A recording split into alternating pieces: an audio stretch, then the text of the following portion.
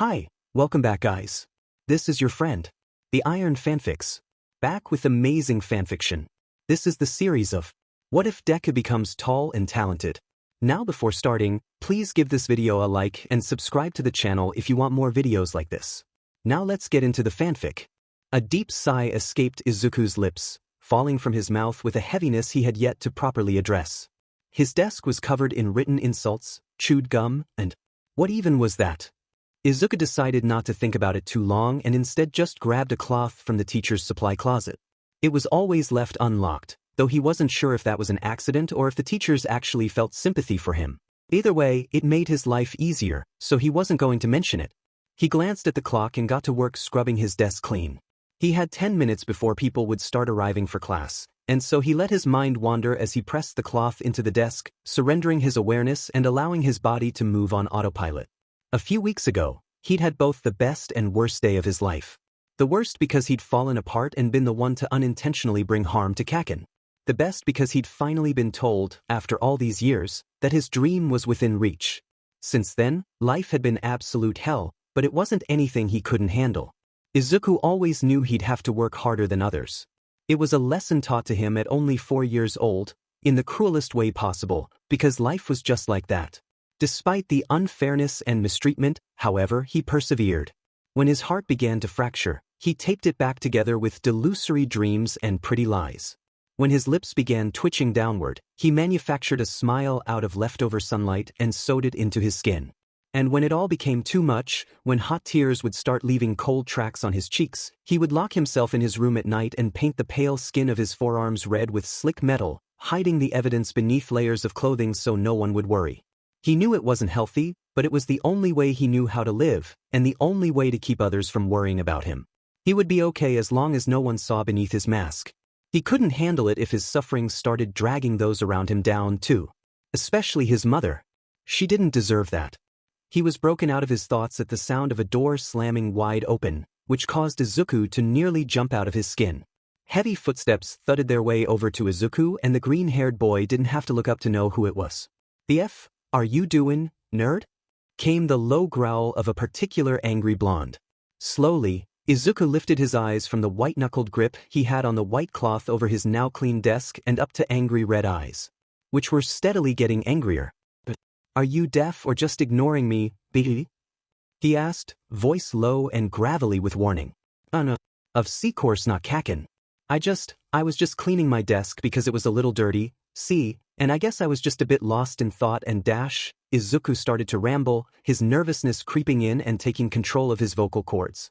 Kaken got even angrier the longer it went on, shoulders tensing and hands clenching into tight fists until finally, "Shut the f up.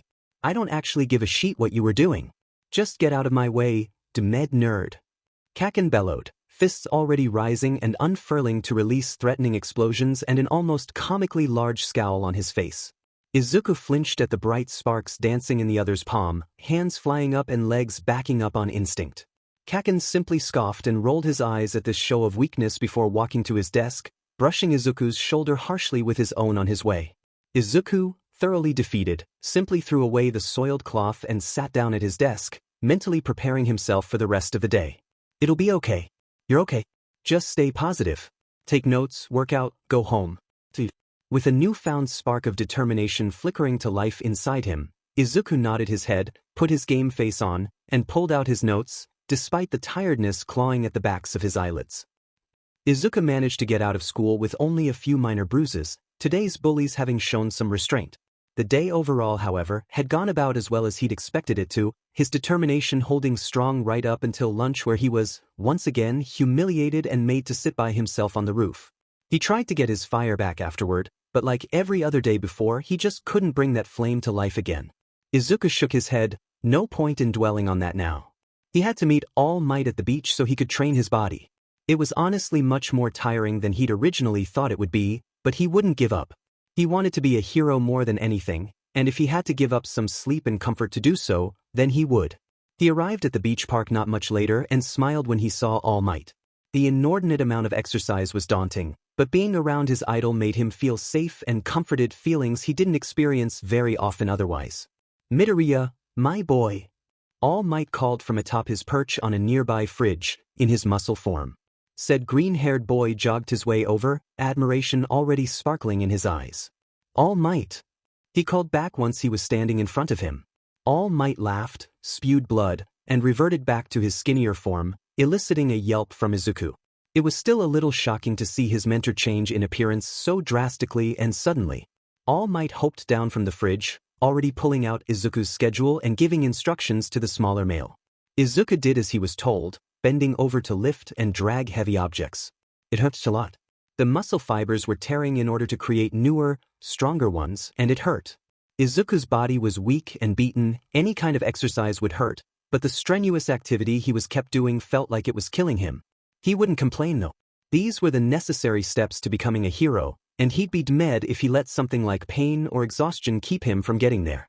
With great difficulty, he managed to clear the area All Might had specified by the time the sun was setting. Sweat dripped from his brow, his muscles felt like they were seizing beneath the fabric of his overheated hoodie, and his lungs, he was sure, were about to give out. He collapsed to his knees, breathed heavy and erratic. All Might knelt down next to him. "You did great, young Midoriya. I know it's hard, but you have to stay strong and stick to it, alright? You can do it," he said, temporarily shifting into his muscle form and offering a thumbs up as way of encouragement. Izuku smiled up at him, appreciative of the work and belief All Might was putting into him. It made him feel like he mattered, at least a little. Izuku reached up to run his hand through sweaty curls and his hoodie sleeve drooped slightly, soaked with sweat. The edges of crisp white bandages peeked out from underneath the sleeve, gaining a confused look from All Might, who now was back to normal, and an outstretched hand. Izuku jerked back when he realized the hero was about to pull back his sleeve and slapped on a wobbly smile, feeble lies spilling from his lips in a never-ending torrent until finally All Might simply put his hands up and smiled warmly at the boy. All right, I get it. I won't ask as long as you promise me you're all right, okay kid?" he said, sincerity shining in his eyes and a genuineness in his words you couldn't fake. Izuku smiled warmly back, his body relaxing with relief and his chest swelling with unadulterated admiration for his idol. "Yes, All Might," he agreed, and he didn't feel like he was lying. The cutting, which he knows isn't healthy per se, also isn't really bad for him, right? He's never had to go to the hospital for it or anything like that. It helps him relieve the stress, and as long as he takes care of the cuts afterward, then it's fine, right? It's not fine and he's not fine, but he can't quite admit that to himself, the prospect being far too daunting for him to face. All Might sighed and placed a hand on his shoulder. "All right, but if you ever need to talk to somebody, I am here," he said, smiling as wide as he can in his current form, sunken eyes crinkling at the corners with the force of it. "Now go home, I'm sure your mother would love to see you," he said, and Izuku did. What Izuku didn't do was tell All Might that his mother would have no clue he was even gone. By the time she got home, Izuku would be fast asleep in bed already. Izuku stood in front of the mirror, eyes roaming over the yellows and purples that decorated his skin. His arms were bare, Izuku having not gotten around to rewrapping them in bandages yet, revealing slowly healing lines of split flesh from his wrists to his forearms. He frowned at himself, he wasn't a pretty picture and he knew it. "It'll get better," he told himself. "You'll get into UA, and people won't beat you up anymore, and you won't have to cut because you'll have friends." The thoughts were almost enough to bring a smile to his face, but as much as he tried to stay optimistic, the devil on his shoulder told him he had to be realistic. He shrugged it off, deciding those were thoughts for future Izuku to deal with. He quickly wrapped his arms and shrugged on his school uniform. He pointedly ignored the emptiness forming in the pit of his stomach. The sky was a brilliant mix of pink, orange, and blue when Izuku stepped outside. The trees swayed in the gentle breeze and ruffled Izuku's hair. He breathed it in greedily, the cool air filling his lungs and doing wonders to soothe his mounting anxieties. He walked to school slowly, wanting to enjoy the peace while he had it. Today was going to be extra hard seeing as Izuku hadn't got the best sleep the night before. He'd made dinner for two and ate alone, sitting in front of the TV so it'd feel a little less lonely. He'd washed the dishes, dried them, put them away. Finally, he'd taken a cold shower and collapsed into bed. But despite how his tummy was full, despite how his hair was clean and dry, despite how his muscles cried for it, sleep wouldn't come. He'd eventually awoken groggy and restless. Now, as he stared at the daunting silhouette of his middle school building, the heaviness in his limbs felt like a death sentence. The feeling was further cemented when Kaken tripped him at the school gate. He fell to the ground with a grunt as Kaken's goons laughed and pointed. Kaken didn't say anything, just smirked and scoffed as he walked away. Izuku watched him go, a sigh falling from his lips. Well, he could already tell how this day was going to go. Katsuki walked into the school, adjusting the weight of his backpack strap on his shoulder. He was still irritated, but he felt better after making that nerd eat dirt. He knew, deep down, that Deku hadn't really done anything to warrant it, but he couldn't help himself. Couldn't admit those truths to himself. Every time he looked at Deku, he saw someone with a strong, kind, heroic spirit, and it made Katsuki so and mad. Katsuki had all the skill, all the bravery, the quirk, and yet that BS dirty was always acting like the hero. In the same way Katsuki had everything Deku didn't, Deku had the things Katsuki couldn't. He knew that. And the jealousy was unbearable, as was the strange tingle in his belly and clenching in his chest when the other was around, so he covered it up with anger and imaginary condescension. He deserved it. Katsuki told himself. He has no right acting like he can do something when he's powerless. It's insulting. Katsuki could feel his temper rising again. His blood simmered dangerously close to its boiling point, but the blonde pushed it back down, willing himself to calm down. He was so caught up in trying to rein in his temper that he didn't even realize he'd walked all the way to his homeroom class door, leaving his goons behind somewhere in the process. Katsuki, not one to turn around for anybody, simply opened the door and walked inside. The class was empty, nobody having gotten there yet. There was still 5 minutes before the first bell rung, after all.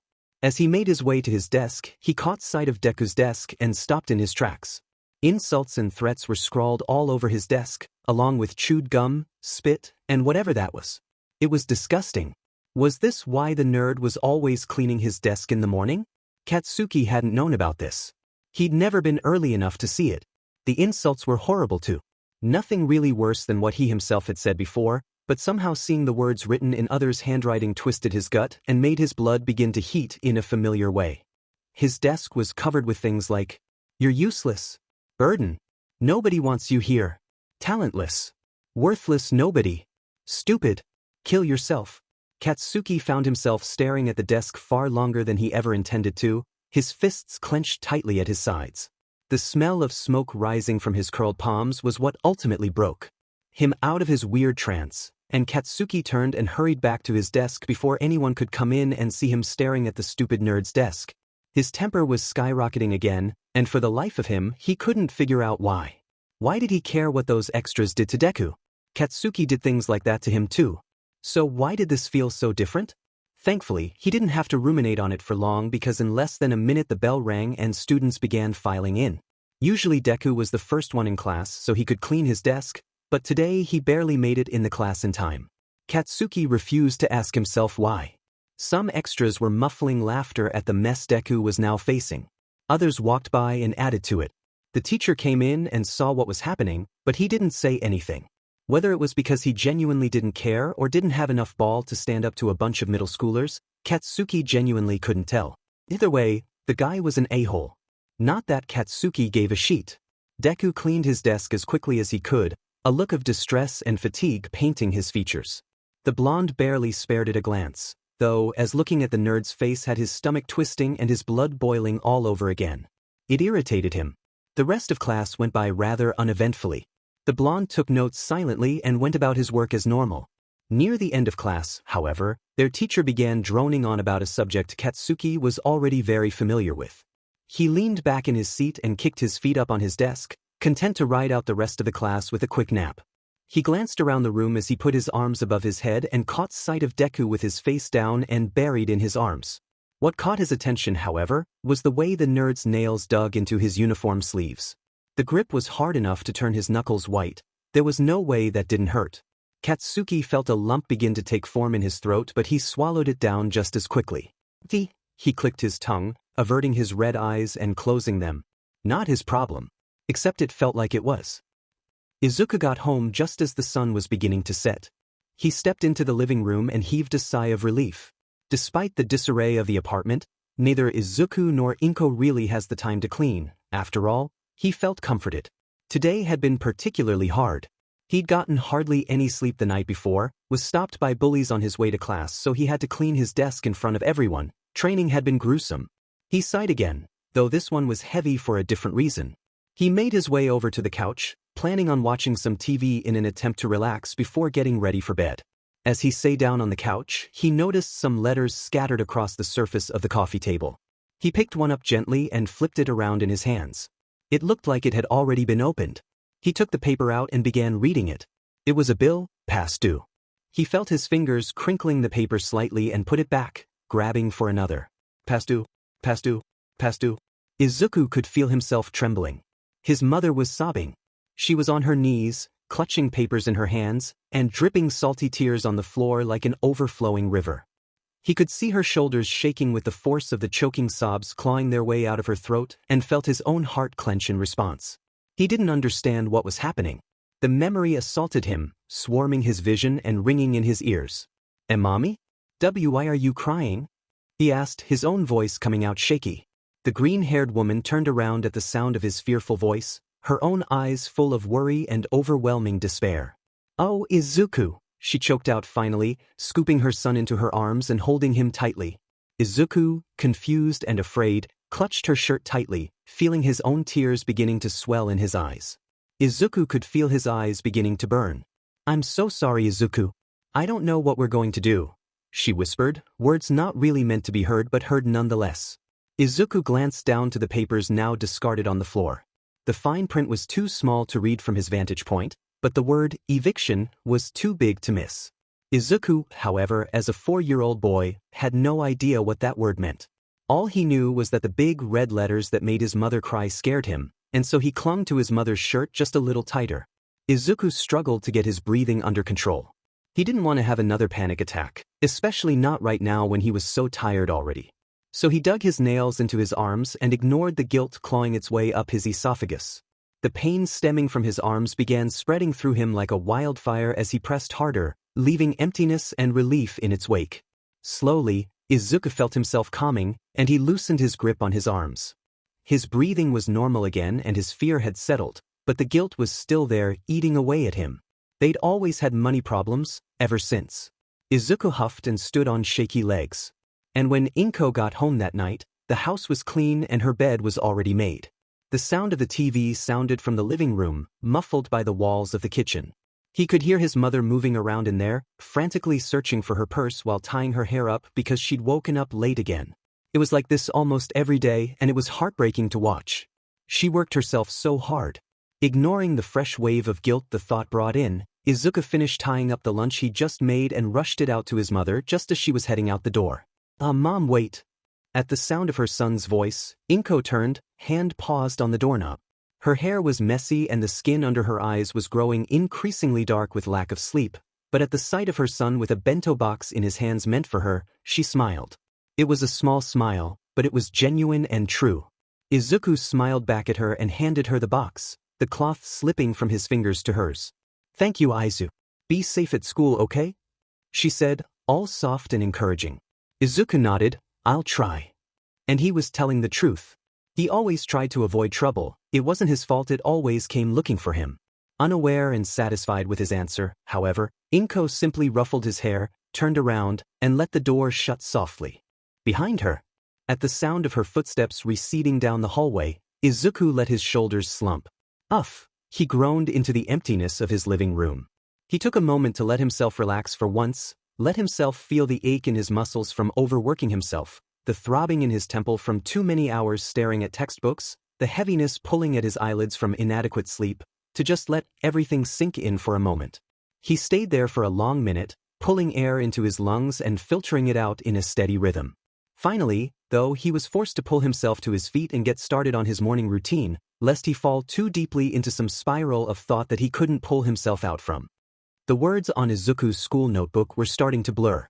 Letters and symbols formed from black ink were beginning to resemble black smudges on the white paper, becoming incoherent and making it frustrating to look at. Izuku threaded thin fingers through messy curls, gripping and tugging in an attempt to gain some focus back. It worked, but only temporarily. He tuned back into what his teacher was saying and transcribed it into his notes dutifully, but it wasn't 10 minutes before his brain seemed to switch off once again and his vision grew fuzzy. He sighed in frustration and dropped his pen so he could grasp at green strands yet another time. Why was this happening? He wasn't sick, he'd had a decent night's rest, he'd eaten a good breakfast, everything was normal, so why? Why was it that every time he tried to focus on the sounds flitting around him and the characters on the chalkboard his concentration began fizzling out? Why was paying attention causing him to feel so fatigued? It took a few minutes, but eventually the ache in his temples subsided and the world around him settled into clarity once again. As he released his hair and looked up, he realized there was a woman standing at the front of the room that hadn't been there before. She was short with long curly brown hair tied neatly into a low bun. Her eyes were a light gray, an odd but pretty contrast to the rest of her fairly normal appearance. A light blue scrub top was tucked into form-fitting dress pants and a clipboard hung from between her hands. She was also speaking, Izuku belatedly realized. Recently hired as the new school nurse. But I won't just be putting band-aids on your scratches. I'm also assuming the role of the school counselor, so you can come to me for both physical and mental ailments, she said, a bright smile on her face. She seemed excited and happy to be there, and it made Izuku feel instantly comfortable around her. One of the kids next to him raised their hand and asked, "I'm sorry, miss, but what do we call you?" The lady's face flushed pink and she brought a hand up to cover it. I'm so sorry. I forgot to say my name. I am Fukami Jisudo, but you can just call me Fukami. We can call you by your first name? Isn't that a bit informal? The student from earlier piped up once again. Yes, it is a bit informal, but if I'm going to be spending a lot of time around you all, then I'd like for us to act more friendly towards each other. Don't you agree? That bright, charming smile was back, creasing the corners of her eyes. A loud scoff rang out from Kaken's seat. Then, and Izuku felt dread settle in his chest at the thought of the rude blonde giving this kind lady an earful. Turned out he had every reason to feel so apprehensive. I don't really give a shit, lady. Are you done yapping yet? 'Cause I came here to learn, and that's what I plan to do. Kaken said, ferocious scowl and glare in place. Izuku looked back at Fukami, readying himself to stand up and apologize for the rude blonde at the look of shock on her face. Before he could, however, that look of shock melted into one of mirth and understanding. I see. You have a bit of an inferiority complex, don't you? Kaken's face practically burst into flames, the redness smothering his cheeks and reaching to the tips of his ears. The sight shocked the class, including Izuku, so much so that nobody said anything for a solid minute. Izuku gaped openly at Kaken, even when the boy glanced back at him. He saw Kaken bristle the moment their eyes made contact and tried to feign nonchalance, but Kaken was already turning back to Fukami, smoke rising steadily from the cracks between his clenched fingers. What the F did you just say to me, hag? And whatever spell the class had been under was suddenly lifted. As was the spell on their homeroom teacher, who'd seemingly finally heard enough out of his favorite student. Alright, Katsuki, calm down. She meant no offense. Right, Ms. Jisudo? Fukami, please. And yes, I didn't mean to upset you, honest. I get a little carried away sometimes, she laughed slightly, raising a hand to rub at the back of her neck. Kaken seemed to settle down slightly at her words, leaning back in his chair with nothing but a tee. Fukami then nodded and turned to face the rest of the class. Alright, well, to finish off what I was saying earlier, my office is just down the hallway. It's the last door on the right. Please, come see me if you need anything. Anything at all. She bowed. The class murmured their assent as she stood up straight once again and left the classroom with a small wave goodbye. Everything was silent for a moment before their teacher stood and resumed their lesson. She seems nice, Izuku thought. Maybe I should talk to her? No, there's no need for me to waste that sweet woman's time. I'm sure there are lots of other people lining up to speak with her already. I can handle everything myself. I'll be fine. Inferiority complex? Katsuki thought as he made his way over to his usual lunch table. His eyes instinctively scoped the room for green curls, but he didn't find any. He knew he wouldn't. Deku was chased from the lunchroom every day. Where the nerd ate, Katsuki had no idea, nor did he care. At least he shouldn't care. Extra number 1, as Katsuki liked to call him, greeted him with stretched fingers as he sat down. Extra number 2 simply nodded at him, which was fine with Katsuki. He hated when people tried to be overly friendly with him. You totally went off on the new nurse, Katsuki. She really made you mad, huh? Extra number 1 asked. Huh? What kind of question is that? Obviously she made me angry. Talkin' like she knows me, what a load of crap. He replied, glaring down viciously at his lunch tray. Thinking about her was getting him riled up. Yeah, but she's still an adult. You probably shouldn't talk to her that way. Extra number 2 decided to speak up and only succeeded in making Katsuki angrier. He didn't need a lecture from these losers. I don't give a shit. Adult or not, she's still just an extra who needs to get out of my way. Katsuki stabbed his chopsticks into his food with enough force to snap said chopsticks in half, and the two others decided that was probably as far as they were gonna get with that line of conversation. Yeah. So, anyway, I was thinking I might talk to her. I need some help figuring out which high school I'm gonna go to. What about you? Extra number 1 turned and asked extra number 2, effectively starting a new discussion and leaving Katsuki to eat his meal in peace. Though, unbeknownst to them, Katsuki was not currently eating in peace at all, despite the indifferent look on his face as he shoveled food into his mouth with broken chopsticks. Instead, he couldn't stop remembering the embarrassing eye contact he'd made with Deku. God, he'd never live it down. He knew he'd been blushing, the intense burning of his skin a dead giveaway even if he was stupid enough to overlook the shocked faces of the classroom extras, which he wasn't. And of course, he just had to make direct eye contact with stupid, shitty Deku while he was in the middle of blushing like a maniac. The nerd's eyes were wide as saucers, his mouth agape, and his cheeks tinted their own brand of cherry red. He wasn't sure why Deku had been blushing, it wasn't a mortifying experience for him. All he knew was that the sight was entirely too much, for whatever reason, and he had to look away immediately. It had made him uncomfortable, to say the least, and just made the entire experience all the more awful. He was insanely relieved when she'd finally left. Katsuki thought, then, that he'd probably rather eat rocks than talk to her again. Izuku shut the door behind him as softly as he could, not wanting to disturb his mother. He was greeted by darkness, all lights having been turned off except for a single lamp still on beside the coffee table. He could see his mother's purse there, a neatly folded note with his name on it propped up on the side of the handbag. Approaching the table quietly, he unfurled the note and let his eyes scan the page. Izuku, I saw your text about running late tonight, so I made some dinner for you. It's your favorite, katsudon.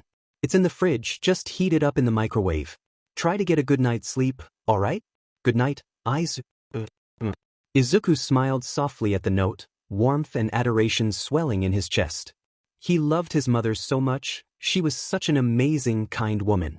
It was like torture, growing up and watching that same delightful, loving woman pass out on the couch after long days at work, watching her hide the overdue bills and bank statements in books and behind furniture, watching her give everything she had just to keep a roof over their head and food in the cabinets. Just to take care of him. But at that moment, staring at the small, sweet note cradled in his hands, he felt the weight of his guilt reducing back to a small rock, backed into some small corner nestled deep in his chest. It wasn't the crushing boulder it had been before. After all, he wasn't just watching her work herself to the bone anymore. He was going to share the workload, support her, help put her back together. He was doing something about it, now. He had just gotten a job for her. Izuku's legs were killing him. So were his arms. Actually, just about everything was killing him, he decided as he lugged another half of a car across the beach. His muscles cried out in retaliation and he grit his teeth to keep pushing forward. All Might cheered him on in the background, pumping his fist and shouting encouraging words at him.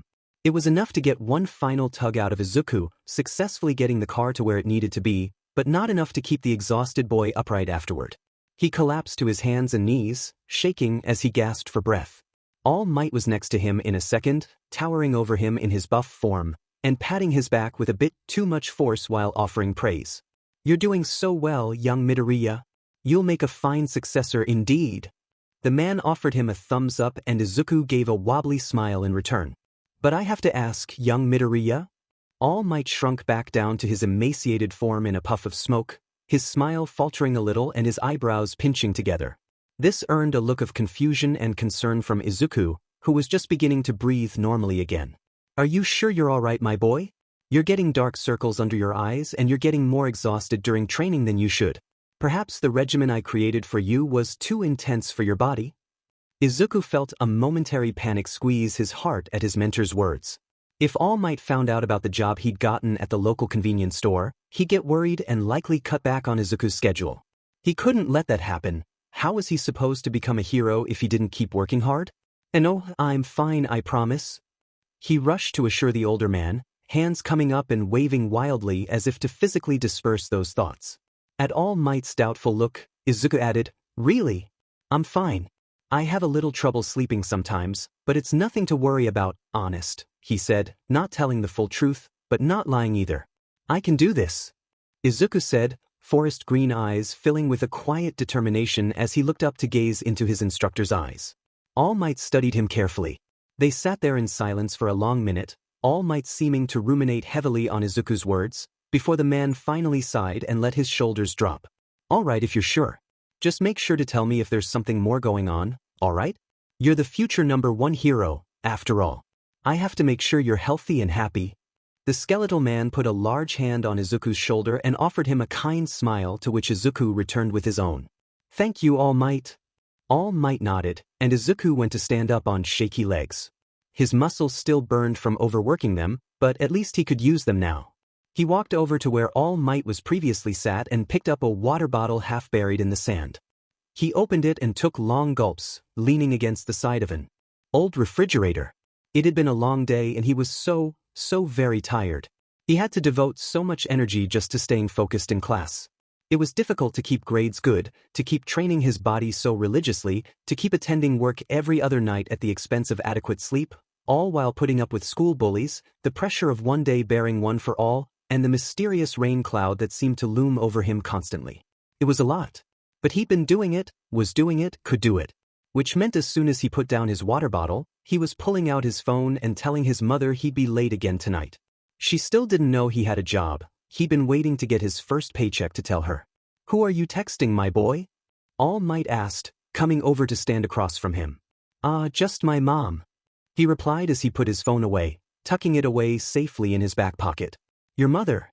I believe you mentioned her once before. Inko, correct.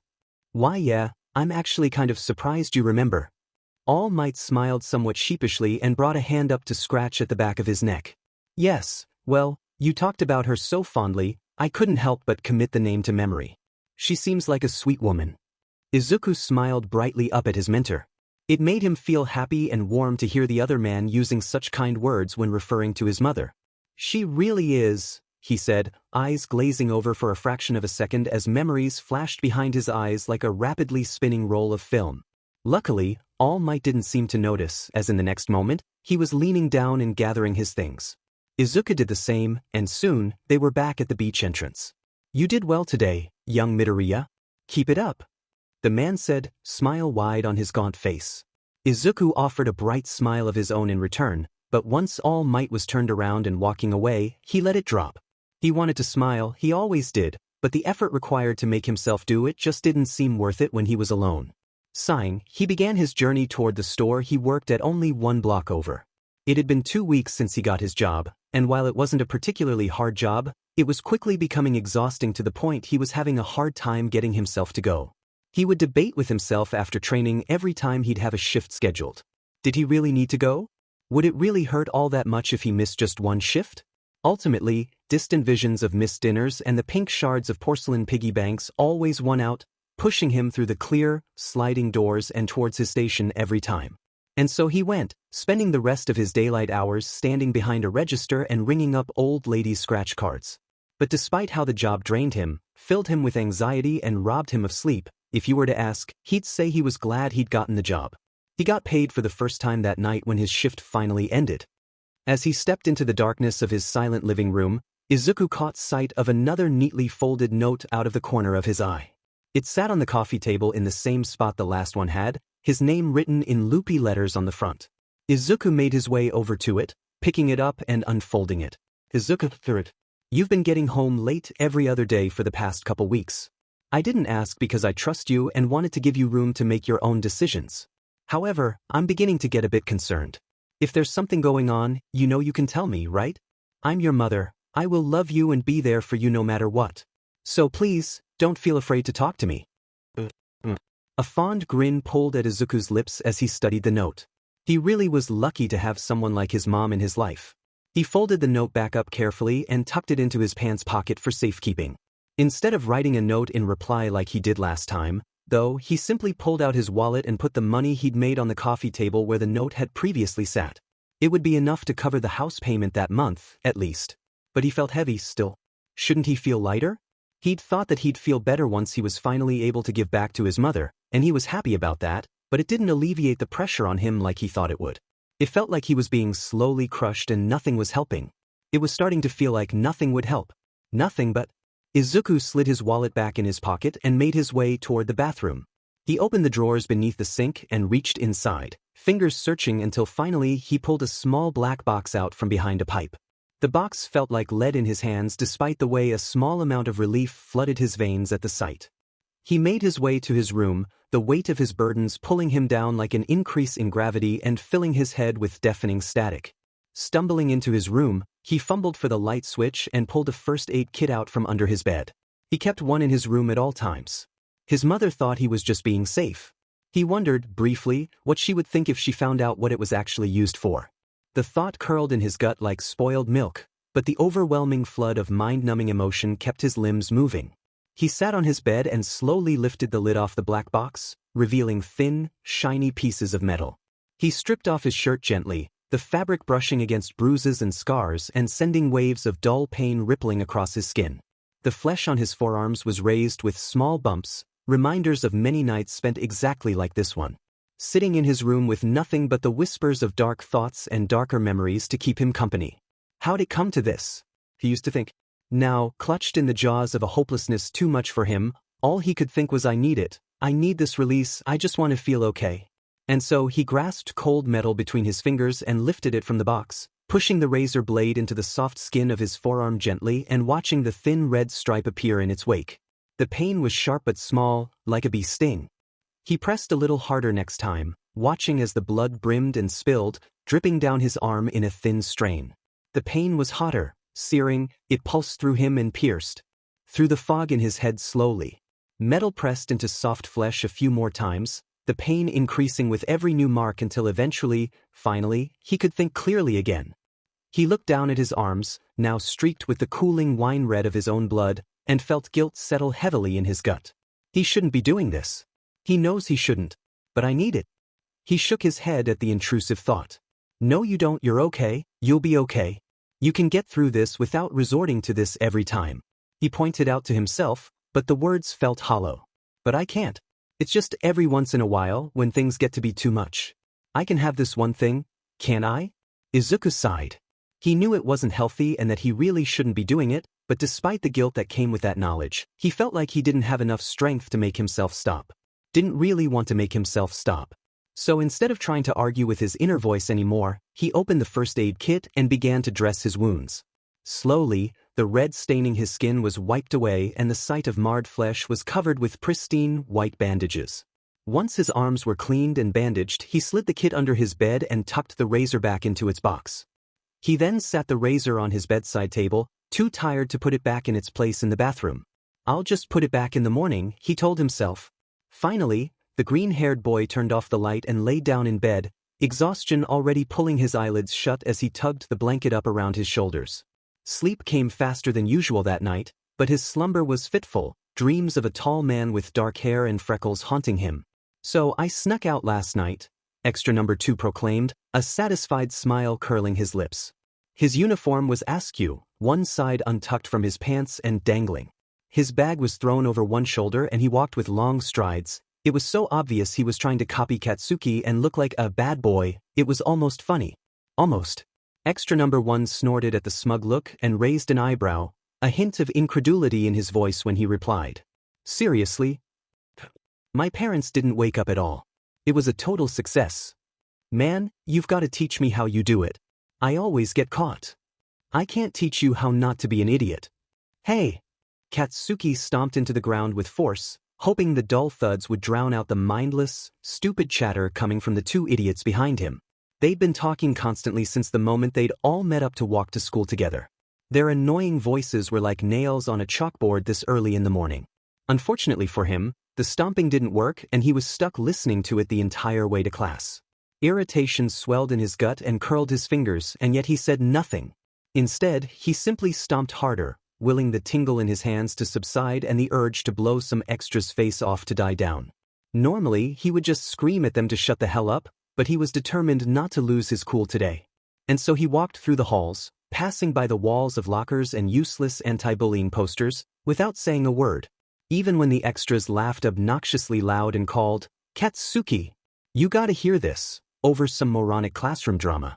Even when some girl pretended to accidentally drop her things in front of the blonde in hopes he'd offer his time and effort in order to help her.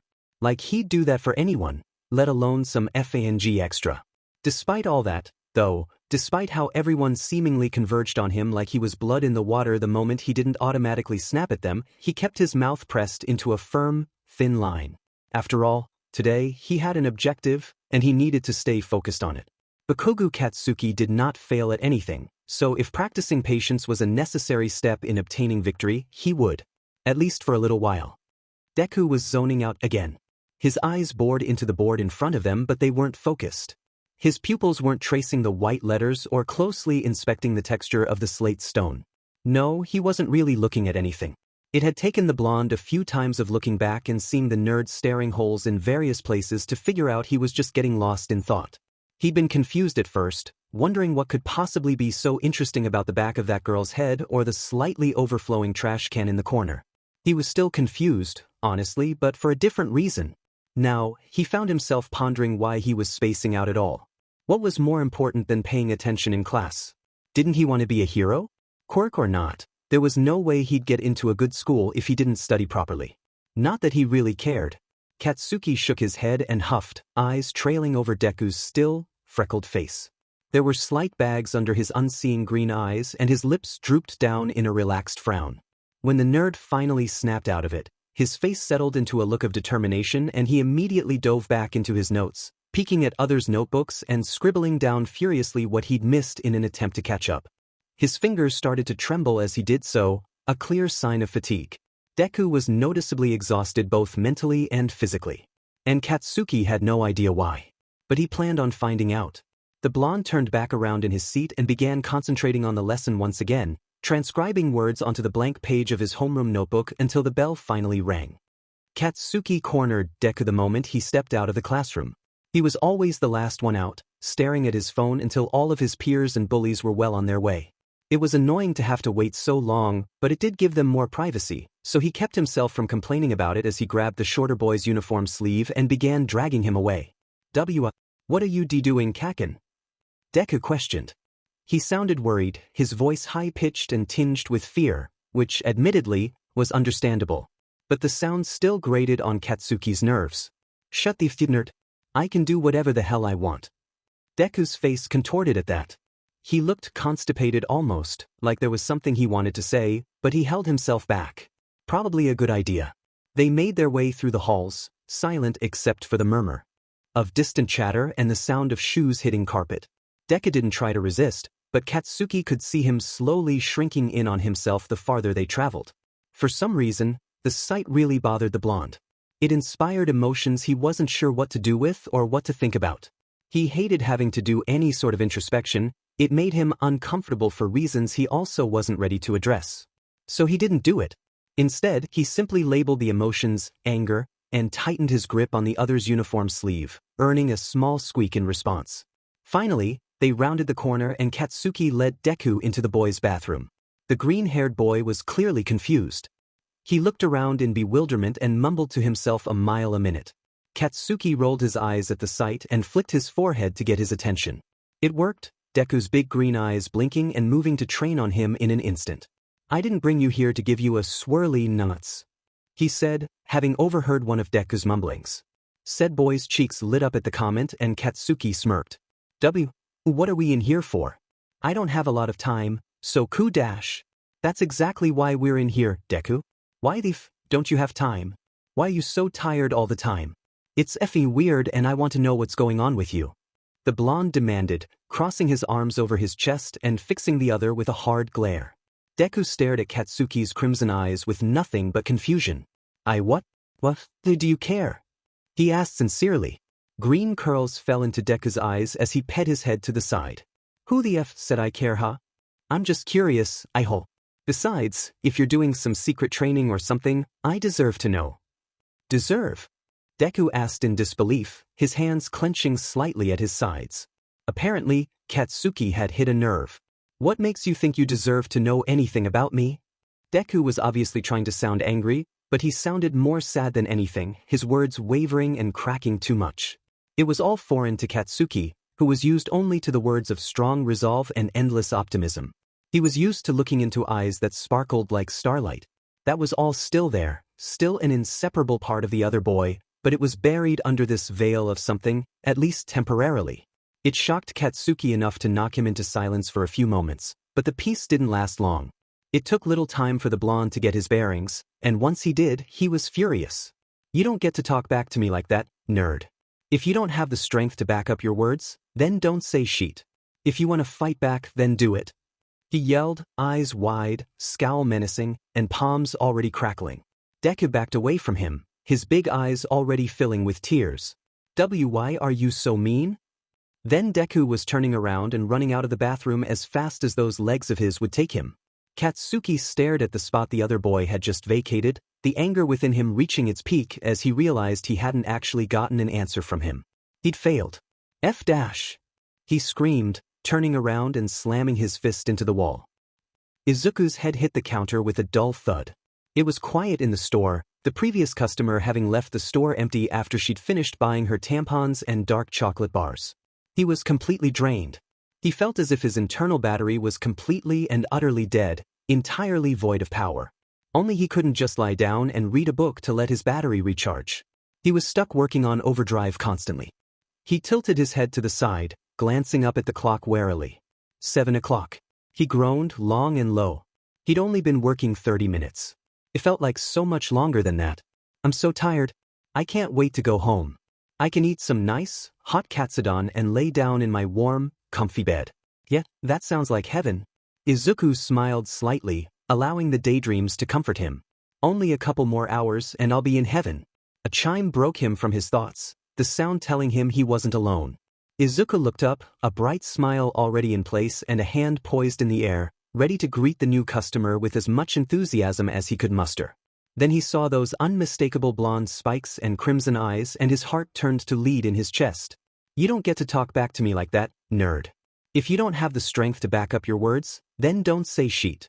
If you want to fight back, then do it." He'd screamed, his face contorting in his fury and the sweat on his palms roaring to life. The sight sent shocks of fear shooting up his spine, a feeling he was already quite accustomed to. It was so unfair. He'd hardly said anything to him and yet it ended up like this. If he wasn't so quick to anger, maybe they could have a real conversation. Maybe he could actually listen to Izuku's words. Maybe Izuku's life would be a little easier. But he didn't. And it wasn't. So Izuku ran. The memory only added to the dread pooling in his stomach. Just his luck. Kaken and his goons, who'd walked in behind the blonde, made their way through the aisles without so much as a glance his way. Apparently, they hadn't noticed Izuku yet, something that the green-haired boy was immensely grateful for. Maybe he could find a fake mustache real quick and don a disguise before they checked out, or hide behind the desk and pretend he was a midget, or... "Oi, how much do these Kaken's voice rung out before cutting off abruptly. Izuku froze. He stayed there for a minute, staring at the counter like it held the secrets of the universe. Then, breathing in deeply, slowly, he raised his head stiffly and made eye contact with wide red orbs. Kaken was standing just as motionless as Izuku had been, a bag of spicy chips in hand. His goons had joined the blonde's side as soon as they'd heard him cut off, curious as to what could possibly elicit that kind of reaction from the volatile boy. They stared at Izuku as well, all their faces a mix of confusion, surprise, and incredulity. For a tense second that felt like it lasted an eon, everything was silent and everything was still. And then Kaken's goons burst into laughter. Oh my god, the useless idiot works at a convenience store? How pathetic can you get? Izuku hung his head in shame at the comments, his cheeks already heating up with the feelings of insecurity. He grasped his biceps, sinking in on himself in an attempt to hide from the critical eyes and find some kind of comfort. Kaken was silent as his goons laughed. His arm dropped and he ducked his head so his expression couldn't be read, the action inspiring uneasiness in Izuku. The uneasiness turned quickly into alarm and then into resignation as Kaken began stomping his way over to the counter. Not again, he groaned tiredly, softly, not thinking the other would hear. Not again. Maybe he could just change his name and move to another country. Kaken slammed his hand down on the counter in front of Izuku, but to the other's surprise, Izuku didn't yelp or startle at all. He was too tired, not that Kaken knew that. How the hell did a useless nerd like you get a effing job, huh? Kaken asked, vermilion irises ablaze with wrath, and for the life of him, Izuku could not understand why. What did he do to make the blonde so vengeful? How did he offend him this time? Why did you even get one? Is this why you're so FING tired all the DMN time? You think making a few extra bucks is more important than your education? With every question, Kaken grew louder and louder. His goons had long since stopped laughing and were glancing at each other in bewilderment. It looked like Izuku wasn't the only one wondering why the blonde was so angry. Izuku, severely sleep-deprived and with poor self-preservation instincts, didn't think to reply as he let his mind wander. He zoned out, staring straight at the blonde as he contemplated the other's temper. Kaken, evidently, did not appreciate being ignored.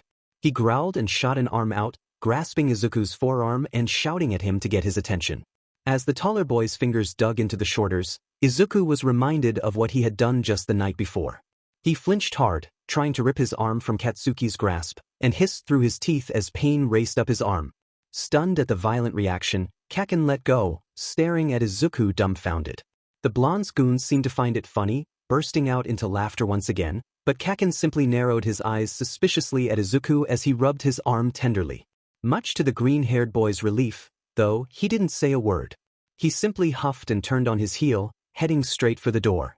"Hey, Katsuki, where are you going? Yeah man, didn't you want chips?" His goons called after him, their voices becoming softer and more distant as they chased after the blonde. Izuku buried his face in his hands, taking a moment to just breathe. After a minute or two, when his heart no longer felt like it was beating out of his chest, he chanced another glance at the clock. 7:28. And if Izuku whimpered pathetically, draping himself over the counter, no one would know. But wait! A woman called, halting Katsuki in his steps. He'd been angrily storming down the hall after that infuriating conversation in the bathroom. He figured the lady was probably just going to tell him to keep quiet and turned around to give her some half-butted apology that made it clear he didn't really give a shit. Upon turning around, he recognized her as the new school therapist. What was her name again? Fumi? Famiki? Whatever, it didn't really matter. Katsuki, right? She asked. Yeah, why? Got something else to say to me, lady? She simply smiled at him despite the harsh tone and challenging words. It annoyed the blonde. My name isn't lady. It's Fukami. Though I know you don't care. Katsuki clicked his tongue, the little patience he had already wearing thin. Yeah, get on with it. You've got something to say to me, don't you? I don't think you stopped me just to remind me what your name was.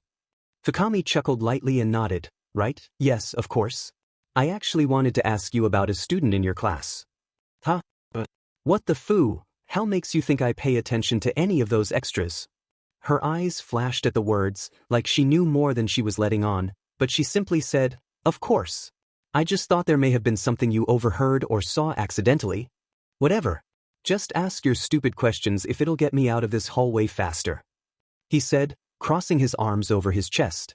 Alright. Well, I was wondering if you've noticed any abnormal behavior from your classmate Izuku Midoriya. Katsuki stiffened slightly at the name, lips turning downward into a glower. But you think something's going on with Deku? Deku? Yeah, that's what I call him. Got a problem with that? Her lips quirked up into a small smile at his answer, but her eyes radiated concern for someone who wasn't there with them. Not as long as he doesn't. To answer your question, I'm not really sure. I've just seen him in class and walking through the halls a few times, and I couldn't help but notice how tired and forlorn he appears. Katsuki noticed too. He saw how the exhaustion was affecting him. He saw the way those green eyes looked like they were constantly on the brink of tears. But he wouldn't tell her that, wouldn't admit to watching the other boy so closely. I don't know what to tell you, lady. If you want to know if he's alright, ask him yourself. She didn't seem surprised by his answer at all. She simply nodded and dismissed him with a soft, right, as if she was expecting it. Katsuki left before he could get too irritated. Katsuki kicked a stray pebble, sending it flying far off into the distance. He watched it soar through the air but lost sight of it before it landed. He sighed and lifted his leg, preparing to launch another one. She noticed too, Katsuki thought, the memory from earlier still clear as day in his mind. If someone else was noticing Deku's weird behavior, that meant it wasn't all just in Katsuki's head. Not that he ever thought it was, anyway. He was sure something was up, and Katsuki Bakugo was never wrong. A fact that was proven correct, once again, when he'd gone to the convenience store with the extras. Except he'd ultimately left that store with more questions than answers. He'd accused the nerd of valuing money over education, but he didn't really believe that. Deku was obviously trying his hardest to keep up in class despite all the stress he was under. But then why did he have a job? Did he owe somebody money? Did his parents force him to get a job? Was he saving up for something? Also, why did it tire him out so much? As much as he hated to admit it, it took a lot to affect Deku so much. He doubted a single part-time job alone would be enough to wear him down so much. And finally, what was wrong with Deku's arm? Katsuki hadn't grabbed him hard enough to warrant the kind of response he'd gotten. Katsuki sighed, entering his home and kicking off his shoes as his mother greeted him. "Hey brat, how was school today?" she asked, a bright smile on her face and her hands on her hips. She was wearing a white apron smeared with grease, a sign that she'd been cooking. Her food was good, but she always made a mess of the kitchen and herself. "None of your business, old hag. Have some respect for your mother, you little sheet. I just asked how your day was," she reprimanded, crossing her arms over her chest and trading her smile out for a stern frown. Katsuki rolled his eyes and clicked his tongue. "It was fine. Happy." She huffed and shook her head, but a small smile was already tugging her lips upward again. "Yeah, alright. Would it kill you to just answer your mother correctly once in a while?" At Katsuki's silence, she just sighed and turned around, heading back to the kitchen. "I'll call you down for dinner, alright brat?" Yeah, the blonde said, already climbing up the stairs towards his bedroom. He shut the door behind him and made a beeline for his bed, collapsing elegantly on the blankets like a beached starfish. He had a lot of thinking to do. After all, something was definitely wrong with Deku, and Katsuki planned on figuring out what that something was, whether the little sheet liked it or not. Today was a good day, Izuku decided as he pushed open the doors of Aldra Junior High and filled his lungs with fresh air. Today was a good day because, for once, he didn't have anything to do, and his head felt as clear as the open, sunny sky. He was supposed to work every other day, i.e. Monday, Wednesday, Friday, Sunday, and trained every single day of the week except Friday, which meant, unfortunately, there was hardly ever a day he didn't have to do one or the other unless his work schedule changed. It was admittedly very tiring, but he was okay with that. Working all the time meant his mind was occupied. The daunting presence of that dark rain cloud and the overwhelming pressure of rising to expectations could momentarily take a back seat. But today was different. Today, his brain was unusually quiet. He had gotten used to the low, constant buzz that had made its home in his head, so the silence was a nice change. On top of that, he'd taken an extra shift on Tuesday to cover one of his coworkers, and in return they'd taken his shift on Friday. Which meant that today, to his endless gratitude, his afternoon was all his to enjoy as he wished. He walked through the throngs of students, a slight bounce in his step. He swung his head around wildly, taking in the pretty way the trees swayed in the breeze and the ripples of light in the koi pond as the sun reflected off it. He took time to appreciate the little flower buds pushing their way through the soil, the sound of birds chirping and laughter from the various conversations around him, the way the world dimmed slightly and the air got cooler as a cloud passed over the sun. He studied everything carefully, his eyes roaming over everything in sight and committing it to memory. He hadn't felt this peaceful in a while, and he was determined to enjoy it fully, damn it. With a small smile gracing his lips, Izuku stepped off school property and onto the sidewalk. What should I do today? It's my one day off, I should make the most of it, he thought. Because he didn't usually get breaks like this, deciding what to do felt so important. He didn't want to waste this opportunity. It feels like I should do something productive with this time. Like I should do something meaningful or maybe just as many things as possible. But, wouldn't it just be best to do what I want to do? What do I want to do? He put a finger to his lips, humming to himself in thought as his legs worked on autopilot, guiding him down the same familiar streets he'd walked hundreds of times before. Well, Mom isn't going to be home for a while yet, so maybe I could do something fun for a change? Maybe something like the arcade? The thought sparked a small flutter of excitement in his chest, and Izuku brought a hand up to clutch at the fabric of his uniform jacket. A small, warm smile curved his lips at the somewhat unfamiliar feeling. Yeah, the arcade sounded great. Izuku, blissfully unaware of the fiery red orbs that latched onto him from across the room, strode through the arcade door and took a deep breath in, appreciating the stale scent of nacho cheese and pennies. The old, frayed carpet dulled the sound of his shoes hitting the floor, creating lame thumps as he walked past the rows of games and candy dispensers. It's been far too long, he thought, eyes trailing over both the old, boxy machines and the newer ones, all sleek and colorful and flashy. Excitement bubbled up in his chest once again, and a new sort of buzzing flooded his nerves. It brought a smile to his face and made his fingers twitch in anticipation. Far too long indeed. Izuku jogged over to the front counter and pulled out his wallet. While he gave almost all of the money he earned to his mother, he still kept a small portion for himself.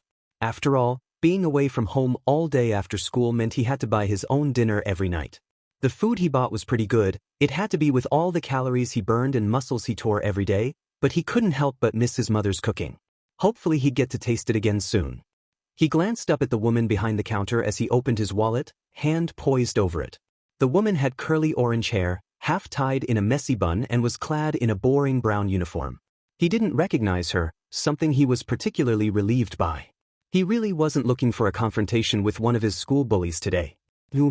How much for some game tokens? He asked, sounding meek and hesitant even to his own ears. Despite not knowing her, and therefore not really having to worry about any harassment, he couldn't help but be nervous anyway. He'd been stripped of any self-confidence and wasn't used to interacting with others normally anymore. The woman, however, didn't seem to notice. Or she did and just didn't care. Honestly, Izuku wasn't worried about it. He was just thankful that she left him alone. 100 yen for 10 tokens. She told him, resting her head in her hand and looking impossibly bored. Izuku simply nodded and pulled out a few 100 yen bills, handing them over. She filled up a baggie for him with the appropriate amount and handed them over, her glossy red nails standing out against the scratchy brown fabric. Izuku took it gingerly and threw a slightly less shaky, "Thank you," over his shoulder as he skipped over to one of the flashier and more colorful games. Internally marveling at the weight of the bag in his hands, at the sounds of games being played and prize tickets being dispensed, it all felt too good to be true. But as he tried various machines, playing and failing at most of them, nothing bad happened. He spent hours going to each and every machine, making multiple trips to the front counter for more tokens, slowly accumulated a large amount of tickets, so many that they filled his arms and dragged on the floor behind him, and he'd had to get a bag to put them in, and he did it all in peace. Maybe this wasn't the calm before the storm, like he'd thought. A cliché, over-processed zombie growl sounded from the machine Izuku currently had his fake gun pointed at, signaling his death, and thus, his failure. He pouted at the bloody, "You died," and reluctantly put the gun back in its spot, grumbling to himself all the while. He kind of wanted to try again, but he'd wasted too many tokens on it already. The green-haired boy knew his limitations, and this game was definitely outside them. So instead, he stepped away and began walking around, looking for something he hadn't played yet. He circled the entire building, encountering only games he'd played multiple times already, and almost gave up and decided to call it a day, when he spotted two girls getting off the Dance Dance Revolution set. He'd seen it earlier and wanted to play it, but every time he neared it someone else would rush in and take it over. This was his chance. That was super hard. How can you do it so easily?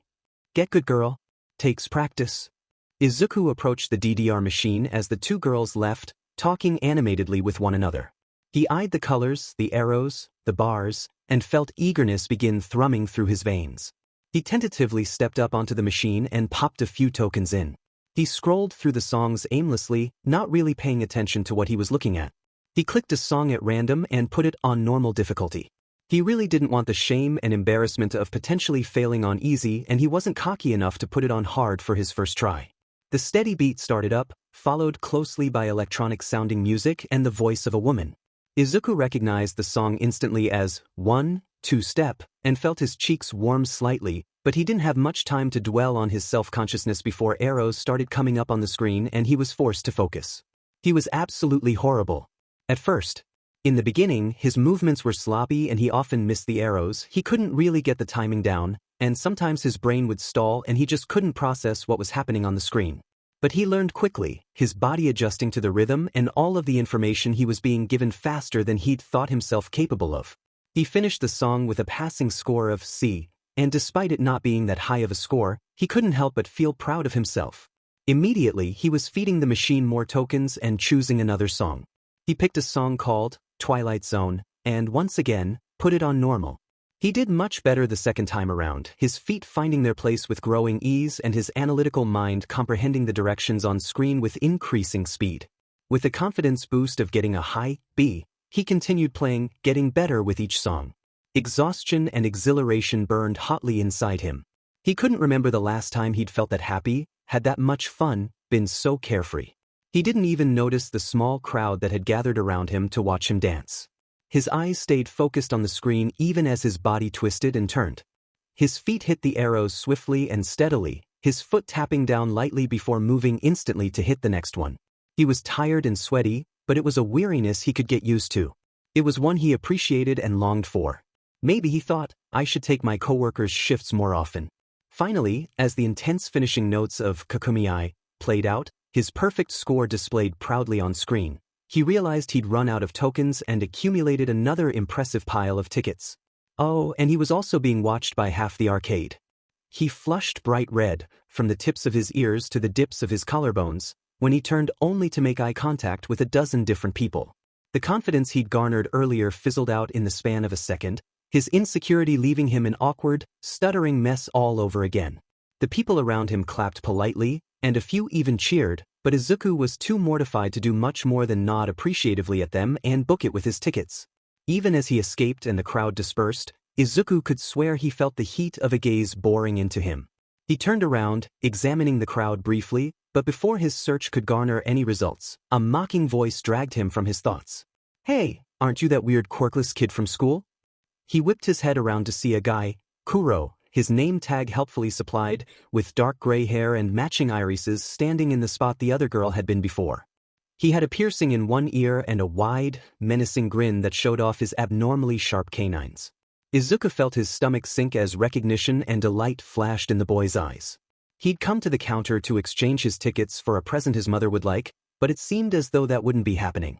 At least not with the way the guy was leaning towards him, looking entirely too amused at the way Izuku instinctively shrunk away. You are, he purred, his rancid breath hitting Izuku in the face. The timid boy had to use every ounce of willpower he had not to bring a hand up and clamp it around his nose as the stink curled around him. What the f are you doing here, huh? Trying to pretend like you're normal? Kuro laughed. You don't belong here, freak.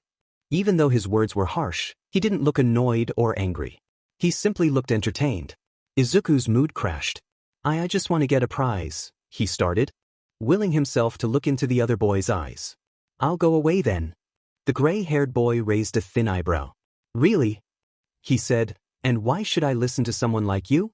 Despite the fear and uneasiness festering inside him, Izuku refused to back down. He wanted a gift for his mother. Please.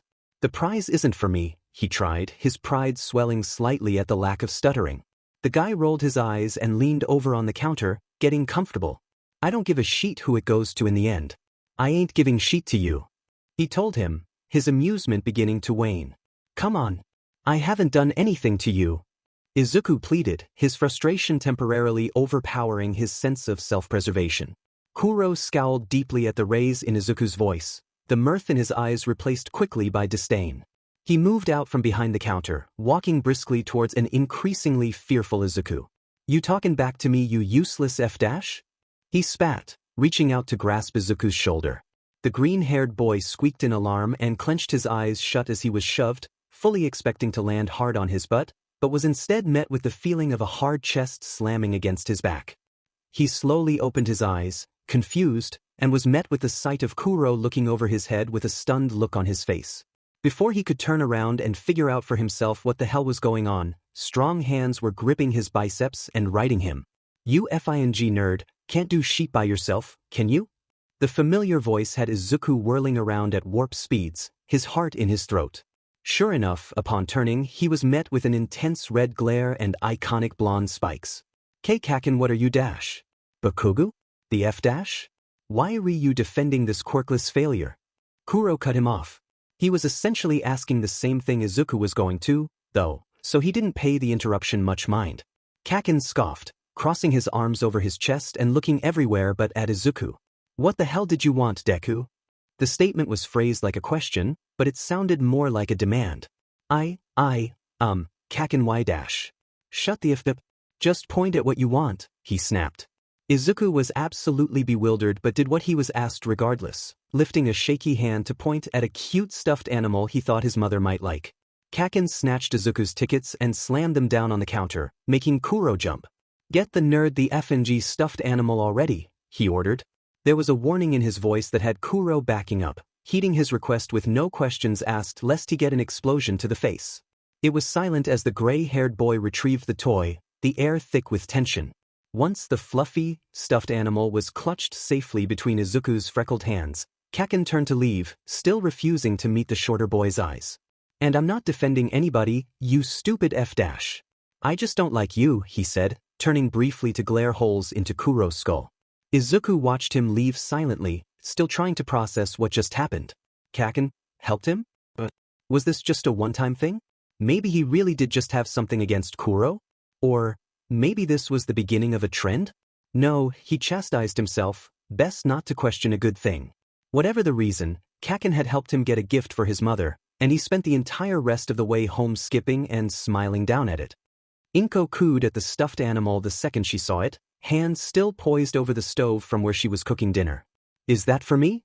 She asked, and at Izuku's nod, moved away from the stove to wrap her son up in her arms. Once she let him go, she took the cute stuffed animal and set it on the counter, safely tucked against the wall and next to the bread box. Thank you, Izuku, you're so sweet. She finished the exclamation with a kiss to his forehead and went back to the stove, leaving Izuku to follow so he could help. It felt so good to be home at a reasonable time, for once. It was so nice to be able to talk with his mother, help her cook dinner, and eat homemade food. He worked diligently, helping his mother whenever she needed it and setting the table when they were just about done. The excitement he felt at the arcade had all but faded now, replaced by the warm feeling of contentment. His stomach twisted uncomfortably when he tried to think about what tomorrow would be like, though, so he didn't. He'd deal with tomorrow. For now, he just wanted, more than anything, to enjoy this time with his mother. They sat and ate in comfortable silence, nothing but the sound of chopsticks scraping the bottom of ceramic plates filling the room. The food was delicious. There was just something about the taste of good homemade food that you couldn't replicate anywhere else, and it had been far too long since he'd had any, in Izuku's opinion.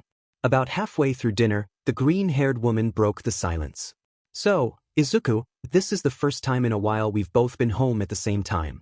We haven't really gotten the chance to talk about your job, she said. Izuku glanced up from his plate, chopsticks halfway to his open mouth. Yeah, what about it? He asked, slightly nervous. He knew how protective his mother was of him. Unless it was something he just really wanted to do, she wasn't likely to let him keep the job. You gave almost all your money to me. I don't want you to feel obligated to do something like this, honey. I'm doing just fine on my own. She offered him a warm smile, but the bags under her eyes and the various hidden envelopes contradicted her words. Izuku just smiled back at her, soft and sincere. I know, ma.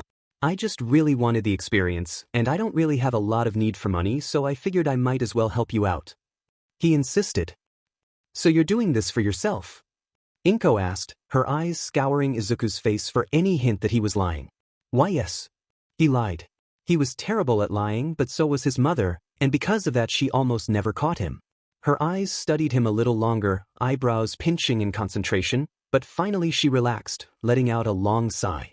All right, as long as you're doing this with yourself in mind and you aren't in over your head, she relented, but please, if it becomes too much for you, quit. I know how it feels to work tirelessly. I don't want that for my son. Izuku smiled at her, affection warming his heart. He had such an amazing mother, he didn't deserve her. Of course, Mom, he told her.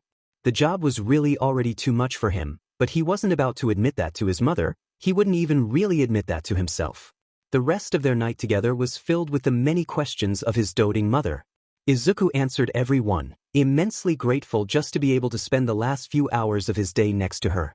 He was breaking, a piece of glass that had been stepped on one too many times. He was covered in cracks, some of his pieces gone for good, but he wouldn't let it cripple him.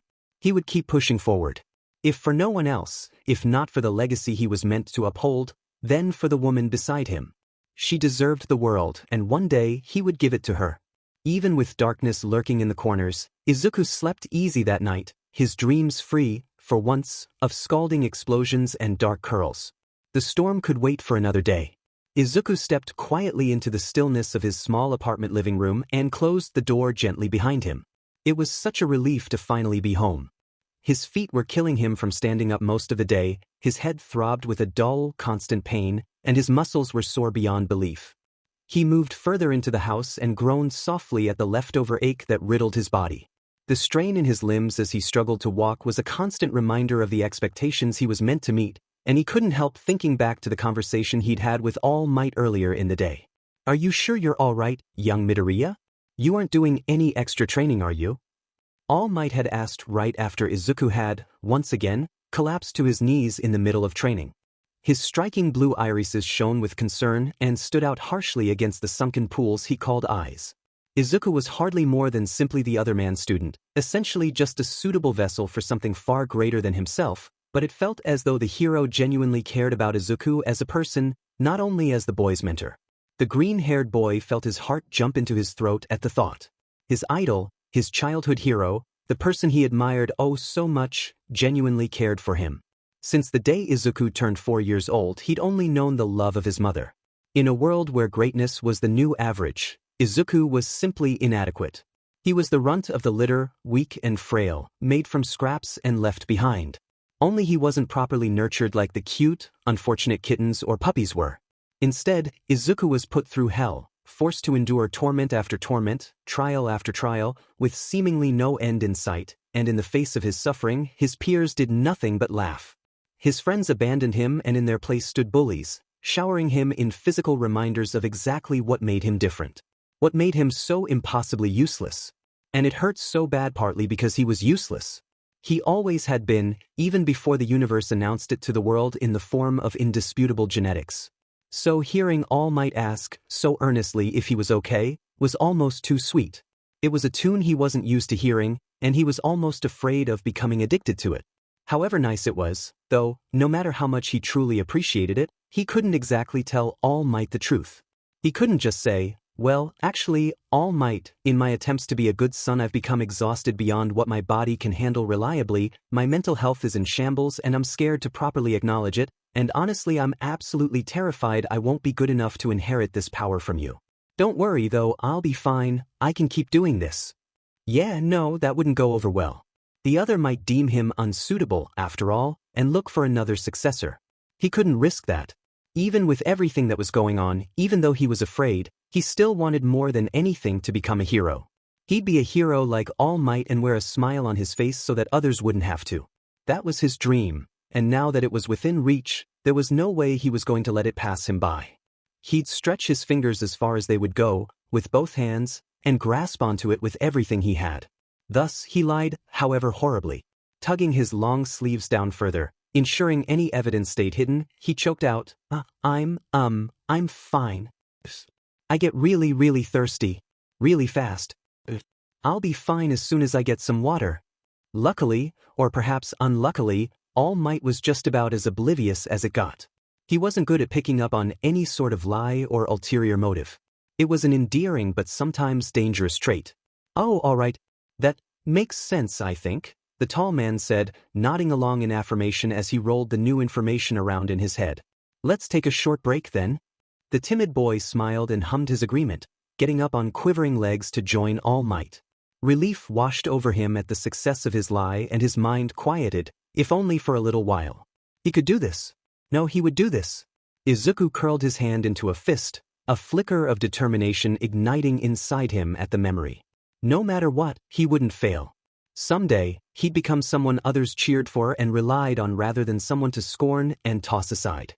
He'd earned the love and respect of not only the people around him but the boy inside himself, the one who was told, too young, that he was nothing and believed it.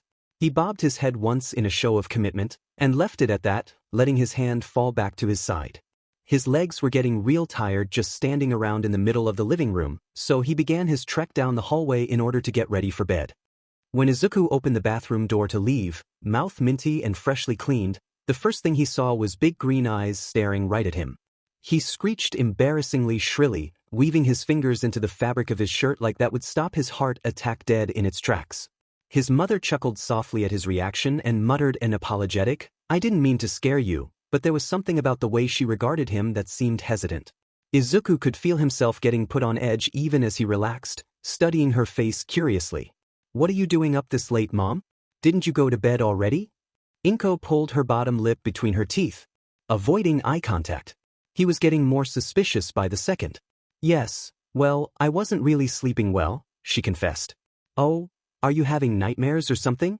Izuku asked, his eyebrows scrunching up in concern. Inko shook her head, though, her green locks spilling over her shoulders at the movement. No, nothing like that, promise. It's just… She trailed off, clearly reluctant to share whatever was on her mind. Sympathy swelled within Izuku, as he understood how it felt to be unable to open up. There were some things that were just impossible to talk about, at least at first. You don't have to talk about it if you don't want to, Mom. Let me just put on some tea for you and we can watch some TV together until you get tired. He offered. His mother stared at him openly with nothing but affection, her lips quirking up slightly at the corners.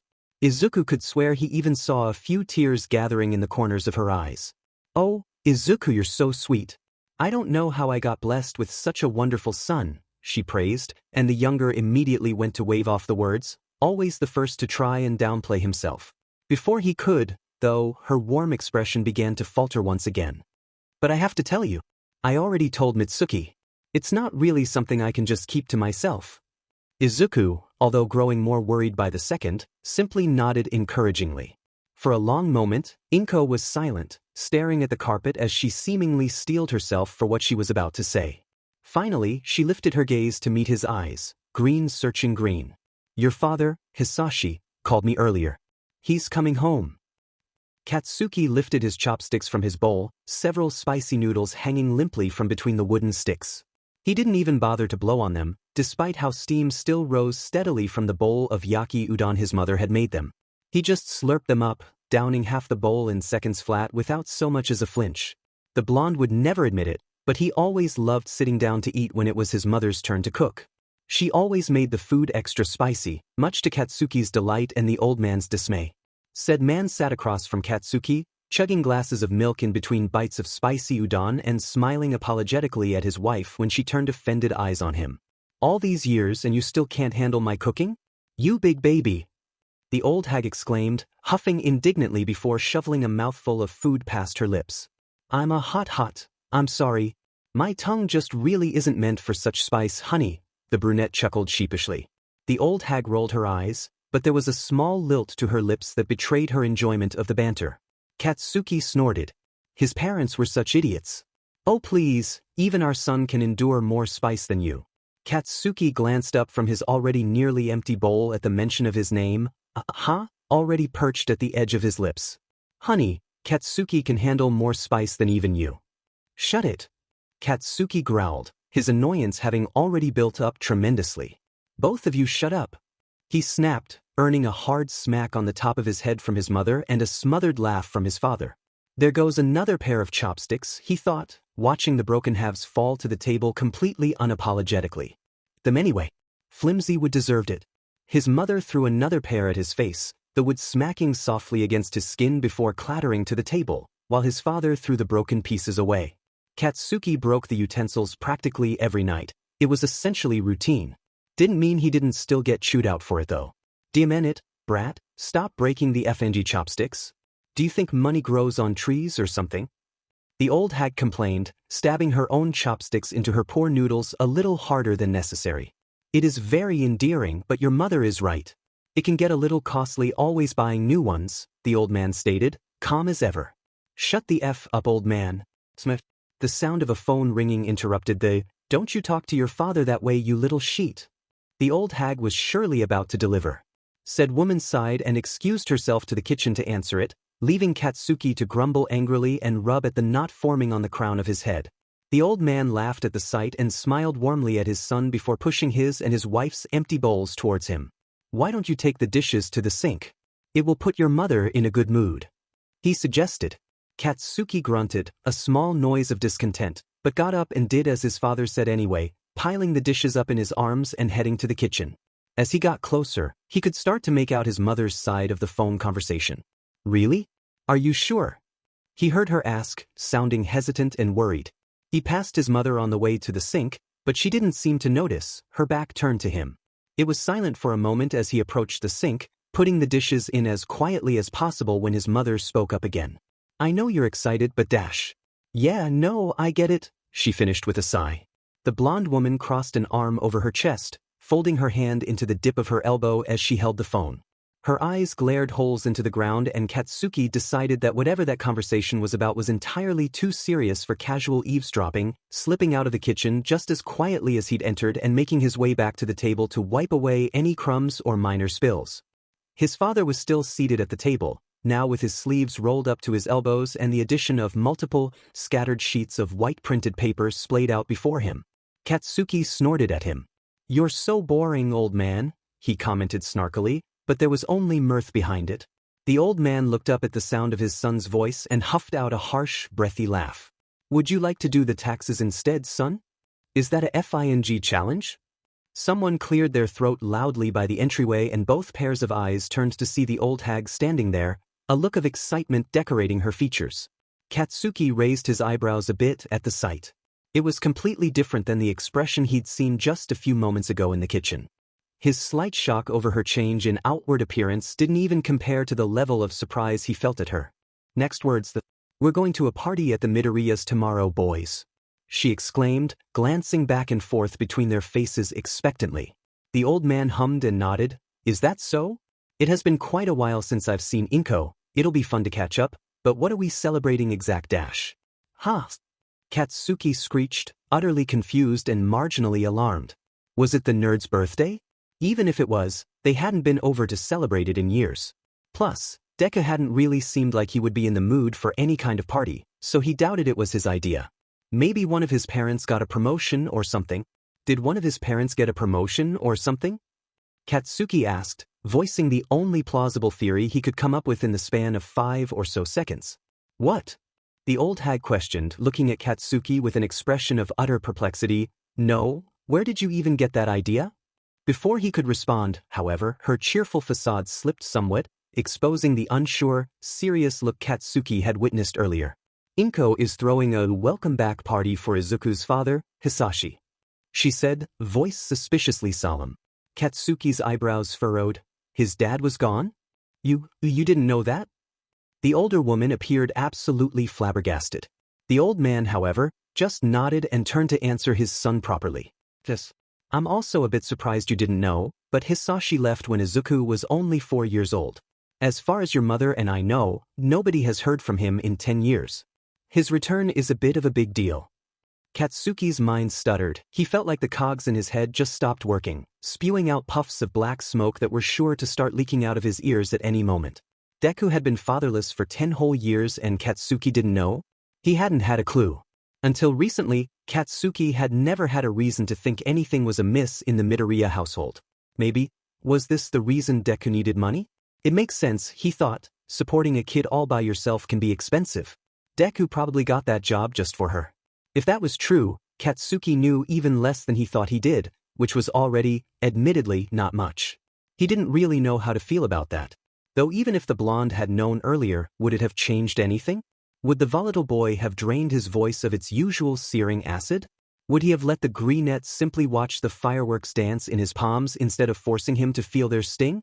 Would he have offered him a helping hand instead of pushing him into the dirt? Probably not, he thought to himself, watching absently as his mother and father continued the conversation amongst themselves.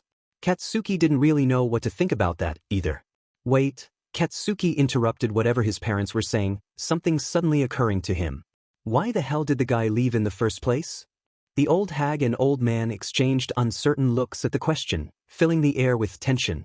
Katsuki started to get antsy in the silence, but before he could yell at them to spit it out already, the old man was sighing and leaning forward on the table. "We don't really know why he left. That's part of the reason why your mother and I are so suspicious of his sudden return," he said. Though his voice was calm, his face was pinched in concern. Katsuki nodded slowly, his eyes shifting out of focus as he drank in the newly discovered details. His parents, thankfully, seemed to recognize that he needed some time to absorb everything he was just told and left the room to continue their conversation elsewhere. Why did Hisashi leave? How bad is their financial situation if Deku got a job because of it? What else has this affected that I didn't know about? Katsuki crossed his arms and glared vacantly at the chips in the wooden table. Why do I even want to know? Izuku shoved his hand beneath the running faucet, digging his fingers into hard grains of rice and scrubbing them clean. His mother hummed softly from the stove beside him, various vegetables, meats, and sauces sizzling away and filling the air with a salty, delectable aroma. Once the green-haired boy deemed the rice sufficiently cleansed, he scooped the sodden grains out into a red bowl and handed them to his mother, who smiled gratefully back at him. "It's a little hard to believe I'm cooking dinner for your father again. It's been so long," she commented, back turned to Izuku so she could get the rice cooking. "It really is so exciting, isn't it?" Izuku hummed as he thought, trying to formulate a response. On one hand, he was happy and excited, hopeful that maybe, just maybe, they could be a real family again, that his father had changed in the time he'd been gone. It had been so long since he'd last seen his father, and that memory was painful. Perhaps, this time, he would stay. He could quit his job with his father's help and his mother would finally have time for herself again. She'd have someone to lean on, to talk to love in a way she hadn't in so many years. Izuku wanted nothing more than for that future to come to fruition. On the other hand, though, he knew things wouldn't turn out the way he so longed for them to. He wouldn't get the life he yearned for because, sadly, he didn't live in a fairy tale, and it seemed he was always destined to pull the short end of the stick. Realistically, he knew his father showing up out of nowhere after his dramatic exit 10 years ago probably wasn't the most promising of occurrences.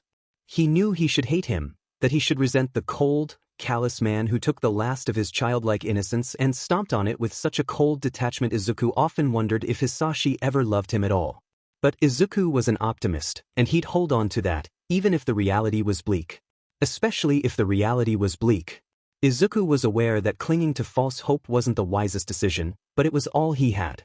If he wasn't constantly looking for that light at the end of the tunnel, following the North Star he'd built from childhood band-aids and hung like the posters spread on his bedroom walls, then he wouldn't have anything to guide him.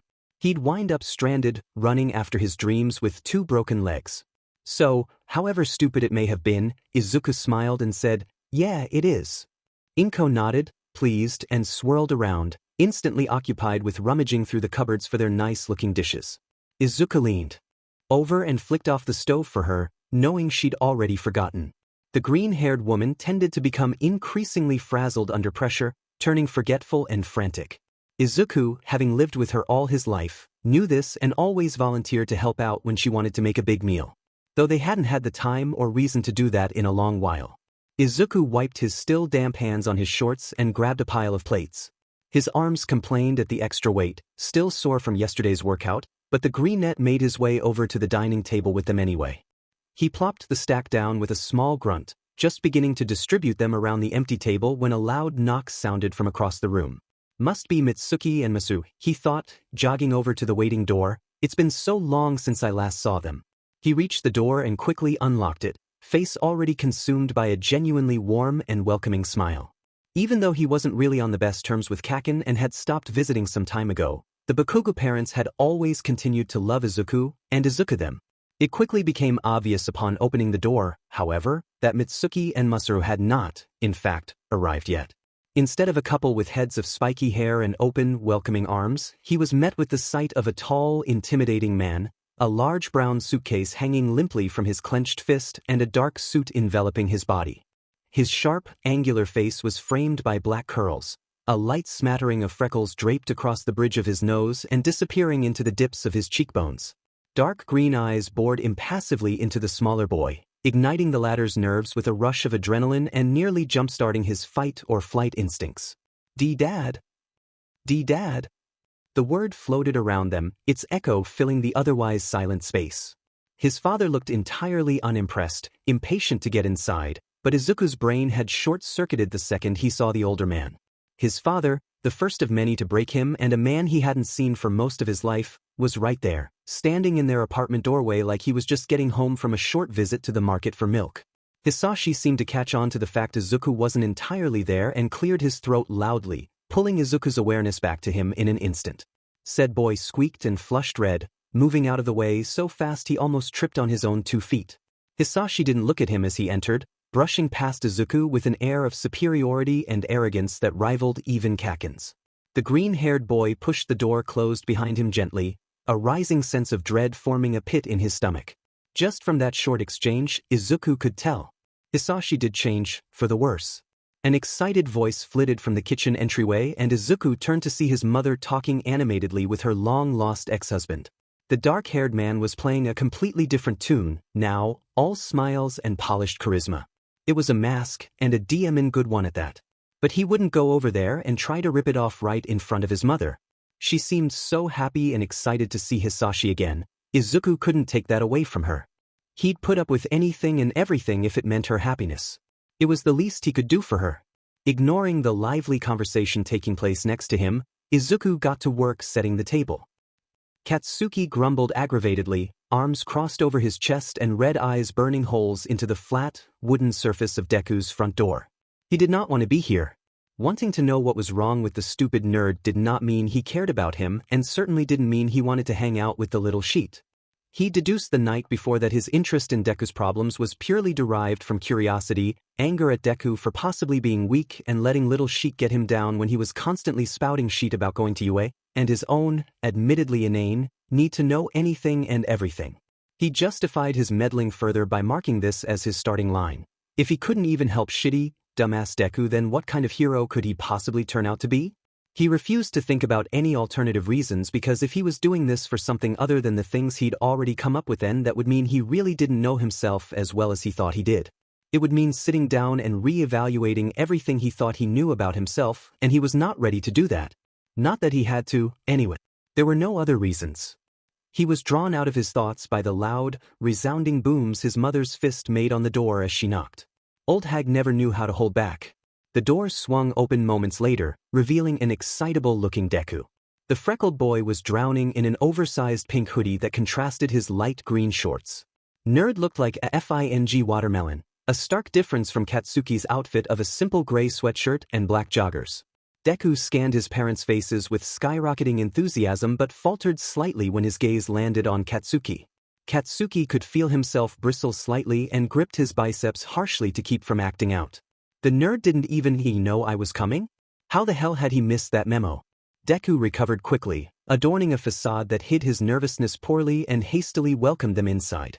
Katsuki dragged his feet on the thinning carpet as he stepped inside and glanced around the living room. It had been a long time since he'd been in this house. Everything was in place, the house impeccably clean and the furniture looking as if it had never even been touched.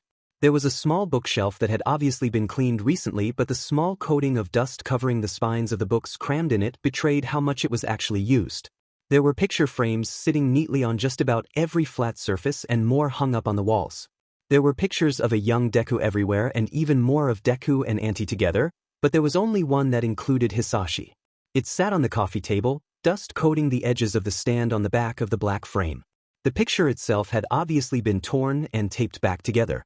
There was a thin line cutting through Hisashi's shoulder, separating his form from Deku's small, smiling figure and Auntie, and the tape, despite being clear, was easy to see. It had been placed sloppily, the pieces overlapping in some places and folding over in others. A job done by Deku, no doubt. Katsuki snorted at it and pulled his attention back to the other people in the room. The old hag and old man had already made their way over to the table, conversing with Deku cheerfully. Katsuki, although reluctantly, made his way over to the small group as well. Dinner was served not too long after Katsuki had taken his seat, the beautifully crafted dishes being carried out by Auntie and Hisashi.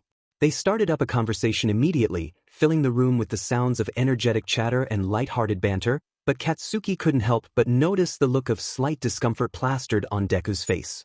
The green-haired boy next to him stared intently down at his food, chopsticks uselessly prodding at the cooling meat chunks in his curry. A small frown kept his lips pulled downward and his eyes strayed all over the room, never landing and focusing on any particular thing. Katsuki clicked his tongue at the sight and kicked Deku's leg beneath the table. The timid boy jolted, his chopsticks falling to the table with a clatter and his chair screeching against the hardwood floor of the dining room loudly. Hush fell over the room and all eyes turned to him immediately. The greenette blushed wildly. He laughed awkwardly and brought up a hand to scratch lightly at his cheek. Sorry. I just accidentally spilled a little food on myself. It was hot and it scared me so white. Sorry, he breathed out, clearly flustered. Katsuki rolled his eyes at the lousy lie, but everyone else either accepted it or shrugged it off, going back to their conversation and, this time, including Deku. Katsuki gave himself a mental pat on the back for a job well done, but then his mother was calling out his name to include him as well. Katsuki scowled. Katsuki. I was just telling Inko and Hisashi about that time you broke the toilet, 'cause the lid scared you by crashing down dash. F off. And Inko had the lovely idea to start telling childhood stories. The old hag finished, smile sweet but eyes full of mischief. Also, she began again, no cussing at the table, brat. Katsuki growled lowly and narrowed his eyes threateningly, but didn't dare speak up against her lest he be smacked in front of the whole demon table. A small snicker sounded from beside him and Katsuki whipped his head around to see Deku with both hands clamped over his mouth and face as red as a tomato, trying to hold in his laughter. As soon as they made eye contact, though, whatever self-control Deku had gathered vanished in an instant, the green-haired boy doubling over in an intense breathless laugh that left him snorting and gasping for air. Katsuki felt his own skin redden from embarrassment and slammed his palm down on the wooden table as he yelled at the greenette too, "Shut the hell up already, him in it." The old hag, of course, reprimanded Katsuki once again for cursing, but Auntie just laughed along with the old man, staring amusedly at the two teens. Hisashi stayed strangely quiet during the whole ordeal, his polite grin seemingly becoming more strained.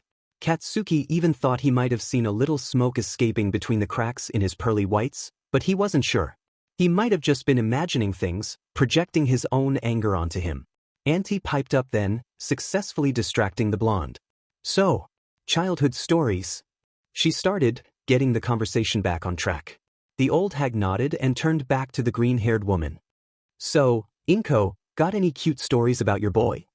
Auntie giggled and nodded. "Oh, lots. Did you know he used to call himself, what was it again, Izuku?" Auntie gazed up at the ceiling as she thought, bringing a finger to her lips. "Wasn't it?" She trailed off, and Deku groaned, knowing what was coming next. "Mighty all man." Katsuki barked out a short laugh, drinking in the shrill, whiny sounds of Deku's humiliation. "Oh, how sweet, the taste of revenge." "Oh, that's nothing. Katsuki here used to call himself All Explosion Man Might," the old hag stated, halting Katsuki's gleeful mockery in its tracks. And that was how the rest of dinner went, Katsuki's and Izuku's mothers exchanging funny childhood stories and dooming said children to endless mortification. The old man laughed along and occasionally interjected with a story of his own, but Hisashi stayed silent. The man had his lips stretched into a taut smile that seemed suspiciously forced. He certainly wasn't making a very good first impression on Katsuki, who was beginning to doubt that his earlier observations were truly imaginary. Once the sounds of clinking cutlery faded out into nothing and the conversation had died down, it was decided that dinner was over.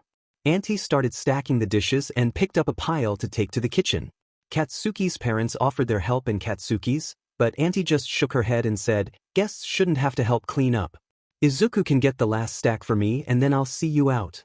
The old hag sighed and shook her head in disapproval, but a fond smile crept its way over her lips as she sat back down. Deku stood up and reached out for the stack of dishes his mother had referred to. His hands were shaking lightly, the nervousness having never completely dissipated despite all the chipper conversation. Katsuki probably would have thought the nerd was just always on edge if he hadn't seen him at the arcade. Back then, he'd been skipping around with a joyous expression on his face, no sign of anxiousness whatsoever when he didn't know Katsuki was there. It meant there had to be a reason, but what was the one here? Was it because Katsuki was there? "It's not like I'm gonna hit him right in front of his FING parents," he thought, though I guess he doesn't really have a way of knowing that. "It wouldn't be the worst thing I've done." Katsuki's gut twisted slightly at the thought, but he pretended it didn't. The green-haired boy picked up the stack of dishes and started heading towards the kitchen where his mother was. As he made his way around the table, though, his hip caught on the corner of the table and his shaky hands lost their grip on the smooth porcelain. Deku dove forward with faster reflexes than Katsuki would have ever expected from the nerd and just barely managed to save the plates, though they still clanked loudly and alerted everyone in the room. Auntie came running back in and the old hag and old man both got up immediately to check on Deku, who looked even more nervous than before, trembling slightly and sweat dampening his hairline. Hisashi got up a moment later, shooting a smile towards the concerned adults who were shooting question after question Deku's way and the old hag, who was just making jokes in an attempt to make the greenette feel better. "He's fine, don't worry. I'll help him take the dishes," the man said.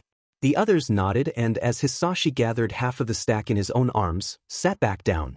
Katsuki, however, was suspicious. As Hisashi and Deku headed towards the kitchen, Katsuki got up as well, telling everyone he just needed to use the bathroom. Luckily, he was 10 times better at lying than stupid Deku, and nobody questioned him as he left the room.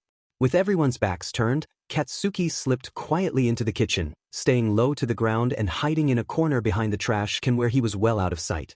The smell wasn't exactly pleasant and the blonde felt far too cramped to be comfortable, but still he stayed, peeking out from behind the trash can to watch Deku and Hisashi.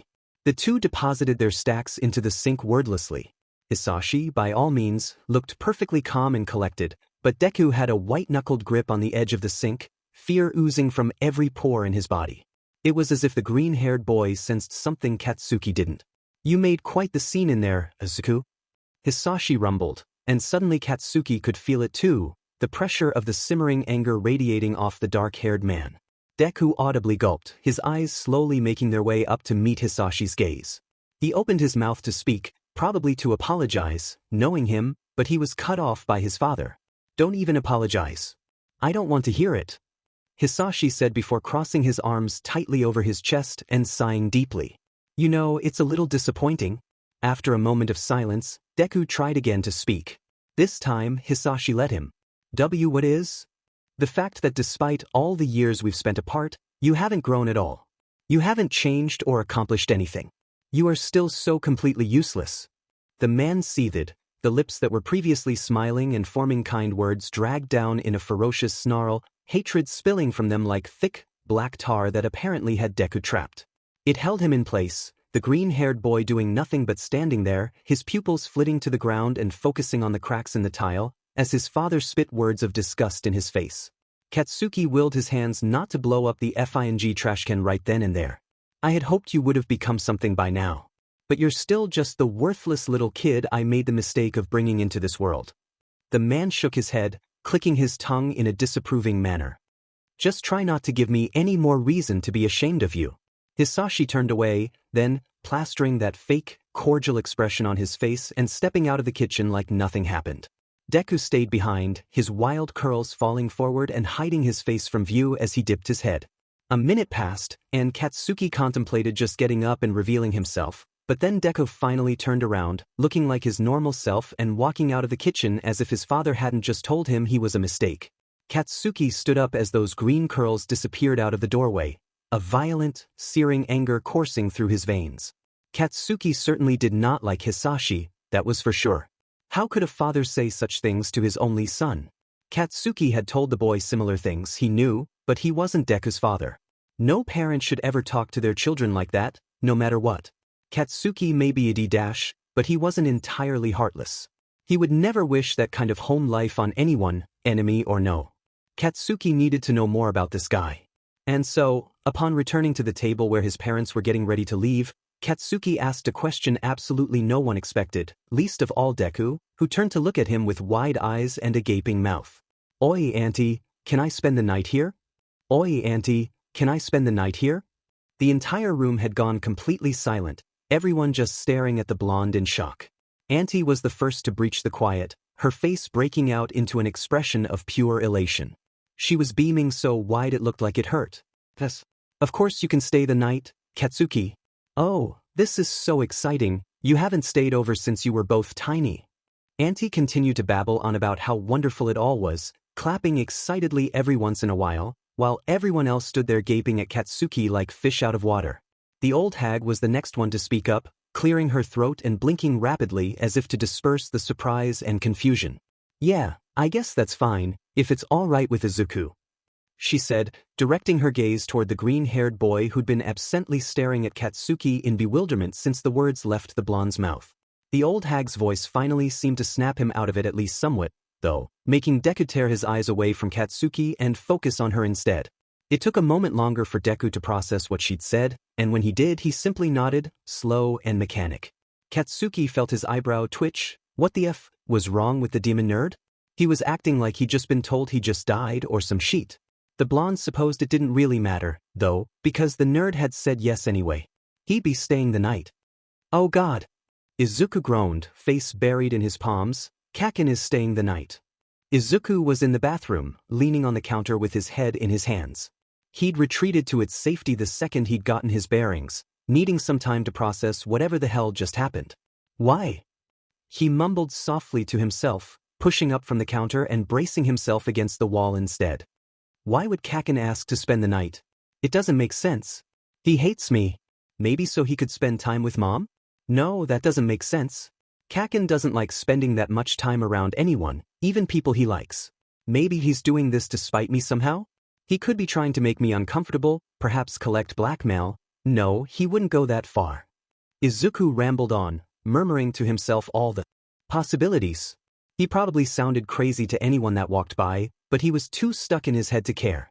Eventually, Izuku sagged against the wall, his brain having run out of steam from all the scenarios he thought up. No matter what he came up with, he just couldn't find an answer that was satisfying. He briefly thought that maybe he was growing on Kaken, and that was why he'd wanted to stay, but he discarded that idea right away, throwing it in the metaphorical trash and burning it to a crisp with a metaphorical flamethrower. Even if it wasn't as far-fetched of an idea as it was, Izuku wouldn't have been able to make himself believe it, not with his father's words on loop, ringing in his head like a constant reminder that he was still a freak of nature. He tried not to let words like that affect him, tried to keep his head up high and lock the thoughts of self-hatred away as best as he could. He bottled everything up, thinking that maybe if he ignored it all it would eventually just go away. But it didn't. Instead, it just built up, putting the bottle under more and more pressure until eventually it started to crack and tear. It was only a matter of time before it exploded completely, but Izuku still couldn't bring himself to acknowledge it. Admitting that he wasn't okay felt like he was failing himself, somehow. It felt as though he was admitting defeat, allowing life to yank him down. He knew it was irrational, but in his head he wasn't drowning until he said he was. Izuku looked up at his reflection and was startled to see the beginnings of tears in his eyes, making his emerald irises shine. He wiped them away quickly, only to notice his hands had started shaking. His heart beat like a sledgehammer in his chest and his breath shuddered and stalled. The panic hadn't engulfed him yet, he could think clearly and his lungs continued to pull oxygen in diligently, but he could feel it lurking around the corner, ready to pounce on him any second. When he got like this, usually only one thing helped. Izuku opened the cabinet doors below the sink and peered inside, eyes searching for the familiar black box that should be behind the main pipe. Then, Izuku's heart rate skyrocketed, a brief memory flashing behind his eyes. Once his arms were cleaned and bandaged, he'd slid the kit under his bed and tucked the razor back into its box. He then sat the razor on his bedside table, too tired to put it back in its place in the bathroom. I'll just put it back in the morning, he told himself. Oh God. He'd never put it back. A different kind of panic overtook Izuku as he sprung to his feet and ran out of the bathroom. He had to put that box up before somebody found it, before Kaken found it. The blonde had no sense of privacy when it came to Izuku. He'd look at whatever he found interesting whether the greenette wanted him to or not. Izuku reached his room only to find the door had already been opened and his heart stopped. He neared the open entrance and pushed it open further, a lump in his throat.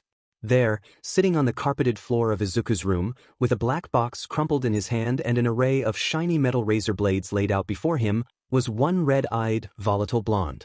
Abruptly, all of the fear, shame, and sadness drained out of him, leaving the green-haired boy pale and frozen as his mind tried to catch up with the situation. Izuku gulped. What happened now? Katsuki stared down at the contents of the dark little box he'd just opened, strewn out around him on the carpeted floor. He was alone, having walked into the room and looked around to entertain himself since Hisashi had left to go to the bar, apparently, and Deku was taking forever in the bathroom. He'd spotted the black box on the nerd's bedside table, looking so out of place among all his other colorful things, and grabbed it up intending to take a peek inside and then move on to something else when he inevitably found some meaningless nerdy sheet in there. That, however, was not what happened. Instead, all he saw upon opening that box was his own reflection, staring back up at him from small metal surfaces. He'd sat down and dumped them on the floor immediately, just to make sure that they really were what he thought they were. He'd stared down then at the collection, trying to make sense of it all. It didn't take long, he wasn't an idiot, he knew what this meant, knew what those razors were most likely used for. The hand holding the offending box squeezed shut as the information sunk in, unintentionally crushing the DMN thing. He didn't know how long he sat there for, staring at the slivers of metal absently, envisioning the nerd using them, pressing them into his flesh purposefully, before the bedroom door swung wide open. He didn't have to look to know who it was. The nerd had probably realized his mistake and had come running, but it was too late. Katsuki saw, and he'd never be able to unsee. Slowly, The blonde got to his feet, unfamiliar feelings roiling through him at light speed. He couldn't believe the ever-optimistic, determined and kind Deku would ever do this to himself. He was also aware, on some level, that this was at least partly his fault. Katsuki felt heavy. He felt angry, though he couldn't place why. "Show me your effing arms, Deku." Katsuki spoke, twisting where he stood to stare the green-haired boy in the eyes. Deku appeared frozen in place, his freckled hands still glued to the doorknob, his green eyes stuck to the ground where Katsuki had been, where the evidence of his struggles laid. "Deku!" Katsuki reiterated, voice no louder but filled with a warning. It did the trick, snapping Deku out of his daze in a flash. The timid boy stepped inside hesitantly and closed the door behind him, a look of pure dread hanging over his features. The blonde walked over to him, closing the distance because Deku obviously wasn't going to do it himself. He grabbed onto the smaller boy's wrist gently, gentler than he'd touched the greenette in a long time, and glanced up into shame-filled irises. "Show me, Deku." Deku's Adam's apple bobbed in his throat as he swallowed thickly, a shaky hand coming up to grip the sleeve just below Katsuki's hand. Deku's eyes flicked upward, locking onto Katsuki's for a split second before falling back to the cloth clutched between his fingers. Gradually, he pulled the sleeve back, revealing pale, marred skin.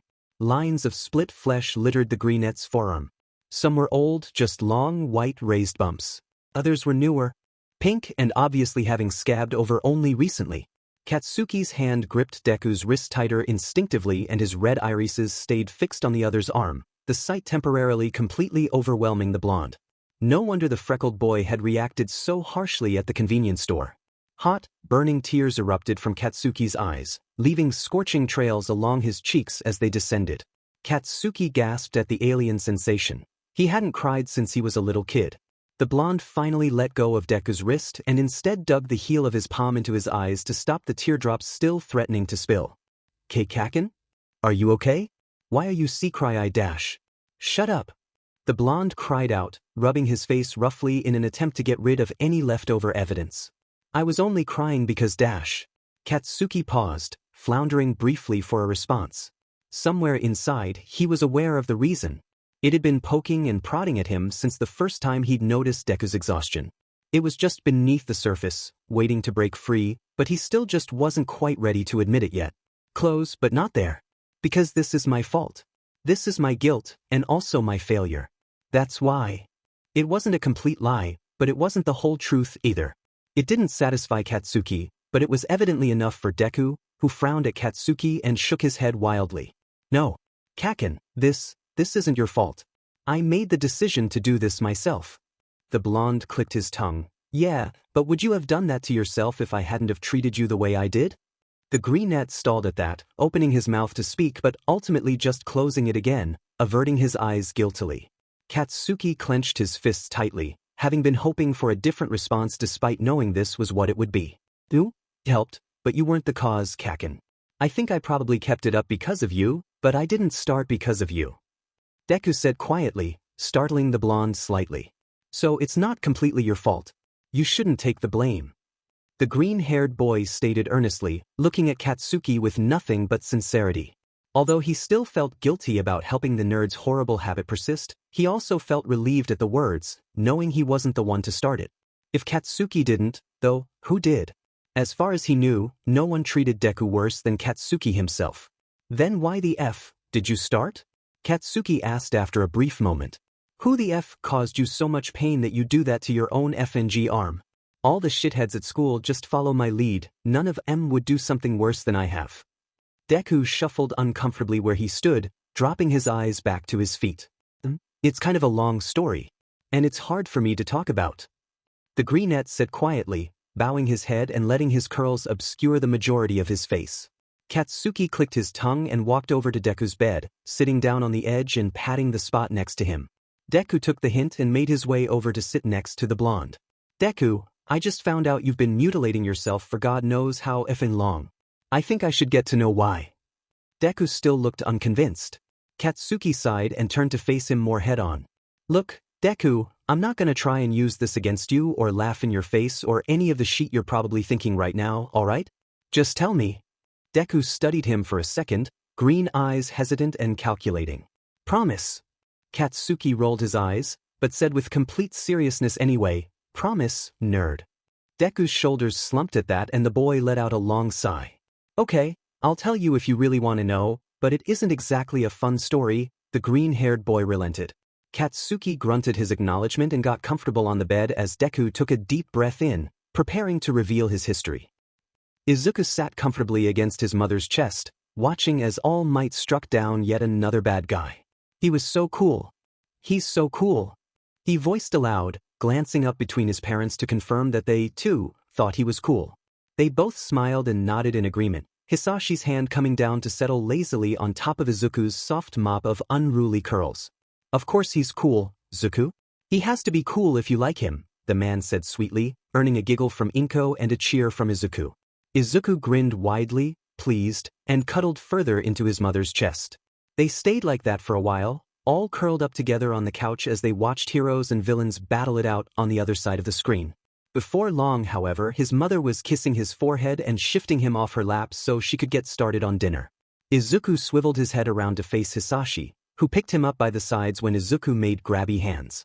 The man continued to hold him, digging his digits into Izuku's sides slightly, making the little Izuku burst into loud giggles and squirm fiercely in an attempt to free himself from the powerful fingers. "Daddy! Tickles!" The small boy screeched in complaint, patting at the large hands weakly with the flat of his palms. "Tickles? You want tickles?" Hisashi asked, smile bright and teasing. Izuku gasped and shook his head violently, fluffy curls tangling further with the movement. "No!" he yelled. "No tickle!"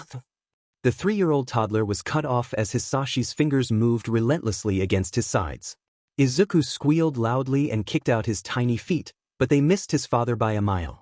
Hisashi laughed heartily at the reaction and continued the good-natured assault for a minute, watching as Izuku's freckles were gradually buried beneath a healthy pink, before he finally relented and set his son down on his tiny feet.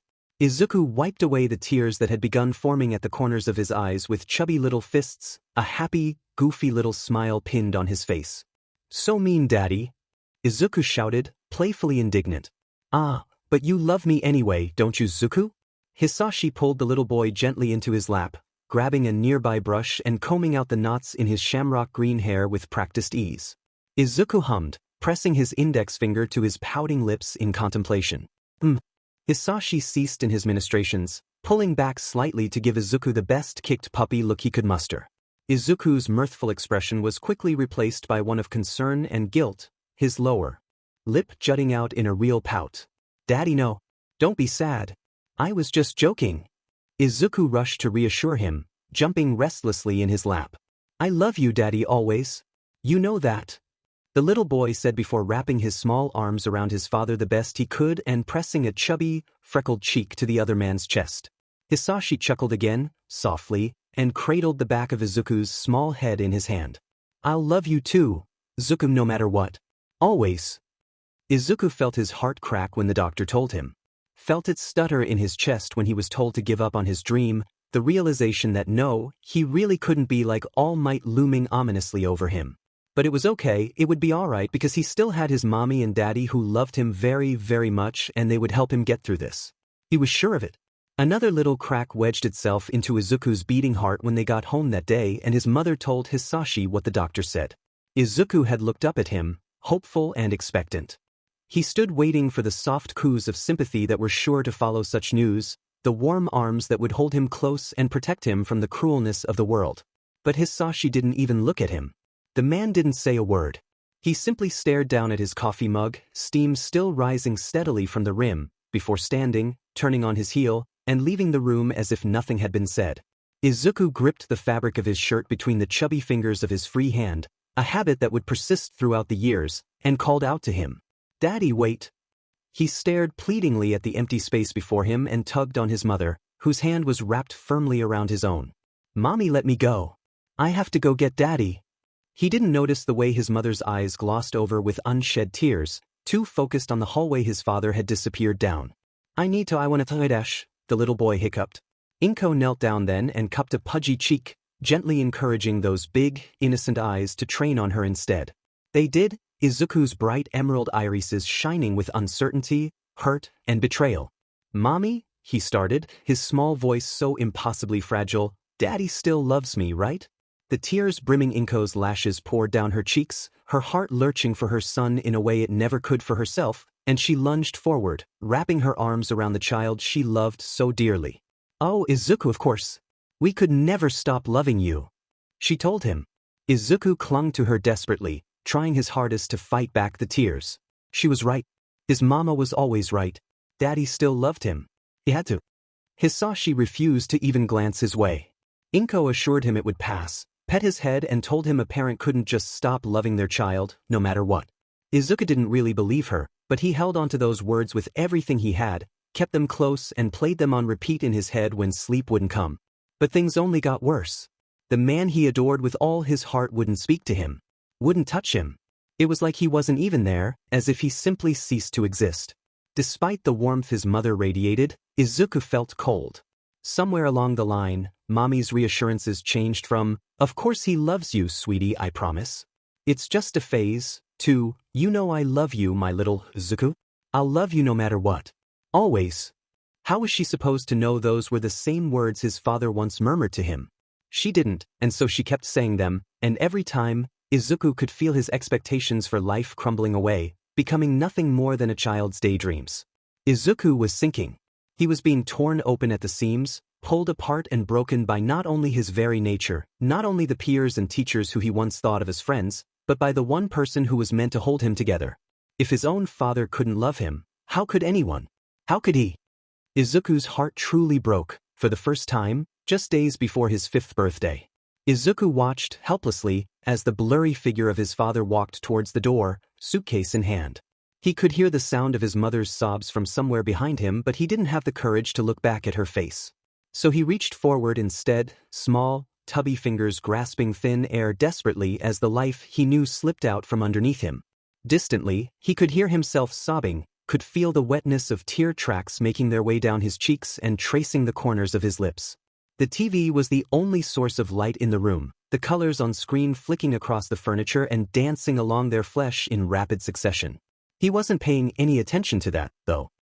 His focus was on the man he knew and trusted and loved walking out of the door, walking out of their lives forever. His father stilled in the doorway and turned halfway towards Izuku, the pretty colors spilling over his back and blanketing his front in darkness. Izuku smiled at the pause, crawling towards him on wobbly hands and knees, hope blooming in his chest like a hesitant flower.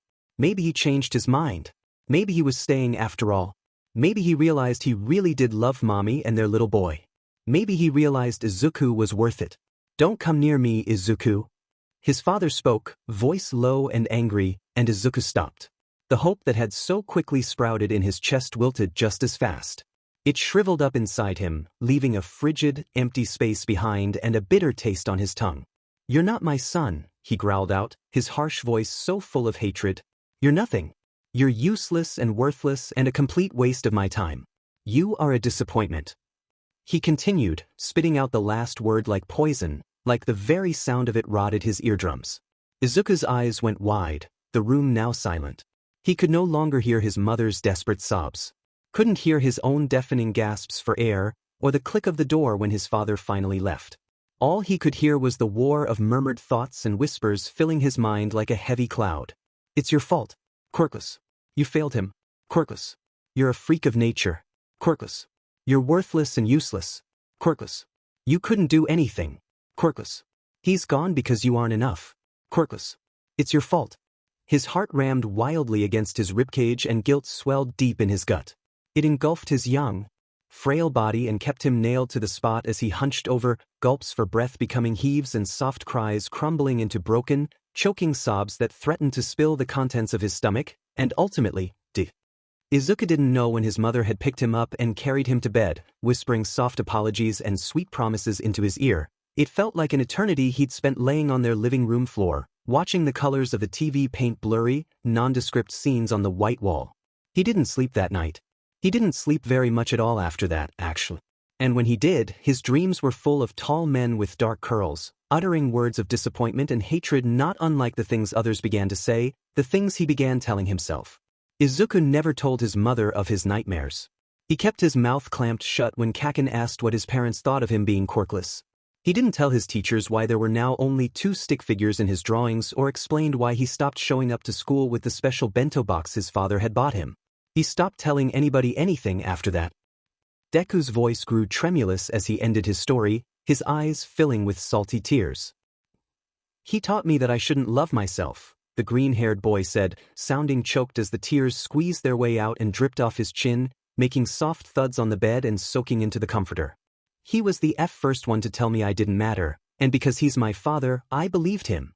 The greenette turned to him, then, with an expression of pure heartbreak, and suddenly whatever dam Katsuki had built inside himself came crashing down. "I still do," Deku confessed, his voice strained and high-pitched as he struggled to stay coherent. Katsuki watched as Deku dissolved, then, sobs racking through the green-haired boy's body. His shoulders shook and his body trembled as brutal cries ripped themselves from his throat. He looked so small, so defeated. He curled into himself and his breath shuddered. Whatever he'd been feeling, hiding, pushing down, had exploded out and overtook him. Katsuki, unsure, reached out and hesitantly threaded shaking fingers through the other boy's hair, gentle and slow and so unlike the Katsuki the greenette was used to. Deku leaned into the touch and pressed himself against Katsuki, searching desperately for comfort. He looked up at him, fingers clenched in the material of Katsuki's sweatshirt and red-rimmed eyes spilling with torrent after torrent of unending tears. There were bags under his eyes and a pitiful lilt to his lips that screamed, "Please, help me." Katsuki's heart stuttered in his chest. He knew that the other boy hadn't been happy, even before he'd found out Deku's secret. He hadn't looked happy in a while. But he hadn't expected this, not even close. He'd assumed, stupidly, that the nerd was infallible when it came to things like this. To emotions and pain. It was one of the things he had despised about him. The fact that he could face any situation with a smile and come out on the other side later with nary a scratch had always irked Katsuki. The blonde had felt so inferior watching him. He hadn't realized it was a mask, a show, something Deku did and wore not only to trick the people around him but to convince himself. The Deku sitting in front of him was not the smiling child he had once known. He wasn't the one he'd beaten up on the playground when they were little, or even the one whose notebook he'd burnt and thrown out the window. This Deku was completely and utterly broken, an exhausted, overburdened version of his younger self. It couldn't have been easy to keep pushing forward, to continue to stay so positive and kind despite the way he had been so obviously shattered on the inside. Looking down at him then, thousands of memories replayed in his head. Images of a lonely child, tears streaming down his chubby freckled cheeks and disappearing into the corners of his wobbly smile as he offered his help to those who didn't deserve it. Visions of a scrawny young boy, trembling in his grasp and the smell of smoke filling the air, defending his dream as others laughed. He remembered the crack in his facade when Katsuki had told him to kill himself. When he'd asked who told him he could be a hero. When he'd yelled, shouted, screamed all of the things he so clearly hated about himself to his face every single day. All because he'd been scared and insecure. All at once, and a little too late, Katsuki realized he did care about Deku. He was forced to face the reality that he didn't really want to hurt the green-haired boy anymore. It was obvious to Katsuki, now, that the teen sitting in front of him never really did anything wrong. He'd never meant to upset Katsuki or make him feel inadequate. It wasn't Deku's fault Katsuki couldn't handle being anything less than perfection itself. Deku wasn't to blame when Katsuki looked at him and saw all the reasons he wasn't that. The boy with freckled cheeks, with a heart bigger than the sun itself and intentions of gold, was perfect in all the ways Katsuki couldn't be, and so Katsuki had tried to destroy him. Katsuki knew now he wasn't the only one. It seemed as though the world itself had tried its best to cripple Izuku Midoriya, and in some ways it had succeeded. Katsuki's gut twisted painfully, and this time, Katsuki recognized the feeling as true guilt, a pain brought about by wronging someone you cared for. He allowed himself to feel it, let it thrum through his veins with every beat of his heart. He wasn't really the sentimental or apologetic type, but he did always believe in punishment and consequences. This intense feeling of guilt and shame, this was his punishment. As for his consequences, well, he figured everything that came after this was a consequence. He knew he'd never really change, being an a-hole was just who he was, but every day would be a struggle to accept his own imperfections and dull the sharp edges of his harsh personality. Katsuki, by no means, was prepared to say any of that aloud, however. Just the thought of telling Deku that he was wrong, that he cared about him, felt like such a huge blow to his pride it made him feel sick. It was already dizzying just admitting it to himself. But that didn't mean he'd just sit around and do nothing. Katsuki Bakugu wasn't afraid of a mess. He'd helped create this, and he'd help fix it. Katsuki wrapped his arms around the still shaking boy and allowed the other to crawl into his lap. He sat there for a long time, just holding the green-haired boy and letting him soak his sweatshirt with tears, slobber, and snot. He didn't complain once, not even when the nerd shoved his face in the crook of his neck and wet his skin too. At last, Deku's sobs quieted into sniffles and his ragged breaths smoothed out into long, even breaths. The greenette burrowed deeper into his large pink hoodie and scooted further into Katsuki's lap, seemingly content to cuddle up to the blonde whether he was crying or not. Get out of my lap if you're done crying, nerd. Katsuki told him when a minute passed and he still hadn't moved, though his voice was a little softer than usual. Deku startled and scrambled out of his lap, a blush on his face, but he didn't have that anguished expression any longer. Feel better, nerd? Katsuki asked, watching as Deku's lips twitched up into a small grin. Yeah, I really do. Thank you for comforting me, Kaken. Even if it was only out of guilt for failing as a hero. Katsuki just nodded mutely, not bothering to correct the greenette. It wasn't that he didn't care to, he just couldn't bring himself to tell Deku the truth. At least not yet. Admitting to himself that he was wrong was one thing, but admitting he was wrong to someone else? Let alone Deku, who was the centerpiece in all his moral dilemmas and a significant part of his life. Yeah, no, not happening. Deku shifted on the bed, bringing his freckled hands into his lap and playing absently with the fabric of his shorts. So what now? He asked, peeking up at Katsuki shyly through long lashes. Katsuki fervently ignored the slight flutter of his stomach at the sight. He was not delving into whatever that meant right now, and instead lifted himself from the bed. Well, for starters, we should go tell Auntie what you've been doing to yourself. Deku's eyes widened at that, the green-haired boy shooting off the bed and grabbing onto the blonde's arm with both hands in the span of a second. Please don't. Deku squeaked, looking up at Katsuki imploringly. Why the not? I think your mother deserves to know what her son's been doing. Katsuki barked. She's going through so much already, Kaken.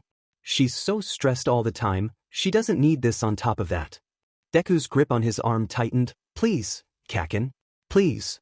Katsuki narrowed his eyes and stared down at the freckled boy's pleading face for a long while, mulling it over.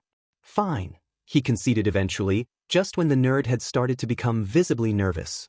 At his answer, however, Deku positively lit up and immediately there were 1,000 different thank yous and I'm in your debt spewing from the greenette's lips. But Katsuki interrupted Deku's spiel, making his face fall. This dash, the blonde started, pointing towards Deku's arm, can't keep happening. Talk to the school therapist instead or something. Hell, Katsuki might have to pay her a visit himself considering the amount of shit he had to think about after tonight. It wouldn't be the biggest hit he's had to take to his pride thus far. Besides, he'd made a promise to himself to be better, and as long as he was here admitting things to himself, he could confess he didn't really know where to start. Deku started, interrupting Katsuki's train of thought. The freckled boy bit his lower lip lightly, casting his gaze to the floor before speaking again. I really can't. I'm busy all the time outside of school and I need all my time in school to study.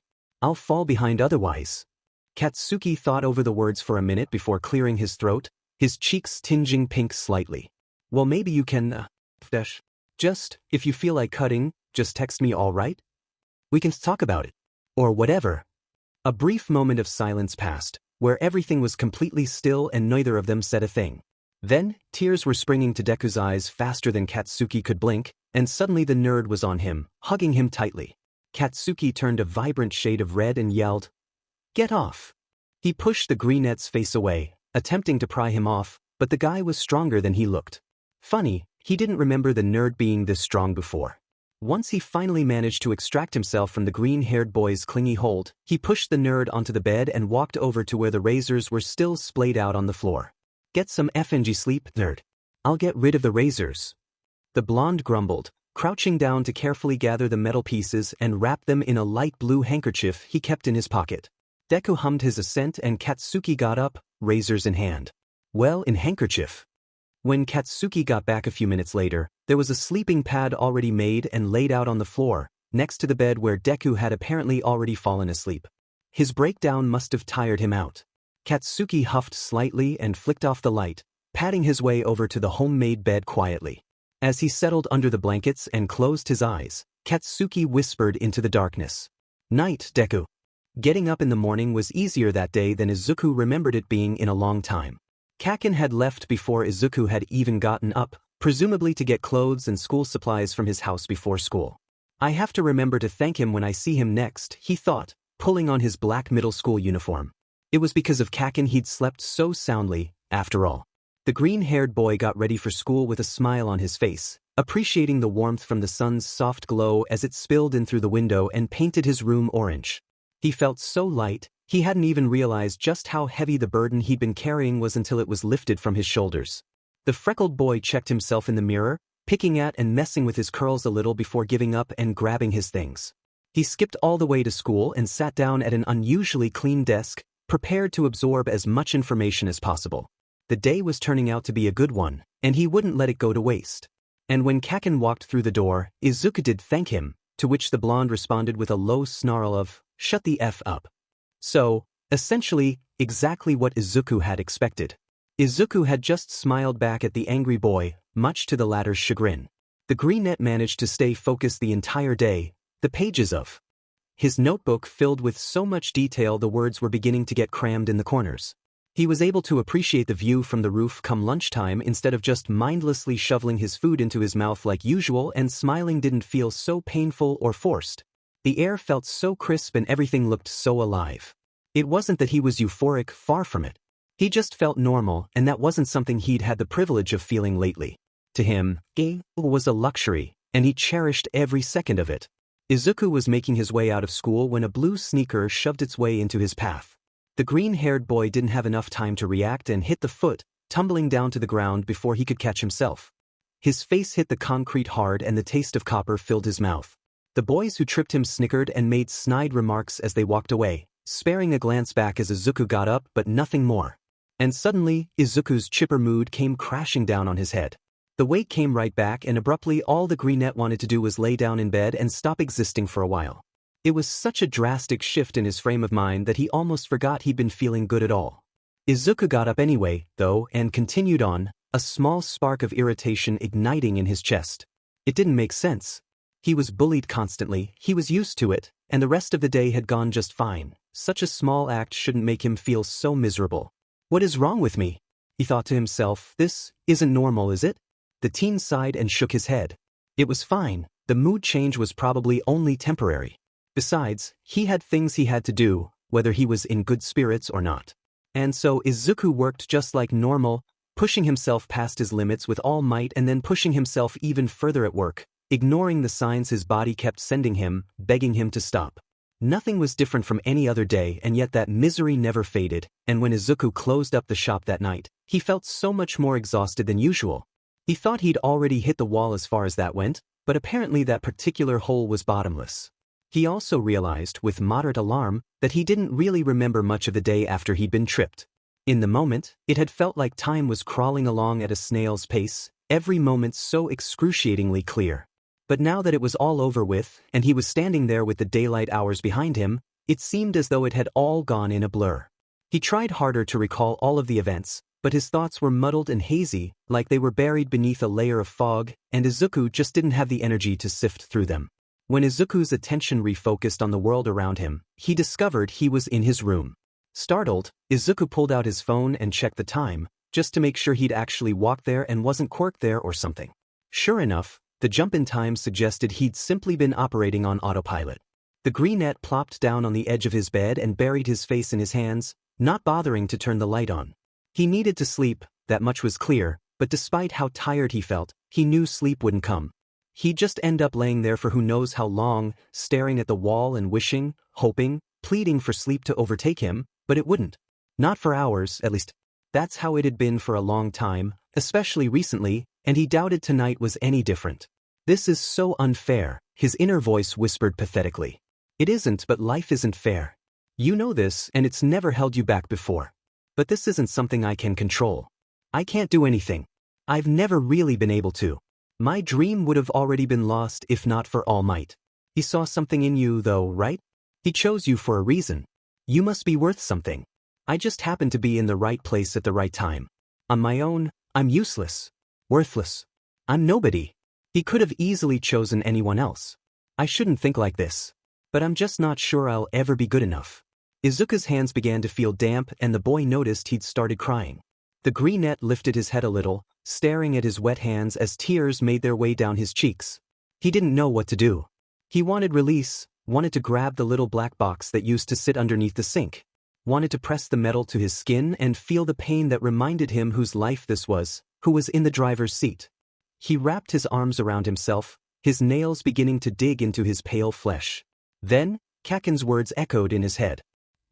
If you feel like cutting, just text me, all right? We can talk about it. Or whatever. Izuku released his arms and immediately reached for his phone, but paused when his hand hovered only millimeters above it. Should he text Kaken? He was probably just saying that he doesn't really want to sit and hear me talk about my problems. But he did offer, maybe this could be a way for Kaken and I to grow closer. I don't want to burden him, though. I don't want to burden him, but at the same time. Izuku sighed heavily and grabbed his phone, sending a text to Kaken, collision, before he could change his mind. Hey, it's Izuku. Or Deku, I guess. You probably don't have my name saved in your phone. Anyway, you said the other day to text you when I feel like hurting myself, and I guess I kind of am right now. Sorry if this is annoying. No sooner than Izuku put down his phone did it ding back at him, alerting him Kaken had replied. He quickly looked, half prepared to see an annoyed text telling him to shut up and go to sleep. Instead, all the other had said was, meet me at the park in 20. The park, huh? Izuku hadn't been there since he was a little kid, playing ball with the other little boys and laughing along with them until it inevitably became being laughed at. His memories of the place were very bittersweet. Izuku slipped on his shoes and pulled on a jacket haphazardly before slipping out of the house as quietly as possible. He descended the steps of his apartment complex and stepped out onto the sidewalk as he zipped his jacket up, making his way down the street and towards his childhood park. Everything was quiet and still, most people having already gone to bed. The sound of his shoes hitting the concrete sounded so loud in the silence. As soon as Izuku rounded the corner to enter the park, he spotted a hunched-over blonde, sitting on a swing, scrolling through his phone and bathing his ever-scowling face in white light. Izuku stopped to stare for a minute before he realized he was being pretty creepy and stepped into the park, his feet thudding against the dirt beneath his feet and alerting the other of his presence. Katsuki looked up at the sound of footsteps only to stare straight into nervous, green irises. The freckled boy was making his way over to him slowly, playing with the hems of his sleeves anxiously. Katsuki locked his phone and slid it into his back pocket as he leaned on the chain of the leather swing he was sat in. Deku stopped a couple feet away from him, still obviously unsure. The blonde just rolled his eyes and slapped the seat of the swing next to him, sending pieces of chipped red paint fluttering to the soil beneath them. Hurry up and sit down, shitty nerd. I don't want to have to pick your butt up from the ground if you have another breakdown.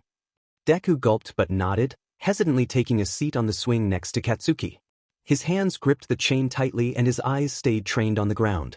Honestly, Katsuki had no idea what he was doing. He knew he wasn't the best with words, he wouldn't be able to offer any comfort, and there was no way Deku didn't know that. The school therapist, whom he'd gone to see at school earlier in the day, told him that sometimes all someone needed was a person willing to listen. He wasn't sure if that was really enough, but it's not like he knew of anything else to do. He could be honest with him and offer his advice, but he knew he'd probably just end up being too harsh and scaring the little sheet off. Plus, there were some things you just couldn't give advice for. He hadn't gone through the things Deku had and continued to. The blonde was confident about most things, having navigated the majority of obstacles in his life with an ease others envied, but there was always something about the nerd that had forever stumped him.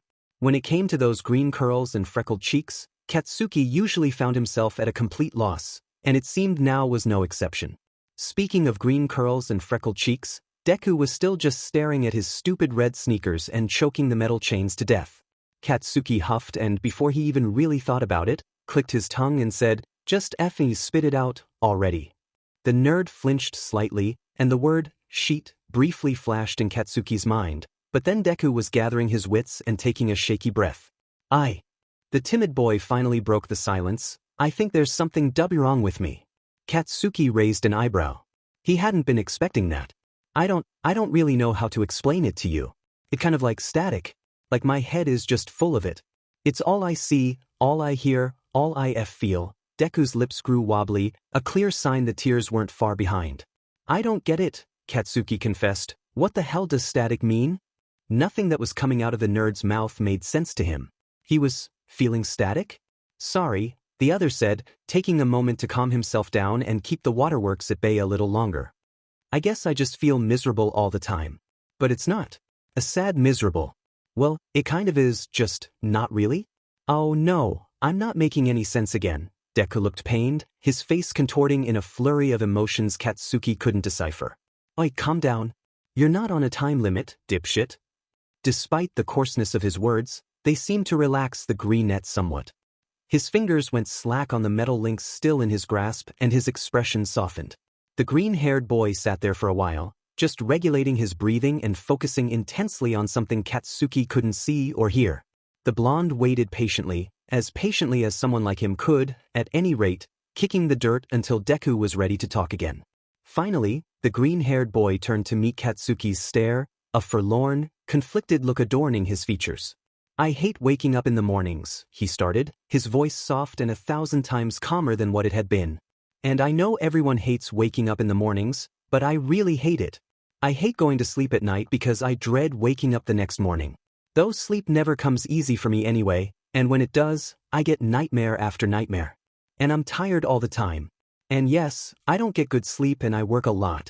It's perfectly reasonable I'd be tired all the time, but it's more than that. It's like, you know that kind of tired you get after a really long, arduous test and you just don't want to do anything for a while? It's like that, but constantly. I can't escape it. It's always there, weighing me down. Even doing small things is so stressful. It feels impossible thinking about all the things I have to do every day. I just want to scream at the top of my lungs and make it all go away. To make it worse, I can't stop hating myself. I don't want to. I've been trying for so long to love myself. I keep my head up no matter what happens. I keep trying and working and lying to myself. I tell myself all these things I don't believe in the hopes that it'll eventually start to feel more true, but it never does. Why doesn't it, Kakin? Why do I feel so heavy and sad and numb all the time? Why do I feel so guilty just for existing? Why is it that the littlest things can ruin my day? Why am I starting to feel so hopeless? What's wrong with me? The green-haired boy's voice cracked at the end, the tears he'd managed to keep suppressed all that time finally beginning to drip down his face. They poured down his face in all directions, wetting the corners of his nose, gliding over freckles and curving down the underside of his jaw, falling from his chin and splattering on the faded, red leather seat of the rusty old swing.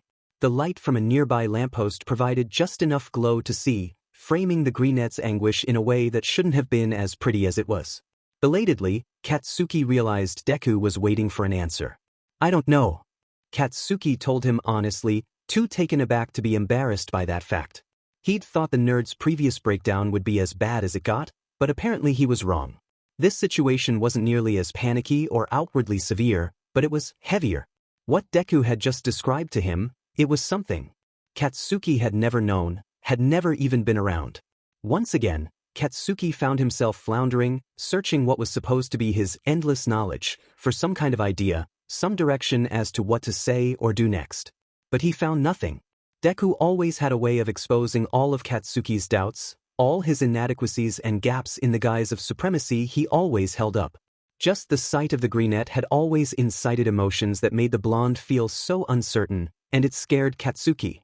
But despite the way his brain was telling him to push the other away, to get rid of the problem and run away from himself, he wouldn't. Anyone with a soul would say Deku's problems were more important than Katsuki's self-pity right now, and despite what a lot of people thought, Katsuki did have a soul. A very rough, hardened, and spiky soul. So the red-eyed boy leaned forward and dug his fingers into Deku's hair. And then dunked his head down, folding the other boy in half. Deku squeaked, but made no attempt to remove Katsuki's hand. Idiot. We'll figure it out, alright? What all do you gotta do tomorrow? Deku, who was looking up at Katsuki as best he could from under his hand, stuttered, well tomorrow's really busy for me. Actually, every day is busy for me, but my afternoon on Friday is free, the greenette offered, an apologetic and sheepish look on his face.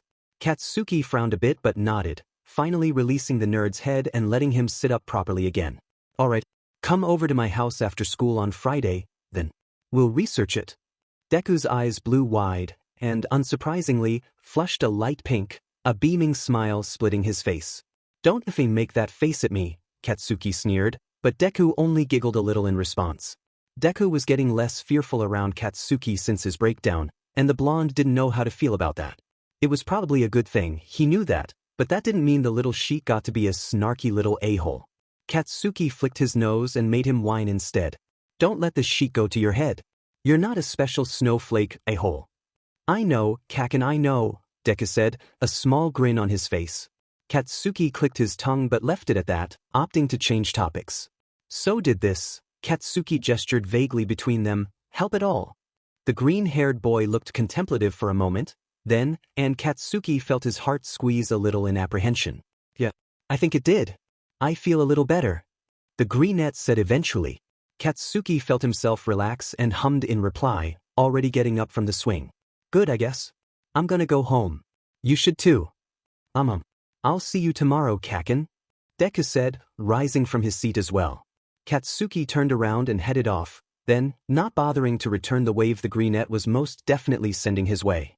As Katsuki dragged himself all the way home, tired as hell after being woken up, he thought about what the green-haired boy had told him. He wasn't really sure if something was wrong with him, but what he'd described sure as hell didn't sound normal. Most people didn't have trouble sleeping, feel horrible all the time, hate and hurt themselves, or get feelings of hopelessness. Just how long had the nerd been feeling this way? What did it mean that he felt that way? Was it a result of all the bullying? Is this my fault? The night air, somehow, felt less still than it had an hour earlier. The quiet was relaxing, a comfort where previously it had been so painfully obvious. Izuku hardly noticed the sound his shoes made on the pavement this time around. I know Kaken said he would do this for me, Izuku thought to himself, but I almost can't believe he actually did. I guess this is his way of taking responsibility.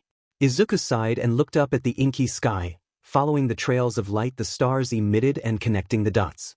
He could have just apologized. He's acting like he actually... Izuku halted briefly, standing still as his eyes traced vague and imaginary creatures in the twinkling light, before the greenette shook his head and huffed, moving forward once more. Huh? No, that's stupid. Kaken goes the extra mile for everything. The fact that he's doing this for me doesn't really mean anything. A small grin stretched his lips despite the way his contentment curdled a little inside him. Even if his relationship with Kaken wasn't really everything he'd hoped it would be when they were younger, he couldn't help but continue to admire the other boy. He put his entire being into everything he did and, for whatever reason, Izuku couldn't seem to tear his eyes away from the show. As Izuku rounded a corner, the steps leading up to his apartment became visible in the distance, and Izuku hurried towards them. It was late and he needed as much sleep as he could get. Izuku fumbled with his keys once he reached the door, inserting them into the lock and opening the door with only a little struggle. Izuku knew something was off the second he stepped into the house. The energy in the air shifted, everything felt cold and charged, as if one wrong move would send everything hurtling towards some unforeseen demise. The feeling had Izuku's hairs standing on end, a fear more intense than even he was used to trickling down his spine and constricting his airways. Izuku realized why as soon as he walked into the living room and his eyes adjusted to the dim light. Hisashi sat on the couch with his back facing him, hunched over and radiating anger. The green-haired boy SE in a breath of oxygen as his fear spiked. He knew this couldn't be good. His eyes were wide as they began flitting about the room, searching for the source of the other man's anger. He couldn't find one and knew he should leave, but he didn't know how to do that without alerting his father, if he was even still unaware of his presence, and possibly making him angrier. Potential scenarios and options were whirling around in his head so fast he couldn't focus on one long enough for it to be useful. Ultimately, the pressure was too great and he was too tired to do anything other than stand there, all his ideas fizzling out in a puff of dread as his father stood from the couch. It seemed he'd already been noticed. The dark-haired man swayed a little as he stood, the unmistakable smell of alcohol drifting across the room and making its way to Izuku's nostrils. The greenette scrunched his nose at the overpowering smell, finally beginning to back out of the room and ignoring any future consequences, when his eyes caught sight of the white envelope held loosely in his father's hand. The man raised said hand, back still turned to Izuku and malice coming off him in waves. The dim light shrouded most of his features in darkness as he turned his head slightly to look over his shoulder at Izuku, turning his handsome features sharp and menacing. What is this? Hisashi asked slowly, his words slurred and dangerous. That was a kind of letter Izuku could recognize anywhere. It was one of the many envelopes hidden throughout the apartment, one of the forms that detailed exactly how in debt they were, one of the supposedly harmless papers that stole his mother's enthusiasm for life. But Hisashi didn't know that last part, and Izuku didn't plan on telling him because he knew the selfish man wouldn't care. It's a bank statement, Izuku. A bank statement that says you owe money.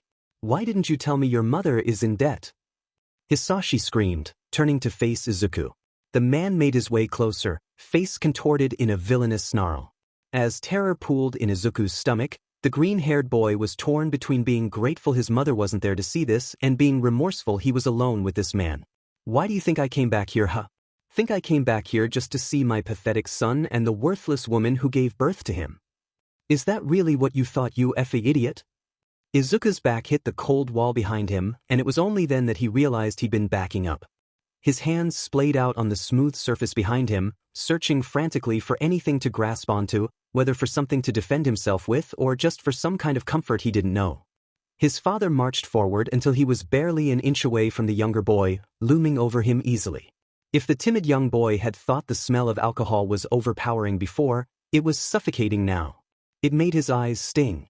Izuku looked up into his father's dark irises, so filled with hatred, and wondered for the millionth time if this was really his father, or if it was the man he'd known as a young child he hadn't really known. I came here because I had to. I lost my goddamn job and my landlord ripped me off. Agreed to pay with some product instead of money, but then I was evicted anyway. Beach. I came here because I had nowhere else to go, his father growled, bringing a hand up to grip Izuku's collar. Izuku gulped. You two were my last resort. And then I find out you have money problems too. How effing useless can you get? You think this is any way to welcome your father home? Huh? The fist clenched and his shirt tightened, and panic flooded the green-haired boy, turning his tongue dry and leaden and sending electric tingles of anticipation crackling across his skin. Izuku knew what was coming even before the dark-haired man lifted his other hand. I'll teach you to F with me, brat. And Izuku's face exploded with pain. Izuku flinched hard as his father's knuckles slammed into his jaw, digging into the skin with a force that was sure to leave a nasty bruise. The young boy cried out, bringing a hand up instinctively to clutch at the injury, but then there was a foot stabbing into his stomach, sending waves of nausea and sharp pain rippling through him. Izuku doubled over in agony, his knees plunging into the hard floor as he dry heaved, his stomach aching and his jaw throbbing. It was so much all at once. He was used to getting hit by the bullies at school, but never this hard. Before he could recover even slightly, there was another kick to his chest, and another to his leg. High-pitched, tortured sounds spilled from Izuku's lips as he put his arms up feebly, trying and failing to protect himself. The green-haired boy continued to fill the air with pleads even when his father eventually stepped away. Izuku wrapped his arms around his thin body tightly in an attempt to ease the pain and stop the uncontrollable shaking that rattled his body. He hoped the display would persuade his father to have mercy and the torment would stop, but nothing ever stopped for Izuku Midoriya before, and it wouldn't start now. Hisashi crouched down next to him, grabbing a fistful of green curls and forcing Izuku to look up at him. The freckled boy groaned wetly, tears zesting down his face. Please, he whimpered, please stop, I'm sorry I'll dash. You're sorry? Sorry doesn't fix problems, Izuku. Sorry doesn't give back the years of my life I wasted on you. His father yelled, spit flying from his lips and splattering on the greenette's cheek. The sensation had Izuku wanting to reel back in disgust, but he couldn't move. He couldn't do anything against this man. And Izuku knew that. But still, as Hisashi pulled the younger boy's head back, presumably to hurt him again, Izuku used what little strength he had left in his trembling body to grasp onto his father's wrist. He stared straight into the man's pupils and willed him to listen, if only for a second more. Please don't hurt Mom, he choked out. I don't care if you hurt me, but if you hurt Mom, I'll go to the police. And despite the wobble in his voice, Izuku stood his ground, maintaining the unnerving eye contact and tightening his grip on the other man's wrist, praying he would heed his words. The thought of his mother in his position, lying helpless on the floor, at the mercy of a man whose only regret in life was having a quirkless son, sickened him more than the kick to the gut had. He'd lay here forever if it meant the sweet, green-haired woman who raised him all these years would be okay. Hisashi shook him off easily, shoving Izuku's head to the side and knocking him to the floor. I won't hurt Inko, you moron. She needs to make me money. Besides, she's never effing home, and no one will notice or care if I teach you a few lessons. Izuku felt relief rush through him and let himself go limp on the carpet, the will to fight draining from his body with the affirmation of his mother's safety. He was too exhausted to do anything anyway. Hisashi hiccuped and stumbled backwards as he stood up again, obviously too intoxicated to really function properly. The older man turned towards Izuku, a frown decorating his features. "Ving, just go to your F&G room. I don't want to see your pitiful face." The man sneered before turning and attempting to round the couch, but as he staggered near it, one of his legs caught the armrest and he tumbled to the ground. He grunted in frustration and Izuku tensed up again, his breath catching in his throat, but Hisashi made no move to get up.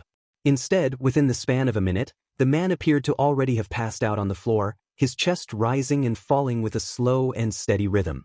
Izuku stayed where he was for a little while after that, though, just watching his father's sleeping form as his heart continued to beat relentlessly against his ribcage. He was terrified that if he moved, the man would wake up again, and he didn't want to endure another beating. But eventually he had to get up. He pushed himself up slowly, trying his best to avoid irritating any of the fresh injuries, but still he found himself slapping a hand over his mouth to keep any pained noises from escaping. The green-haired boy walked down the hall, padding towards his bedroom with soft, sluggish movements. As soon as he was safely behind the closed door of his childhood bedroom, Izuku sank down to his knees and sobbed. He whined and groaned and gasped as he clambered for the blankets on his bed, pulling them down and wrapping them around his shaking form in the hopes of finding some sort of solace in the soft fabric. He was so scared.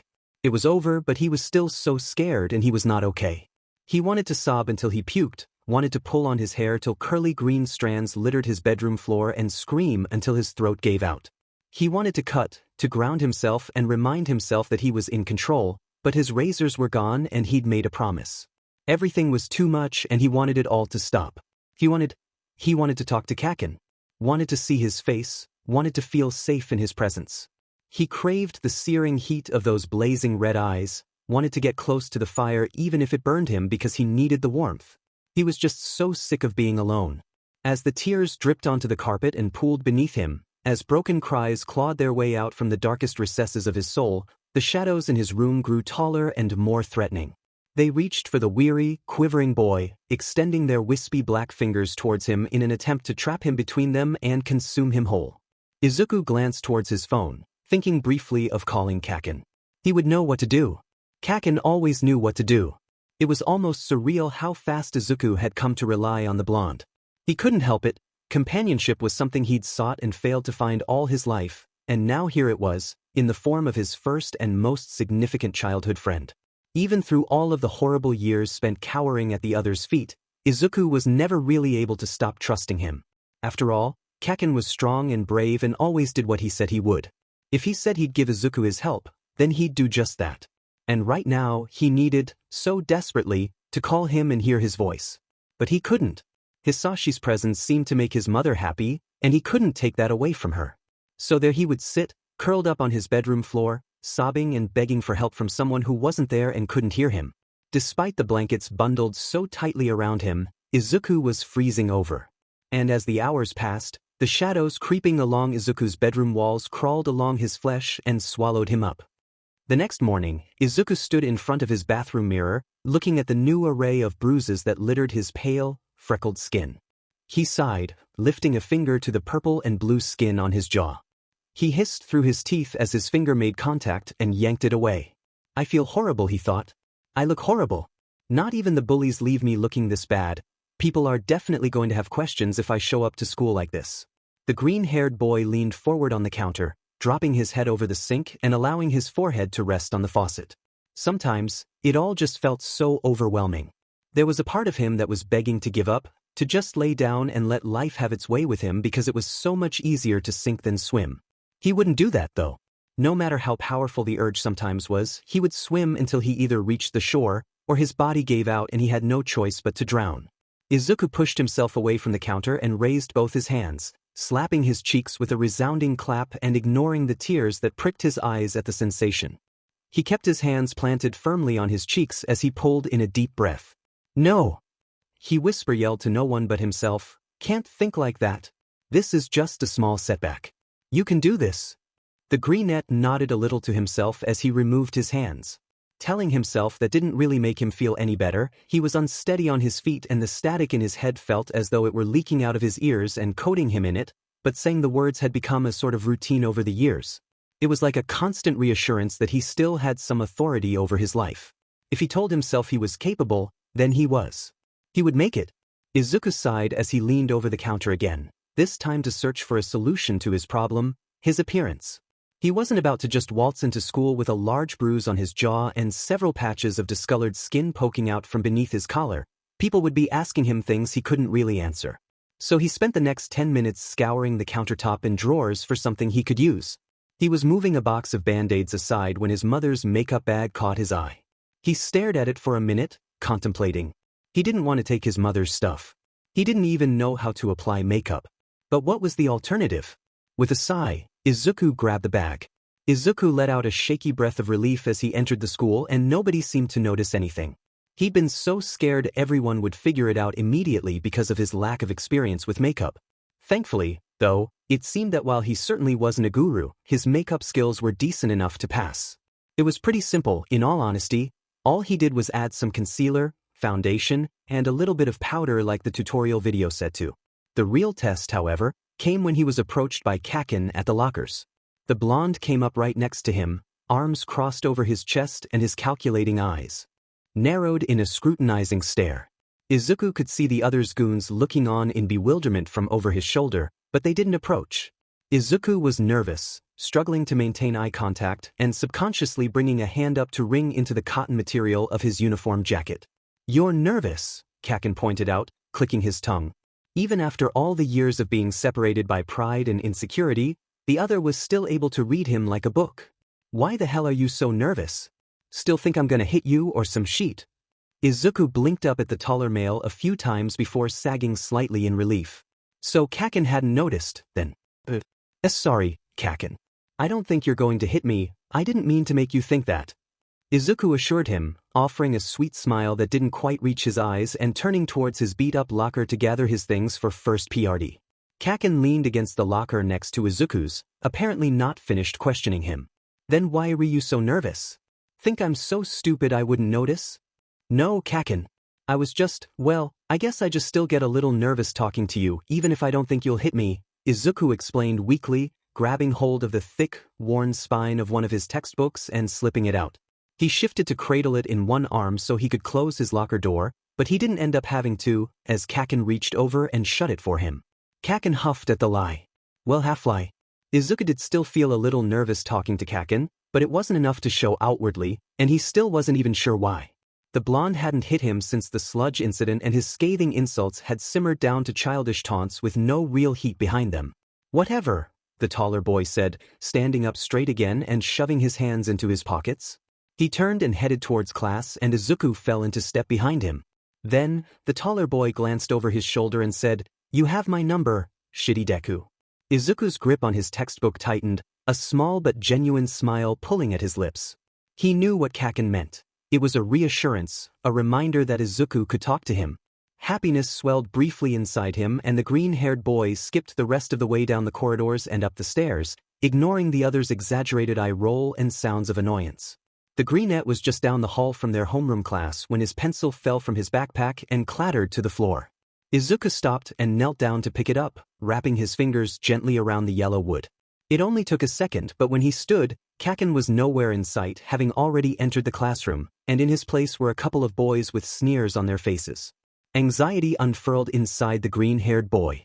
It appeared as though that fleeting moment of happiness with Kaken was all he was getting.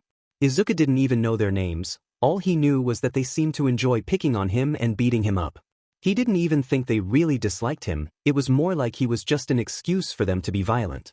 Izuku didn't have enough time to try and find a way out. As soon as he made eye contact he was being shoved against the wall and his things were sent plummeting to the hard floor. His shoulder blades dug into the concrete wall against his back and Izuku opened his mouth to cry out. But then there was a clammy hand planted firmly against his lips and preventing any noises from escaping. The teachers didn't particularly care about Izuku and the boys likely wouldn't get into very much trouble, but they'd still have to stop if they were caught. As one of them held him to the wall, one hand clamped against his mouth, the other punched him in the stomach, spewing insults and mocking laughter at him. A spear of pain shot through him, and as his lungs were emptied of air, Izuku was reminded of the night before, when he lay prone on the floor and begged his father to take pity on him. The vision sent shivers down his spine and left him more breathless than the punch to the gut had. The abuse didn't last long, as luckily for the greenette, the warning bell sounded then, and that hit to the stomach was all the bullies were able to get in before they were forced to let him go and move on, lest they be punished for being late to class. Still, that one hit was all it took to leave the teen dead-eyed and distant, and upon releasing their grip on the green-haired boy, he collapsed to the floor, the receding babbling noises of their snickering and name-calling falling on deaf ears. Izuku was alone, but if you'd asked him, he'd tell you he wasn't. His father was right there, leaking fountains of tar-like vitriol that wrapped around his throat in thick cords and deluged him in blackness. This was his fault. Somehow, someway, he'd brought this upon himself. It must have been because he wasn't good enough, because he couldn't be what his father had wanted. He couldn't. It's okay. You're okay. Hisashi isn't here, you're used to this. It's okay. His brain accepted those words as fact, but his heart refused to believe them. Hisashi's silhouette blanketed the already distant horizon, blocking the sun out entirely and bathing him in moonlight. Goosebumps rose on his flesh, and Izuku smoothed his palm over them. It had been hard before, back when it was just the school bullies that marred his skin with cuts and bruises, but at least then he'd always had a home, a place to return to where nothing existed except the moments hanging on their living room walls and his mother's soft voice, somewhere to escape to when he felt unsafe. Now, he didn't feel safe anywhere. Izuku sighed deeply and stood up, wincing as he did so. It hurt, and the unpleasant reminder of last night stained his skin like body paint you couldn't rub off, but he wasn't off the hook. He still had grades to keep and a work ethic to maintain. The green-haired boy made it to class before the final bell and sat down in his seat, pulling out his notebook and marking it with the day's date. He didn't bother to look up or offer his usual polite smiles and soft greetings, too afraid to catch someone's eyes. He was exhausted and shaken, and with that last encounter Izuku wasn't sure he could cover it up. He was too detached from his surroundings to feel the crimson eyes burning holes in him. Something was obviously up with the nerd. He hadn't been that nervous around Katsuki in a while, and he'd looked despondent all throughout class, staring at his hardwood desk with all the attention of a young supportive mother watching her brat's first soccer game. Plus, the blonde had watched as the green-haired boy wrote down the day's date and then nothing more. It was like whatever had been affecting him had just absorbed his awareness completely. Something was definitely wrong, something Deku wasn't telling him about, and Katsuki wanted to find out what that something was. So as the angry blonde grabbed his lunch, he passed up the table he and the extras usually sat at in order to search for the idiot. Said extras noticed, unfortunately. "Hey Katsuki, where are you going?" Extra number 2 called out, planting one hand on the table and grabbing Katsuki's arm with his other hand's extended fingers, a look of confusion on his face. "None of your business," Katsuki barked, yanking his arm out of the other's grip easily. "It is our business. You sit with us every day." Katsuki's grip on his bento box tightened. "I don't have an obligation to sit with either of you. I can do what I want." "Yeah, but why do you want to sit somewhere else suddenly?" "Like I said, moron, none of your business." Katsuki replied easily, already beginning to walk away again. "You're looking for Midoriya, aren't you? We saw you talking to him this morning. Don't you hate him?" Extra number 1 pointed out, calm and smug as ever. Katsuki's eyebrow twitched and a familiar tingle itched at his clenched fingers. "Did you not hear me the first 2 times, extras? None of your effing business." "You're still calling us extras?" Extra number 1 said at the same time extra number 2 exclaimed, "Come on, Katsuki, we're friends aren't we? Tell us." The volatile boy just flipped them off and left with a final exclamation of, "I don't have time to deal with you idiots, F off." Extra number 1 simply sighed and went back to eating while the other complained loudly at Katsuki's back, attempting to get his attention by waving his long fingers around. It didn't work. Katsuki spent nearly 10 minutes searching the school, tearing down hallways and shoving open every classroom door along the way, heedless of the many heart attacks he was instigating in innocent bystanders. To both Katsuki's relief and utter exasperation, he finally found the nerd in the last place he looked, those green curls standing out like a beacon and catching Katsuki's eyes as he slammed the door to the roof open. Deku, predictably, jumped up from his spot on the hard cement and whirled around at the sound of the door crashing against the metal stairwell wall. He gaped soundlessly at the blonde, his lunch left half-eaten on the ledge of the building, and Katsuki felt a twinge of unease at how close the nerd had apparently been to the edge. However, he pushed the emotion back down. The idiot wasn't that FNG stupid. So this is where you eat, huh? Katsuki asked, glancing around briefly before clicking his tongue and sauntering over to the shocked greenette, hands shoved in his pockets to give off an air of unconcern. Choose a place that's easier to find next time, shitty nerd. Kaken, what are you doing up here? Why were you trying to find me? The green-haired boy questioned. Katsuki sat down next to the other and yanked on his arm, causing him to stumble slightly before he hesitantly took a seat beside the blonde, tucking his legs underneath him. After taking a modicum of time to properly take in his surroundings, Katsuki could kind of see the appeal of eating up there. The view was pretty, and it was just cool enough up there you were able to enjoy the midday sun without suffering from heat slide. Sunburn was definitely still a worry, though. A&G nerd probably brought sunscreen up there with him. Even so, the roof, by all accounts, was a weird diamond place to go eat every day. The cement was rough and uncomfortable, and the occasional gusts of wind were bound to steal a fry or two. Plus, he imagined it would get lonely quick for someone as social as Deku. Nerd hated being alone, though he supposed the greenette was probably used to it by now. After all, he hadn't really had a choice most of his life. No thanks to me, Katsuki's brain pointed out to him. He scowled at the thought, muttering a quiet, "Shut up," to himself. But I didn't say anything. Deku piped up incredulously, having overheard. Katsuki glanced back at the greenette, taking in the dubious tilt of his brows, and turned away before the guilt stewing somewhere deep in his abdomen could make him say something moronic. "Tisich, forget about it. I came to find you, 'cause something is obviously wrong. Things usually aren't right with you, but today they're worse, and I want to know why." Deku laughed a little at that, soft and anxious. Katsuki squinted his eyes suspiciously at the sound. The green-haired idiot was obviously attempting to sound nonchalant. Too bad he SEKD at acting. "Really?" the freckled boy asked. "I don't feel any different than normal." Katsuki studied the other carefully as he said this, looking for the telltale signs the other was lying. Sure enough, the boy's pupils flitted away, jittery and unfocused, and a freckled hand was brought up to the nape of his neck. Katsuki frowned deeply. "You're lying to me." Deku sat upright at that, turning to face Katsuki with eyes blown wide. After a moment, though, his expression melted into one of melancholy, a self-deprecating smile overtaking his lips. It didn't look right on the freckled boy, and it made Katsuki want to punch something. "You've always been able to read me so well. Kaken really is so amazing." Katsuki brought a hand up to Deku's head, letting it hover there beside him until the green-haired boy looked up. As soon as he did, the blonde flicked him in the middle of his forehead, eliciting a yelp and a whine from the little baby as he rubbed the red spot, his bottom lip jutting out in a pout. Katsuki retracted his hand and promptly averted his gaze, choosing instead to glare at the tops of the houses down below them. "Stop calling me amazing all the effing time." He wasn't amazing. Well, he was effing awesome, thank you. He just didn't feel as amazing as he used to. Not recently, at least. "You're just super obvious, you idiot. Anyone would be able to tell you're lying." "Okay, but Kaken is amazing." The red-eyed boy sighed, crossing his arms over his chest once again as he shifted slightly on the rough concrete beneath him. He was just gonna have to let the nerd keep saying it, because there was no way he'd tell him it bothered him. As far as anyone knew, nothing bothered Katsuki Bakugo. "Yeah, I know. Now tell me what the hell is going on with you." "It's really nothing, Kaken. It's not a big deal, I'm just having a bad day is all." "Did you already forget I can tell when you're lying, shitty nerd? It's not nothing." So far, all Katsuki knew was that he was having a bad day and it was a big deal. Why was it a big deal? Was every bad day a big deal for him? "I didn't forget, I just don't want you to worry yourself over this." "I'm not effing worried. Still, you don't need to go out of your way for me. You've already done so much."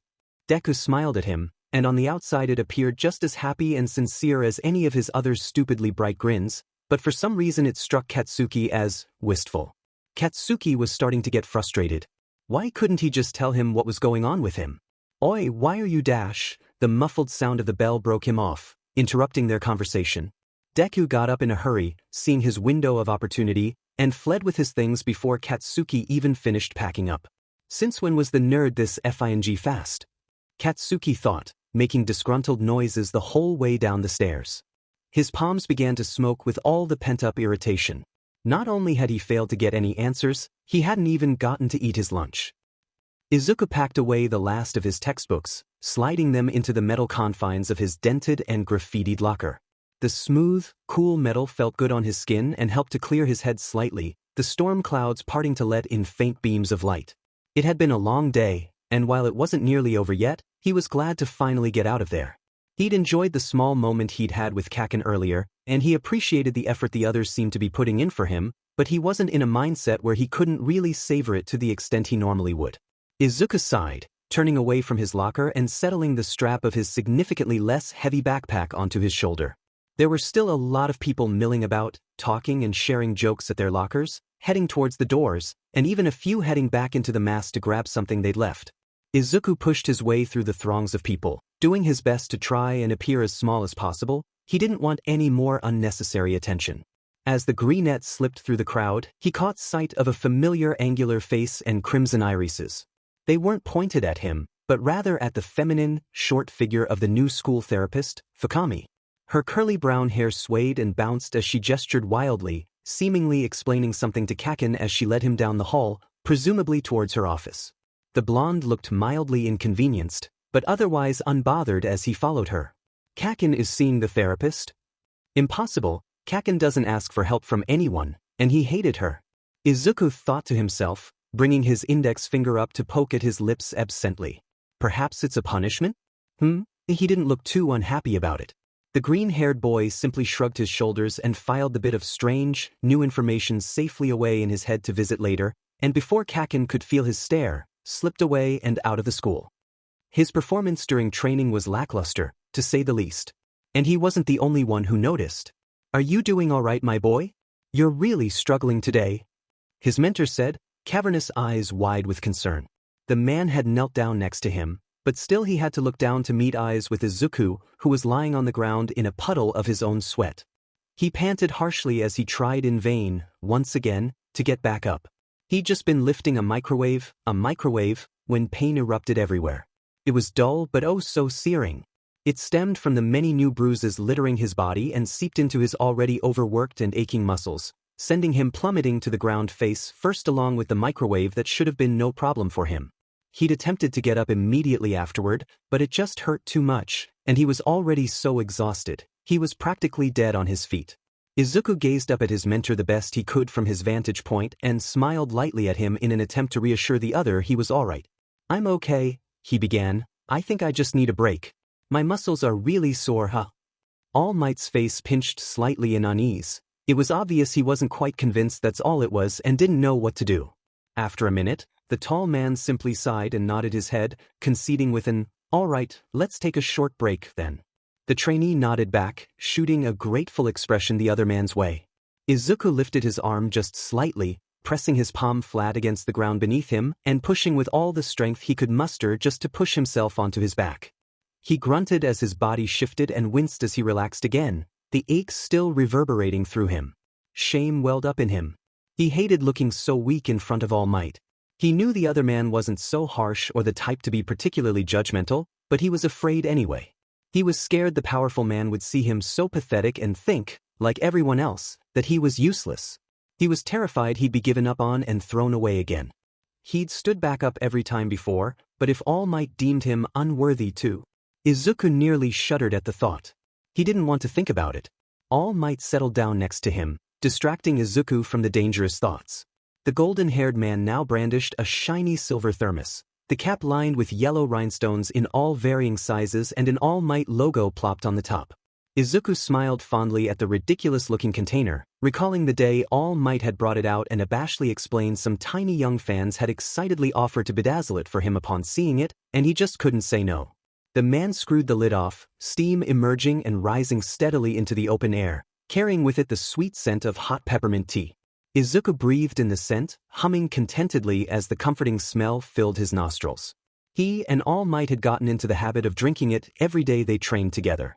The tea was delicious and refreshing, and as an added bonus, a muscle relaxant. The taste was bliss on his tongue, and the feel of it sliding down his throat had always soothed the greenette in a way words just failed to describe. It was just one of those small things you couldn't help but become attached to, he supposed. He suspected All Might mainly brought it for him, having noticed how much he loved it. The older man carefully poured some of the burning liquid into the cap of his thermos and handed it to Izuku, who took it with shaking hands. The other man then slid his hand under Izuku's skull, cradling it gently and helping Izuku to sit up just enough to drink. Taste all right? I made it myself. All Might admitted, following the sentence with a nervous chuckle. Izuku nodded wildly as he swallowed, or as wildly as he could right then, which admittedly wasn't actually all that wild. Tastes great, All Might. I love it. Or do you just like it because I made it? No. I mean, well, kind of, but I mean, I would like it anyway. It's good. I promise. All Might laughed a bit, shaking his head. Calm down, it's quite all right. I was just joking. The man stared down at him fondly, mirth radiating from his gentle smile. You really are such a fanboy. Izuku smiled right back at him, happy his previous fears seemingly were not coming to fruition. Yes, sorry. Izuku said, bringing his lips to the lid once more and taking another sip. All Might waved his other hand dismissively before settling back into a comfortable silence. Izuku was almost done drinking, the warmth from the tea having already started to relax him, when All Might spoke up again. So, how is it having Hisashi back? I imagine it's nice, having a complete family again. All Might was smiling at him, emitting nothing but an air of genuine curiosity and happiness for his pupil, but just the mention of his father's name had that warmth inside him curdling into rotten chunks that refused to waste away. And my father? How do you know about that, All Might? Yes, I suppose I should have mentioned that first. Well, I've actually been talking with Inko. We bumped into each other at the store once and, well, she's a very talkative woman. Not that that's a bad thing, of course, I actually had quite a fun time talking to her. I still see her from time to time, All Might admitted, his gaunt face flushing redder and redder as he rambled on. Though Izuku didn't notice that detail, too stuck on his thoughts of, All Might talks to my mom? Is this a regular occurrence? When does this even happen? How did I not notice? After a minute of contemplative silence, All Might cleared his throat, drawing Izuku out of his thoughts. Anyway, are you feeling any better, young Midoriya? Izuku set down the now empty lid and sat up. He supposed he did feel a bit better, at least physically. Yeah, I think I can do some more. Fantastic. If you need to take another break, just let me know, alright? There's still plenty of tea left. All Might held out his hand, and Izuku took it, a smile pulling at his lips. Maybe he had a place he could feel safe after all. Thank you, All Might. The sun shone down on green and blonde locks, highlighting the colors and casting a soft glow across smooth and freckled cheeks alike. It was completely silent as they walked, the space around them filled with nothing but the sound of soles thudding on the pavement and the occasional crunch of a stray leaf. It had been several days since their lunch together, when Izuku had something to hide and Kaken kept prodding, and it was now Friday, the day they'd agreed to meet up to research Izuku's mental issues. They were walking side by side on the sidewalk, lips sewn shut and eyes locked on the path ahead of them, and it couldn't have been more awkward. Most likely because after the bell had interrupted Kaken's interrogation and they split ways, they hadn't really talked. Izuku had, admittedly, been avoiding him. Kaken was just too perceptive and the greenette couldn't risk him figuring something out. Plus, the thought of hanging out with the other alone in his house was nerve-wracking. He'd honestly been hoping Kaken had forgotten about their arrangements, or that maybe he'd discarded the idea when Izuku started avoiding him, but then Friday came around and the blonde was dragging the smaller teen out of the school building and down the street towards his house without giving him a chance to protest, one strong fist choking the cotton of his jacket collar the whole way. Izuku started hesitantly, grabbing and pulling at the sleeves of his uniform. He was trying to start a conversation in the hopes of making this journey less awkward. The sun is really pretty today, isn't it, Kaken? Kaken huffed and continued to glare forward, obviously unimpressed. Izuku mentally facepalmed. God, he was such an idiot. Kaken hated small talk, everyone knew that. The greenette cleared his throat a little and willed the light flush of embarrassment rising on his cheeks to go down as he tried again. I saw you the other day during quirk training. You were so awesome like always. Izuku looked up at Kaken somewhat expectantly, but his expression hadn't changed. He also didn't say anything, which Izuku took as the okay to keep going. Why, they actually let me take notes on you guys during training. Since I can't really participate. Anyway, you've definitely gotten a lot stronger. You've always improved kind of fast, but ever since the sludge villain incident, your technique and skill have skyrocketed. You must be practicing so hard. I mean, you haven't hit me with one of your explosions in a while, but I can tell even from the distance to dash. Will you shut the F up? You're too damn obsessed with quirks and your shitty FING notes. Kaken barked, his porcelain-like face pinched in annoyance. Izuku quieted immediately, snapping his jaw shut as red splotches bloomed all across his face. He had a tendency to ramble, and he knew he sounded crazy. It was humiliating how often it happened and how often he had to be told to stop, but he just couldn't help himself, especially when it came to quirks. Quirks were one of the only things Izuku felt comfortable talking about.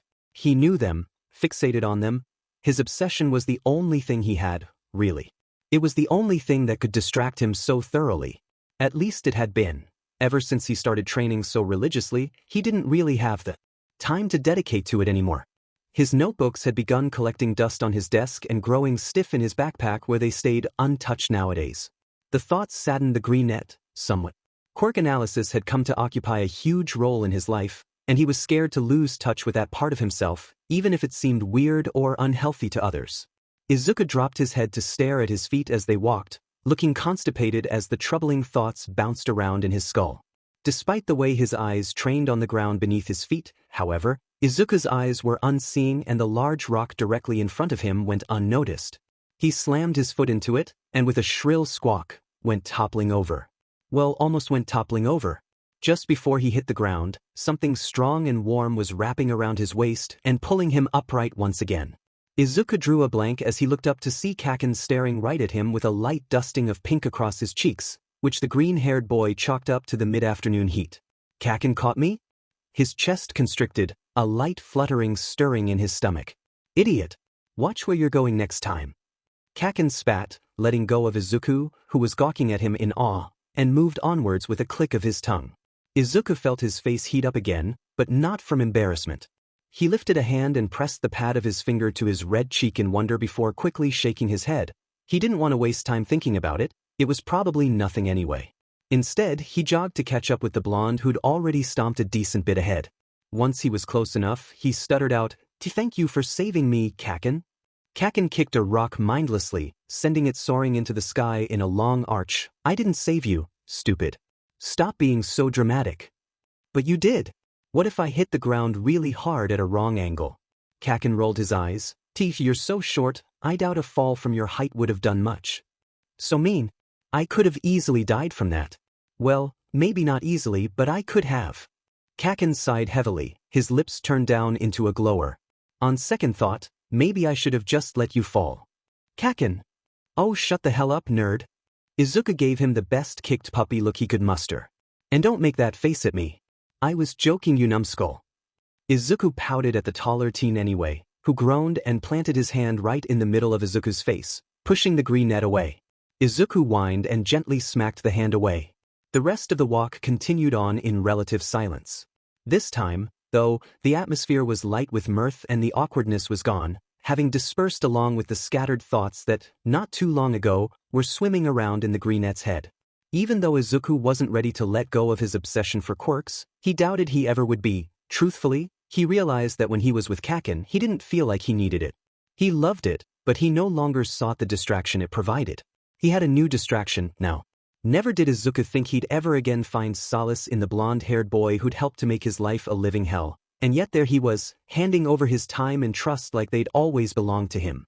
History was doomed to repeat itself, but somehow, Izuku thought that if anyone could be the exception to that rule, it was Kaken. "Oh my gosh, Izuku! I can't remember the last time you stood in my doorway," Mitsuki exclaimed, a wide smile plastered on her face as she extended her arms for a hug. She wrapped Izuku up in them, squishing him flat against her. "Is my son treating you all right? You two get paired up together for a project or something? Poor you if that's the case. I know my boy can be insufferable sometimes. Stop talking about me like I'm not here, you old hag." Kaken screeched from where he stood next to Izuku, arms crossed and hackles raised. Izuku chuckled and pushed away gently, escaping the clingy arms of the exuberant woman. "Actually, Aunt Mitsuki, there's no project. Kaken and I are just..." Izuku trailed off for a moment, searching for the right words. What were they doing exactly? Hanging out? He finished, completely unsure. Kaken scowled a bit, but didn't correct him. Mitsuki lit up. "You boys finally made up?" I was starting to think it would never happen, what with how bull-headed my son is. You two used to be so cute when you were little, I was so disappointed when I found out you weren't friends anymore. Mitsuki shouted cheerfully, bringing her hands up to squish their cheeks together. Izuku squeaked, a little nervous. Then he chanced a glance over at Kaken, who looked beyond angry at the unwanted contact, baring his teeth at his mother and growling. He's like a dog, Izuku thought, giggling a little. Kaken side-eyed him, eyes narrowed in a glare at the sound. The hell you laughing at, nerd? Kaken yelled at him predictably, a lisp to his words from having his cheek pressed up against Izuku's. Nothing, Kaken. Izuku garbled innocently. Oh, how sweet. You're bonding. Mitsuki squealed, removing her hands from their faces and wrapping them around their shoulders instead, pulling the two into a three-way hug that had Izuku stuttering and Kaken practically foaming at the mouth. Masaru, sweetie. Izuku and Katsuki are bonding. That's great, honey, called back a distant voice. Nobody is bonding, you stupid hag. Let me go. Kaken hollered, straining against his mother's death grip. Mitsuki rolled her eyes but did as he asked, removing her arms from their shoulders. So, to celebrate yours and Izuku's bonding dash. We're not. Izuku should stay for dinner. I'll make you, what was your favorite again? Wasn't it curry or something? Izuku opened his mouth to reply, but before he could get anything out, Kaken was speaking up. Don't act so happy to see him when you don't even know what his favorite food is. How can you not remember something as simple as katsudon? Both Mitsuki and Izuku were stunned into silence at that sentence. Izuku stared at the blonde with wide eyes, his mouth dropping open to form a small Kaken, remembers my favorite food? The thought made Izuku feel warm all over and brought a smile to his lips. Mitsuki crossed her arms over her chest and smirked at her son, raising one eyebrow to complete the look. Kaken, realizing his mistake, went cherry. He scowled deeply and grabbed Izuku's wrist, yanking the poor green-haired boy over to the stairs. Oi, hold up, brat. We ain't done talking yet. Mitsuki called, the smugness now replaced by indignation. Shut up. You can talk on your own time, stop wasting mine. And before Mitsuki could protest further, Kaken dragged the greenette all the way up the stairs and into his bedroom, where the blonde promptly slammed the door loudly. Should you really be that rude to Aunt Mitsuki, Kaken? She's just excited. Shut the f***, nerd. Kaken said, walking across his room to plop down at his desk. Izuku followed and stood beside him as he watched the blonde open up a sleek black laptop. Kaken leaned back in his seat as he turned it on, only to glance at Izuku and stand right back up, huffing. Izuku was confused at first, watching him, but all the pieces clicked into place when he saw Kaken grabbing an extra chair that had been pressed up against the wall along with the blonde's assortment of dumbbells and pulleys. Kaken dragged it over for him wordlessly and plopped back into his seat, ignoring Izuku's quiet, "Thank you, Kaken." As the laptop screen lit up, Kaken leaned forward and got to work, typing in a short and concise version of the symptoms Izuku had described. Izuku grabbed underneath the seat, pulling it forward with him as he scooted closer to the screen.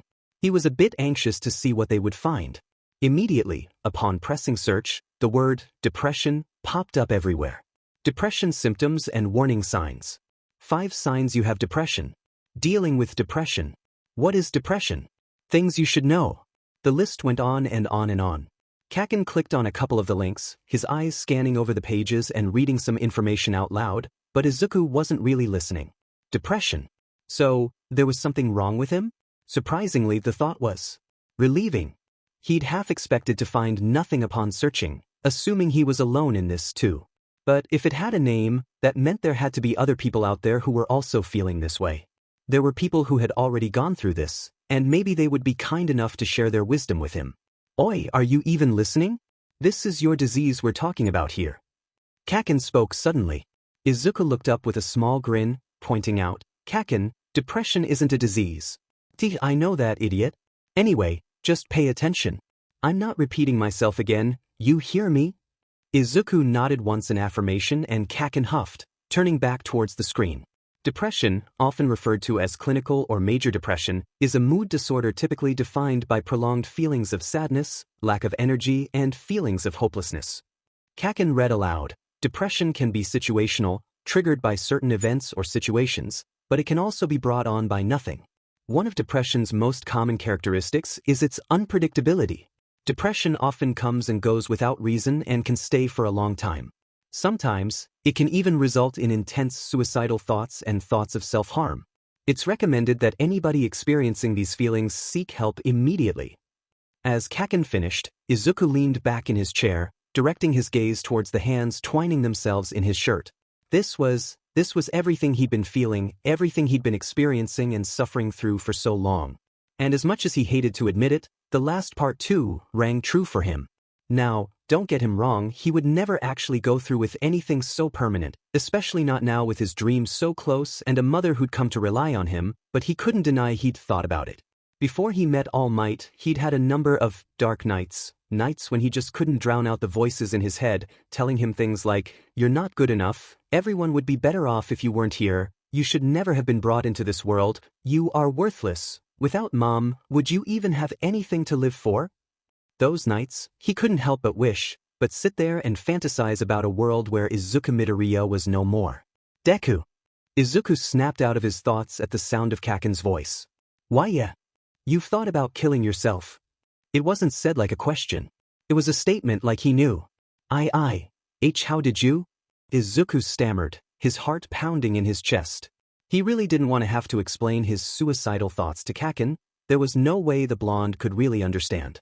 "You were muttering." "Oh," Izuku breathed out. "Oh no, why? Why did his bad habit always have to act up at the worst of times?" How much did you hear?" "Enough." Izuku's mouth flapped uselessly as he attempted to produce some kind of a response, but ultimately he just let his lips fall closed, not really knowing what to say. Kaken turned away from him, a serious look on his face. The greenette shrunk a little in his seat, shame welling up like acid in his stomach. After a long pause, Kaken finally put an end to the greenette's silent suffering and spoke up. "I told you to kill yourself. I planted that idiotic FING idea in your head." The blonde uttered, expression indistinguishable. The only indication he was feeling anything at all was the drop in his voice, an octave Izuku had long since associated with deep anger. Usually, the sound sent alarm bells ringing in the green-haired boy's head, as it used to almost always end up directed at him. This time, Izuku could tell the anger wasn't for him. "I knew you were a moron, but I didn't think you would be so stupid as to take me seriously," he continued. This was the part where most people would get angry and call the blonde out for victim shaming, but Izuku knew better. It was so obvious to the greenette that the other was more furious with himself than anyone else.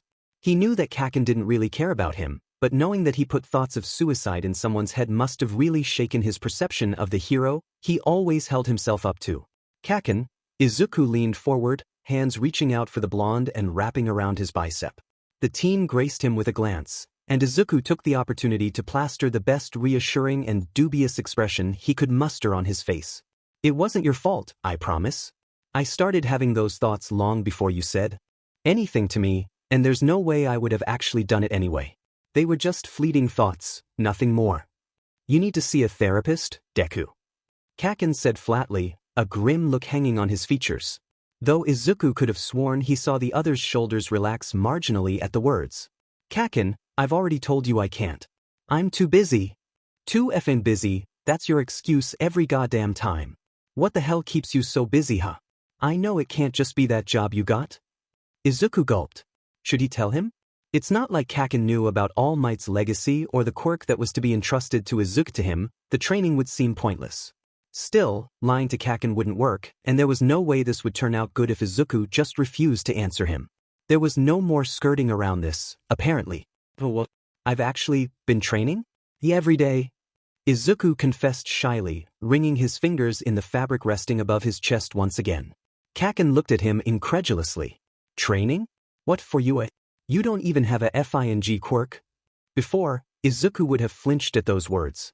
Would have ducked down and stayed silent. But that was before, when all he was ever told were the things he couldn't do, when Kaken had been constantly and consistently cruel and spiteful, and Izuku had been weak. Now, he had someone telling him he could succeed, Kaken in his corner, and he wasn't weak any longer. So instead of backing away, as irritation pooled in his gut, Izuku rose to the challenge. "Kaken, I can do it.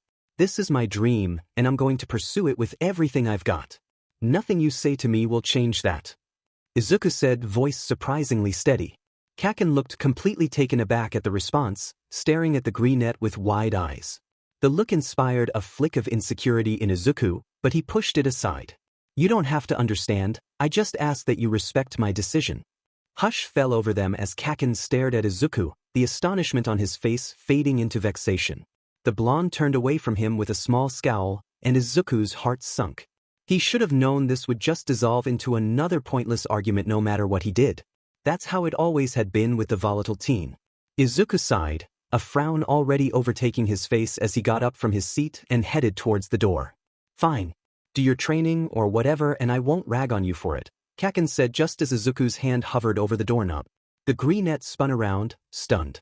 The Kaken he knew before would have never conceded over anything. But the others started again. Well, of course, there were conditions. Well, Izuku would take what he could get. I have to come with you. Izuku blinked. Then blinked again. Until, what? Kaken snarled, crossing his arms over his chest and kicking his feet up on his desk as he leaned back in his chair. You've heard me, nerd. I'm coming with you. But why? I don't have to explain myself to you. Kchan, please. The blonde rolled his eyes with a click of his tongue, pulling at a loose thread on his uniform absent-mindedly as he explained, you can't see a therapist because of your stupid training, so obviously the next best thing is to have me there. You already talked to me anyway, and this way it won't be a waste of my time because I can still work out. I have a coach, Kaken. It's not like I'm alone, Izuku said, mainly to offer the blonde an out. He appreciated the thought, truly, and honestly having Kaken there with him didn't sound bad at all, but he didn't want to inconvenience him. Do you talk to him about any of this sheet? Kaken asked, flicking a finger at the bright laptop screen. No. Izuku admitted, glancing from the screen to Kaken's self-satisfied ruby eyes. See? You need me. Izuku smiled shakily at the words, but his lips didn't wobble in the way they did when he was sad or scared. No, he was grateful. He supposed he did kind of need Kaken. It was a weird feeling. Thank you, Kaken. The blonde grunted and turned back towards his laptop, presumably to do more research. Izuku grabbed his own arm without thinking as he approached the blonde, accidentally touching a bruise. Izuku hissed the air through his teeth at the muted sting, yanking his hand away. Naturally, Kaken noticed. The blonde was immediately irate, his fiery red orbs swimming with immense displeasure as he came to some kind of conclusion in his head. Did you FING cut again? Do you have more razors hidden? He yelled, yanking Izuku closer by the hem of his sleeve. Izuku yelped and instantly began shaking his head. No, I promise, Kaken, I haven't. Izuku insisted as the blonde shoved up his sleeve, exposing his pale skin and the dark bruise that tainted it.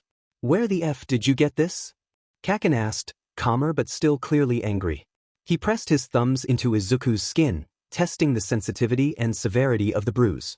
Izuku flinched subtly, and Kaken's thumbs moved away. That I was hit, Izuku admitted.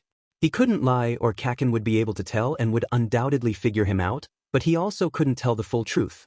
So he just told him what was obvious, and nothing more, and hopefully, Kaken would do what he does best and jump to conclusions.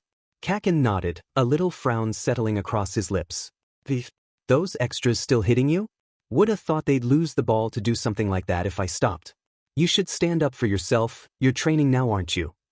Izuku hummed a bit, the brief bit of fear he had at Kaken finding out petering away. Well, I should probably go. I have to hurry home so I can get ready for my shift, Izuku said, taking his arm back and sliding the sleeve back down to cover the cover mark. But thank you for having me over, Kaken. Yeah, whatever. I'll see you later, nerd. Kaken turned away from him, pulling out journals and books from his school bag. That's right, they had homework to do too. Izuku grabbed his yellow backpack off the floor and slung it over his shoulder, waving one last time to the blonde before he left, who didn't give him any indication he even saw said wave. Izuku apologized to Mitsuki for not being able to stay till dinner and left with a promise to come back sometime. As he stepped out of the house and into the light of the setting sun, Izuku sighed, an ambiguous sound that was neither happy nor sad. He had a lot to think about that night. Izuku glanced around anxiously before lifting his phone to his face to check the blinking numbers on the digital clock for the nth time. All Might was late. He was supposed to meet him outside the local cafe at 5 o'clock to discuss Kaken's possible participation in practice, but 5 o'clock had come and gone and still there was no sign of the pro hero. Izuku sighed. He had tried to talk to him about it during training, but the other man had just lifted a hand and said, "Hold that thought, young man." This is starting to sound like something we should discuss over lunch. Luckily, Izuku didn't have work that day and was able to agree to a meetup, and so All Might had left for home so he could change and grab his wallet, and Izuku had done the same. Now, the green-haired boy sat on a wooden bench right outside the large cafe windows, sinking ever lower into his baggy brown sweater and watching kids jump over cracks in the sidewalk as he waited. The wind that was previously comfortably cool was now uncomfortably chilly, and the green-haired boy pouted into his sweater despite the fact there was no one around to see it. Honestly, Izuku had a suspicion that All Might didn't even truly need to think about it much. He just wanted an excuse to spend more quality time with his pupil. Izuku wasn't going to complain. Just a few months ago, Izuku was sure any conversation with the other man would be an imaginary one carried out through the television at 1 a.m. on an otherwise stale Saturday night. Never in his wildest dreams would he have foreseen a future like this. If this was the only big surprise he ever got in his life, Izuku would be okay with that. "Midoriya, my boy." A booming voice sounded, sending all the birds nearby hightailing it to the clouds and Izuku's but hopping an inch off his seat. "All Might, you're here." The thin man jogged up to him, sweat dampening his hairline and an apologetic smile on his face. He, too, was dressed in a sweatshirt, though it paraded All Might's signature yellow color instead and fit him much more snugly. "I apologize for being late, my boy. I got stopped by some fans on my way. And please call me Mr. Yagi in public." All Might whispered the last part, flicking his eyes towards the people idling around them as he pulled the cafe doors open. "Alright, sorry, Mr. As soon as Izuku stepped through the threshold, a wave of pleasant heat hit him, followed closely by the somehow not overpowering smell of coffee beans and chocolate. The main lights were dimmed significantly, the glow in the room coming mostly from the fairy lights that traced every corner and crevice. Bookshelves were dispersed sparingly between the tables, all crammed full with books, plants, and decorative knickknacks. It was so cozy and aesthetically pleasing, the atmosphere had tension Izuku didn't even know existed trickling away. The two made their way over to a small two-person table, sitting across from each other in soft padded chairs. There were already menus there, just a couple of small, single pages lined with rose gold glitter. All Might picked his up, the tiny menu absolutely engulfed in the man's large hands. He tried holding it with just his index fingers and thumbs instead, and Izuku couldn't help the giggle that slipped from his lips. All Might glanced up at the sound, then back down to his hands holding the menu so daintily, and conceded a chuckle of his own. "These are a bit small for me." The man admittedly sheepishly. "It's okay, Mr. Yagi, I can hold it for you." When the waitress came by, clad in a flowy, cream-colored dress and apron, Izuku shyly asked for some chamomile tea as All Might requested a cup of coffee. They also each ordered a cinnamon bun, a coincidence they hadn't planned and shared a small laugh over. "So how is school, young Midoriya?" the other asked while they waited for their drinks and desserts, resting his hands on the table and giving his full attention to the young pupil. "It's going fine. I'm studying extra hard like you told me to. I'm still a bit worried about the written portion of the entrance exam, though," Izuku admitted, scratching at his cheek. "I'm having such a hard time paying attention, even with the added effort. Is it enough?" he thought. He wasn't able to expand on it any more than that, as All Might was then patting his shoulder with his large hand and throwing the greenette off balance. "You'll do great, my boy. You have more determination and grit than most," the man said, radiating the utmost sincerity. "If anyone would be able to pull this off, there's no doubt in my mind it would be you." Izuku smiled at the words and pushed back the tears already beginning to form in his eyes. He really needed to work on that. He just couldn't help it. He didn't really believe those things about himself, but it was still so encouraging to hear. He didn't deserve all this, all the kindness All Might offered him. He lifted a freckled hand up to his eyes and wiped away any traces of wetness. "Thank you, All Might," the greenette said, lowering his voice so he could get away with saying the other's hero name. "It's because of you that I'm able to do anything. You've spent so much time helping me and inspiring me, and I'm so grateful. If it weren't for you, I don't really know what I'd be doing right now." All Might scratched the back of his head. "Tone it down a notch there, young Midoriya. You really don't have to thank me so often. If anything, you're doing me a service." Izuku hummed, deciding not to refute that, even though he disagreed. He'd rather not get into another, "no, thank you," argument. Those tended to stretch on forever. So, he started, breaching the subject they'd gone there to talk about in the first place. "About Kakin, can he join us?" All Might hummed and nodded his head. Isn't he the one who fought with the sludge villain? He's very strong and has a lot of potential, though that attitude of his could use some work. He said. He also seems very competitive. It could be good motivation for you to have him there. Yes, I don't see a problem with him joining us. Izuku cheered happily, though quietly as not to disturb the other patrons. He was glad he wouldn't have to go back to Kaken with his tail tucked between his legs. The blonde would not have been happy to receive a no. But you'll have to call me Mr. Yagi from now on. This secret I have shared with you must stay between us, all right? At Izuku's hum of agreement he continued, and don't think that this will make training any easier. You'll still have to work hard to be ready for the entrance exams. I know that. I'll keep doing my best, Mr. Yagi. I know you will, my boy. All Might reached across the table, ruffling Izuku's fluffy green curls and tangling them further. Izuku whined a little, but there was a happy grin on his face that refused to go away. This interaction, it felt like something that should be familiar to him. It was pleasant. The waitress came by, then a large platter balanced on one hand. Their drinks and pastries were set in front of them, and they both began to dig in. By the way, young Midoriya? All Might said in between bites. Izuku swallowed the piece of cinnamon bun he'd been chewing and swiped his thumb over the corner of his mouth, collecting the sticky sugar that had been left behind there. Yes. Why do you call young Bakugo Kaken? Izuku choked on his chamomile tea. All Might proceeded to share many stories from his childhood, revealing the many ways in which he was similar to Izuku. He'd also grown up quirkless and knew the pain of being rejected by society, something that Izuku took comfort in. The green-haired boy didn't talk about his own experiences, but it was nice to receive wisdom from someone who'd been there before and made it to the other side. It meant it was possible, even for someone like him. The steam had stopped rising from their cups and the cinnamon buns were nothing but a dusting of crumbs on their plates when they finally left, walking down the street together as the sun set and the air got cooler. Izuku knew what was waiting for him at home, but he couldn't help think it was worth it for moments like these. Katsuki fell back into his chair with a grunt of frustration. This wasn't working at all. He'd thought that maybe the internet could make up for his lack of social awareness and emotional ignorance, but no, it seemed content to just tell him things he either already knew or stupid Sheet the blonde wouldn't be caught dead doing. Don't tell them it's all in their head and you can't do anything for them? FING obviously. Tell them flowery Sheet all the time like, you're important to me, and I'm here for you during these trying times? Wouldn't sound right coming from him anyway. Nerd would probably have an aneurysm thinking something happened to the real Katsuki. The blonde slammed his abused laptop. He had no idea how it still even worked, shut with a huff at all the useless information. He was no closer to any sort of answers now than he had been an hour ago when he'd first decided to look it up. He just didn't know what to do in this situation.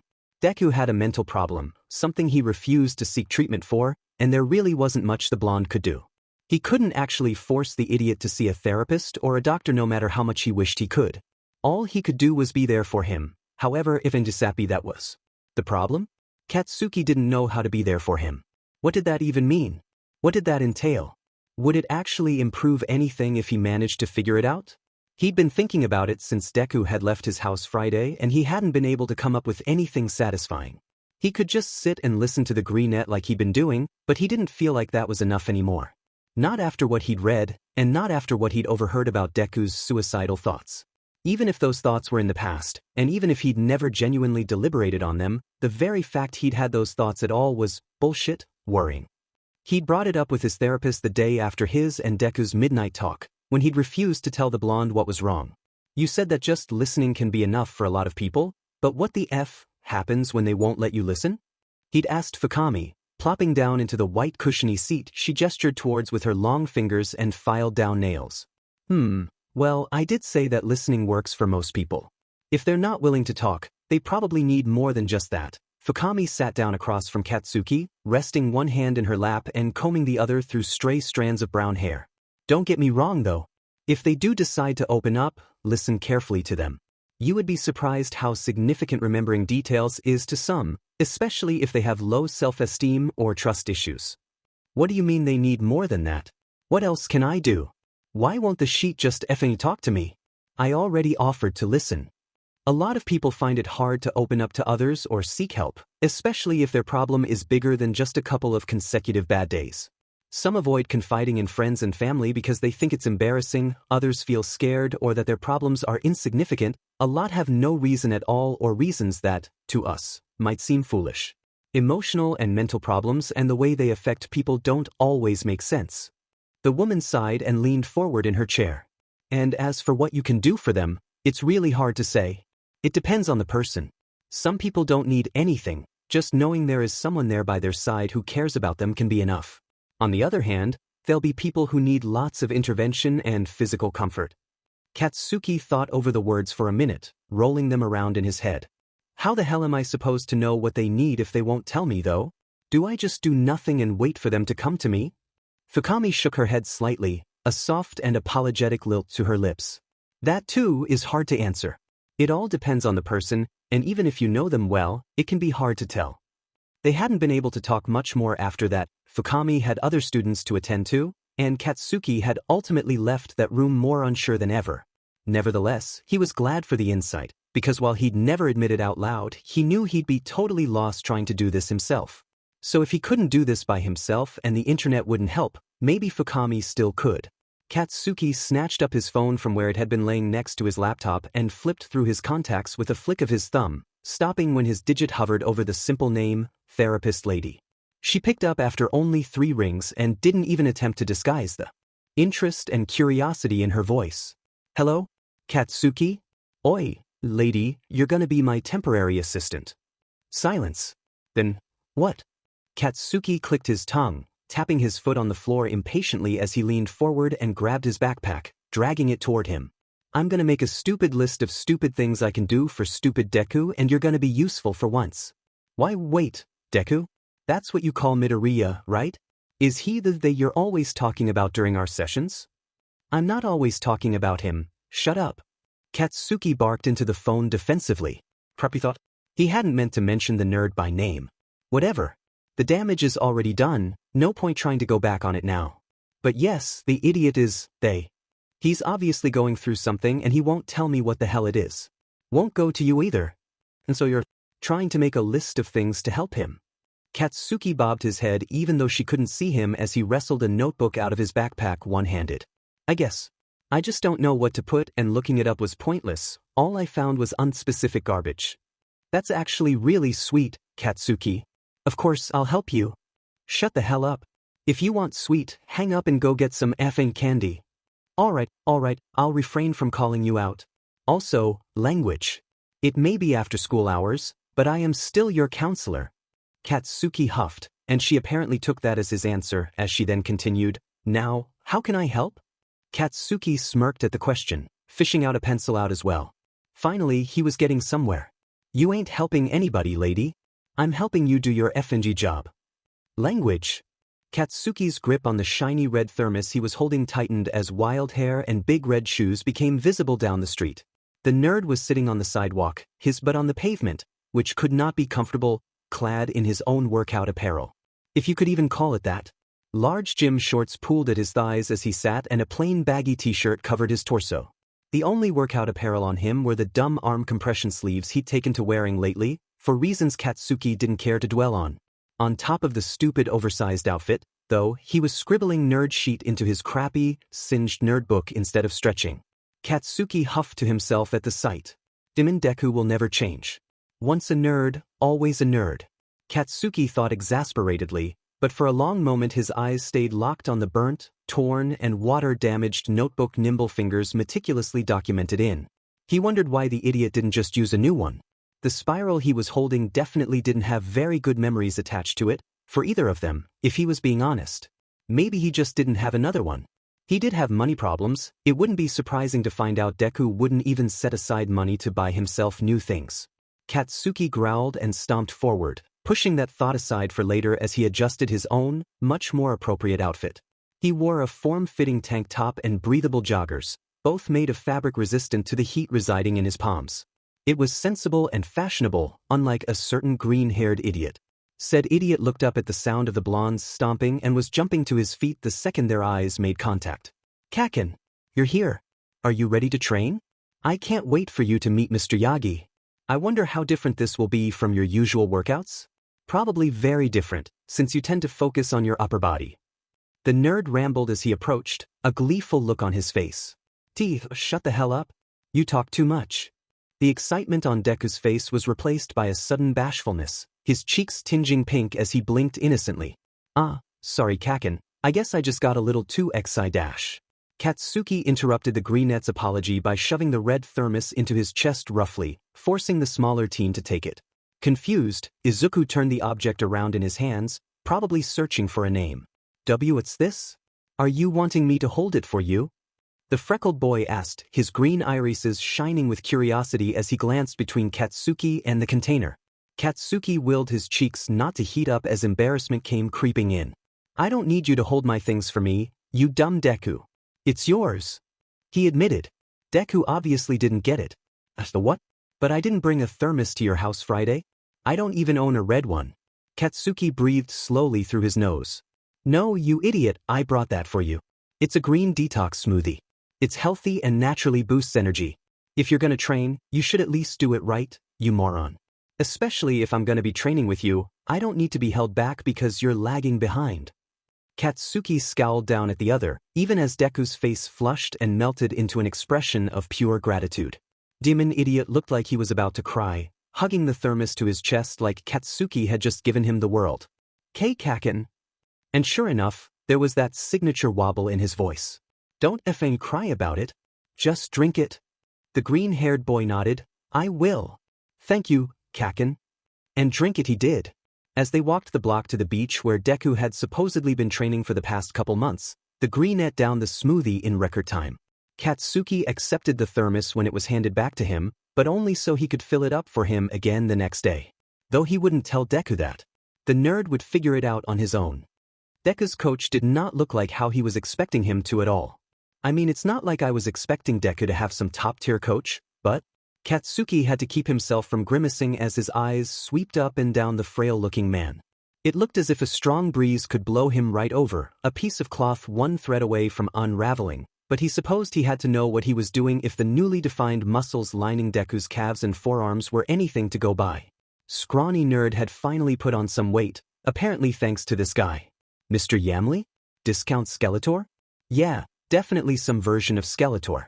Once they were within earshot, the surprisingly tall man raised a thin hand in greeting and called out, Greetings, young Midoriya. Young Bakugu. Hi, I'm Mr. Thegi. Deku stuttered, a nervous laugh tumbling from his lips as the gaunt man coughed at the well, what sounded like a small slip-up. Katsuki raised his eyebrows at the little scene.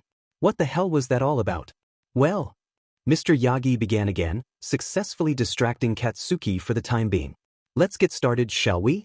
I've already altered your regimen, young Midoriya, to include Bakugu. And don't worry, young Bakugu, I kept in mind your training preferences as described to me by Midoriya. Oh yeah? Katsuki questioned, glancing over at the nerd, who was standing next to him twiddling his thumbs and watching the dirt with great interest. What did he say? He informed me you typically focus on your upper body strength, a good thing with a quirk like yours. Though lower body strength is very important too. You wouldn't want to lose your footing in the middle of a fight. The man said, lifting a finger to slide at his chin as he talked. I think you'll find the workouts I've set up for you two to be unconventional, but effective. Give it a try before you dismiss it entirely. As long as it accomplishes what I need it to, I don't care. Katsuki stated, slipping his hands into the pockets of his sweatpants.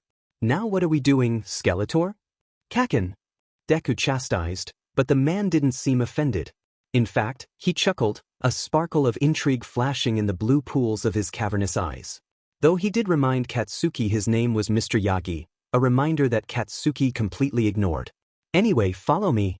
I already have an area sectioned off for you, the man said, gesturing for them to come closer. Mr. Yagi led them further out into the beach, past tall piles of old, rusting household appliances and the occasional trashed car. Katsuki's lips curled up into a disgusted sneer at the towering mound of junk. You've been cleaning all this up? He asked, kicking a dented metal trash can that poked out from the heap. It dented further, but it didn't budge. Yes. Mr. Yagi exclaimed proudly. Well, young Midoriya has. You can't really tell from here, but...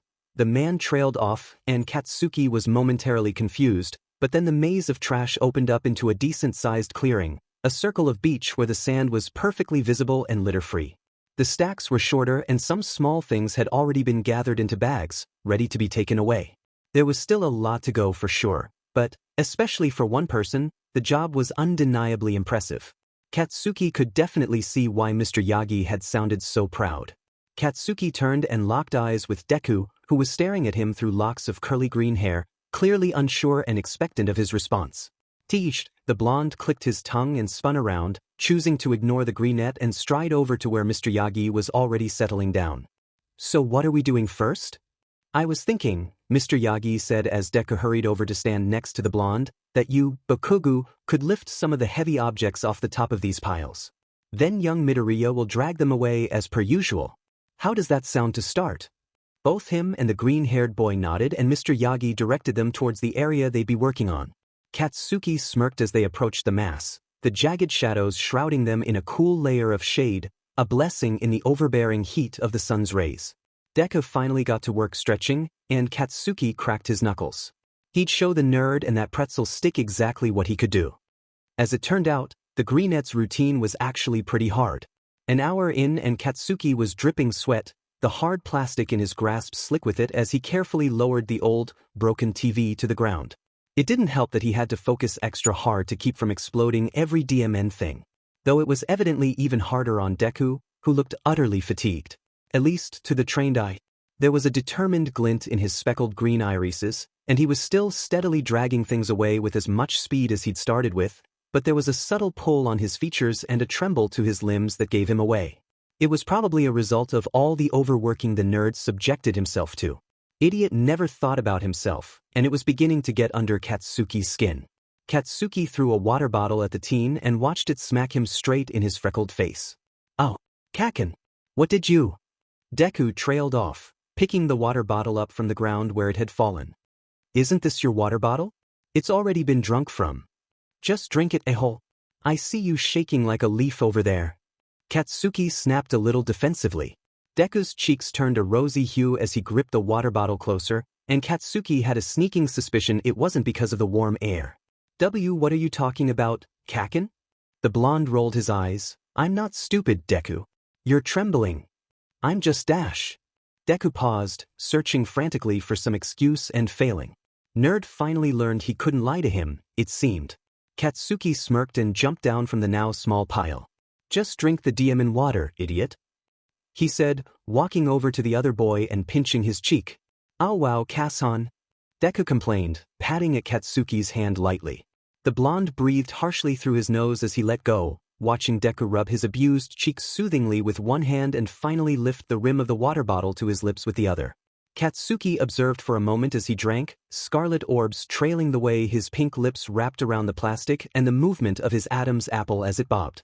Sweat dripped from the greenette's hairline, traveling over soft cheeks, one of which was still bruised pink with irritation, until the salty water collected at the bottom of his chin and dripped onto the nerd's already soaked t-shirt. The white shirt clung to his body in areas he was particularly sweaty, around the sides, in the ridges of his muscles, along his collar and the waistband of his shorts. Katsuki could feel his face beginning to heat up slightly, but this time he did blame it on the warm air. Boys! Mr. Yagi called, his deep voice drawing Katsuki's attention and preventing his thoughts from drifting anywhere they definitely shouldn't. Yes. Deku called back obediently, wiping the excess moisture off his lips with the back of his hand, as Katsuki said, What do you want? I think you've done enough in this area. Now that it's low enough, we can clear it up. Next time. Katsuki nodded, glancing back over to the collection of garbage they'd been cleaning. They'd moved a significant amount, turning the tall stack into a short, scattered pile. Then what are we doing next? I know that isn't all. Well, as you can see, there are still a lot of really high heaps. The tall man gestured around, his thin hand pointing out specific masses. It will make things easier if we can level them out too. Katsuki raised an eyebrow. So you want us to do the same FNG thing all day? Mr. Yagi shook his head, a light chuckle falling from his lips. No, my boy. This time, I want Midoriya to get on your shoulders. What? Katsuki exclaimed, his face burning even brighter. That was not what the blonde had been expecting to hear. Deku sitting on his shoulders? It probably didn't sound like a big deal to most people, but Katsuki Bakugu was not exactly known for his love of physical contact. The only time he'd really touched the green-haired boy for any PRD of time without the intent to hurt was that night at his house, when he'd opened his arms to a sobbing, broken Deku. He hadn't really thought about the physicalness or intimacy of that then. He'd been too focused on the other teen's desperateness and his own guilt, trying his hardest to get control of the situation once again and mend what he'd broken apart. There was no such distraction for him this time. Deku looked a little embarrassed at the words himself. The freckled boy laughed awkwardly as he brought his hands together, wringing them and playing with his fingers. I don't think Kaken will want to do that, Mr. Yagi. Oh, perhaps this seems too hard? I suppose it is very taxing. I can come up with some dash. Don't underestimate me, Eho. I can carry Deku and all that shit no problem. Just watch me. With those words, Katsuki grabbed the greenette's wrist and tugged him harshly towards one of the higher stacks of garbage. Mr. Yagi just smiled and gave a thumbs up as Deku stuttered, eyes wide with surprise as he was dragged along. Kakakin, we don't have to dash. Shut the f***, nerd, and get on my demon's shoulders. The hot-headed teen ordered, lowering himself into a squat. He could practically feel the heat radiating from the freckled teen's face as he gulped and hesitantly climbed on. Deku's legs slid down over his shoulders, his thighs wrapping around the sides of Katsuki's head. The blonde could feel their firmness, the muscle the other had apparently been working hard to get for weeks upon weeks without Katsuki noticing. The red-eyed teen pointedly ignored that, though, and instead focused intensely on his training as he stood up fully, allowing Deku to reach the top. Not that those sorts of thoughts meant anything, anyway. Ultimately, Deku was still nothing but an obstacle in his path. Sure, he cared about the idiot as much as it pained him to say so, and at this point most people would probably consider them friends, but that's all they would ever be. Rivals first, friends second. Katsuki clenched his jaw determinedly, a scowl tugging at his lips. Rivals first, friends second. I'm on Kaken's shoulders. I'm on Kaken's shoulders. Oh my god, I'm on Kaken's shoulders. Izuku didn't really know what to think about the new development. All he knew was that his neck and the tips of his ears were on fire and he wasn't entirely sure why. He figured it was probably due to nerves. The last time he'd been held by Kaken in any capacity was because he was in the middle of a breakdown and they'd both been too preoccupied with that to really think about it. What did the blonde think now? Izuku was afraid one wrong move would mean an explosion to the face. Or as close as the other could get in this position at any rate. The greenette breathed out, brushing off the flurry of worries and emotions to instead focus on the task at hand. With careful movements, he began slowly extracting pieces of rubble and rusted junk. Then, when they were safely encased in his freckled hands, he asked Kaken to lower him, which the blonde did with only a low growl of, "Don't tell me what to do, idiot." They continued on like that for a while with little to no issues, and Izuku was pleasantly surprised. He slowly relaxed and settled more comfortably on Kaken's shoulders, narrowing his attention to only the job in front of them. The blonde was fairly quiet too, squatting down and standing back up dutifully as they settled into a rhythm. The green-haired boy felt a trickle of warmth bubbling up in his stomach, bringing a smile to his lips. Kaken had brought him a smoothie, and now they were working together so flawlessly, and like this no less. Maybe this meant they were becoming friends? That Kaken was doing this for more than himself? Izuku, stupidly, let himself hope that was the case. With their newfound flow, it didn't take as much time as Izuku had been expecting to clear most of the litter, and before he knew it Kaken was crouching down and setting Izuku on his feet. The green-haired boy slid off his shoulders, his legs left cool where they had been pressed up against the blonde's skin. The sensation had Izuku wanting to climb right back on, and Izuku's cheeks glowed pink. Well done, young Midoriya. Young Bakugu. You've gotten a lot done today. I think we can E-dash. The gaunt man paused, stopping mid-step towards the two. His gleeful expression morphed into one of confusion and concern as he continued, Are you two all right? Do you need water? Izuku's face grew hotter at being called out for his blush, but was quickly replaced by wonder when he chanced to glance over at the blonde to see that he, too, was sporting ruby-colored cheeks. Kaken, why are you dash? Shut the hell up. Just need a drink. Kaken mumbled, cutting him off for the 1,000th time that day as he stomped over towards the water bottles. What bothered Izuku, though, was the way the other avoided his stare. The blonde hadn't looked at him since he'd set him on the ground. Izuku frowned a little. He'd done something, hadn't he? He'd done something to upset him without meaning to. He always did this. Every time something was going good, he ruined it. He ruined it, and now maybe Kaken wouldn't want to see him as much anymore. Maybe he would leave Izuku and the greenette would be alone again. Maybe. A nerd. Drink your water. Want to pass out on your walk to work, huh? Kaken yelled, bonking the green net on top of the head with a cold, plastic water bottle and breaking him out of whatever spiral he had been falling into. Oh, thank you, Kaken, Izuku said, grabbing the bottle out of Kaken's hands. You're not angry with me? The taller teen frowned at him. What? Why the hell would I be angry? I guess you wouldn't, Izuku replied as Kaken went back to downing his water. He felt so stupid now. Why did he immediately think all of those negative things? Just because Kaken didn't look at him right away? Get a hold of yourself, Izuku Midoriya. Can't afford to keep overthinking things like that. Izuku shook his head and twisted the cap off his water, lifting it up and bringing it to his lips. He kept his eyes open as he drank it, watching the distorted reflections on the surface of the water twist as the liquid sloshed around. For whatever reason, watching it made him feel calm. Hey Deku, Kaken started, drawing Izuku's gaze toward him instead as he dropped the bottle from his lips. When we're done here, go home and get your school stuff before you go to work. Why? Kaken clicked his tongue and crossed his arms, showing off the muscles in his biceps. Izuku gulped as his pupils dragged across the smooth expanse of skin, showing off years of hard work. Explosions were a force to be reckoned with, a power that, by nature, repulses any near it. That rule applied even to Kaken, whose thick skin was built from birth to be resistant towards it. To battle that fierce recoil, the blonde undoubtedly trained his muscles for many, many hours, sculpting his body to suit his need for strength. Suddenly, Izuku realized Kaken was talking to him. Oh, just hurry it up, alright? And don't let it get to your head. Izuku gulped again, but this time out of fear for his life. I didn't hear what you said. Kaken's eye twitched. This is the end of the line for me. Mom, I'm sorry I couldn't say goodbye to you in person. Please take care of my All Might posters for me. To Izuku's shock, however, the blonde simply closed his eyes, pressed a palm to his forehead, and took a deep breath before replying, Fine, I'll say it one more time. But only once, so listen up, nerd. Izuku nodded his head obediently, eyebrows already set in a concentrated furrow. The blonde rolled his eyes as he began again, Get your school stuff so I can teach you. You've been falling asleep in class, your notes probably SCK. I can sit with you at your job and help you when it isn't busy. Really? Izuku exclaimed, his eyes sparkling with excitement. He had been so worried about falling behind, he knew he wasn't taking the best notes, and the homework had begun piling up. With Kaken's help, he could finally get caught up. He could wait.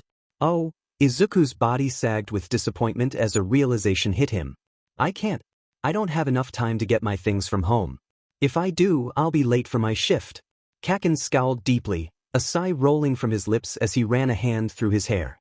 Such a demon pain in the butt you are, Deku. Whatever, I'll get your stuff for you. Just give me your key and tell me where it is. Izuku stilled at that. Usually he'd have no problem handing over the key to Kaken, but if Hisashi caught him there'd definitely be a confrontation. I don't think, he started to say, but then he remembered his father was usually still passed out by this time. Hisashi would go out drinking every night and come home in the early hours of morning absolutely wasted. He'd then waddle down the hall to the living room, collapse on the couch and pass out. He didn't usually wake again until night, and before then he was dead to the world. If Hisashi was asleep, Izuku wouldn't have to worry about any confrontation. Okay, Izuku said finally, digging the key out of his pocket and holding it out for Kaken to take. My stuff is in my room. Thank you, Kaken. The blonde hummed, taking the key from Izuku. I'll see you at the convenience store, Deku. Better be ready to pay attention when I get there. I will, Kaken. So ready. Kaken huffed, and with that, they split ways, each jogging towards their respective destinations. Izuku plastered a smile on his face as a young woman strode up to the counter. Her straight blonde hair was pulled back into a messy, low ponytail, some strands falling into her face as she set a pack of lighters and condoms down onto the countertop. She rummaged through her purse, presumably for her wallet, an unlit cigarette hanging loosely from her lips. Izuku hated encounters like this. He wasn't judging, he didn't know enough about her to be able to make any assumptions, but he always felt so anxious ringing people up when they looked like they were constantly recovering from a bad hangover. He was scared to make her angry by talking too loud, going too slow, or any number of different things.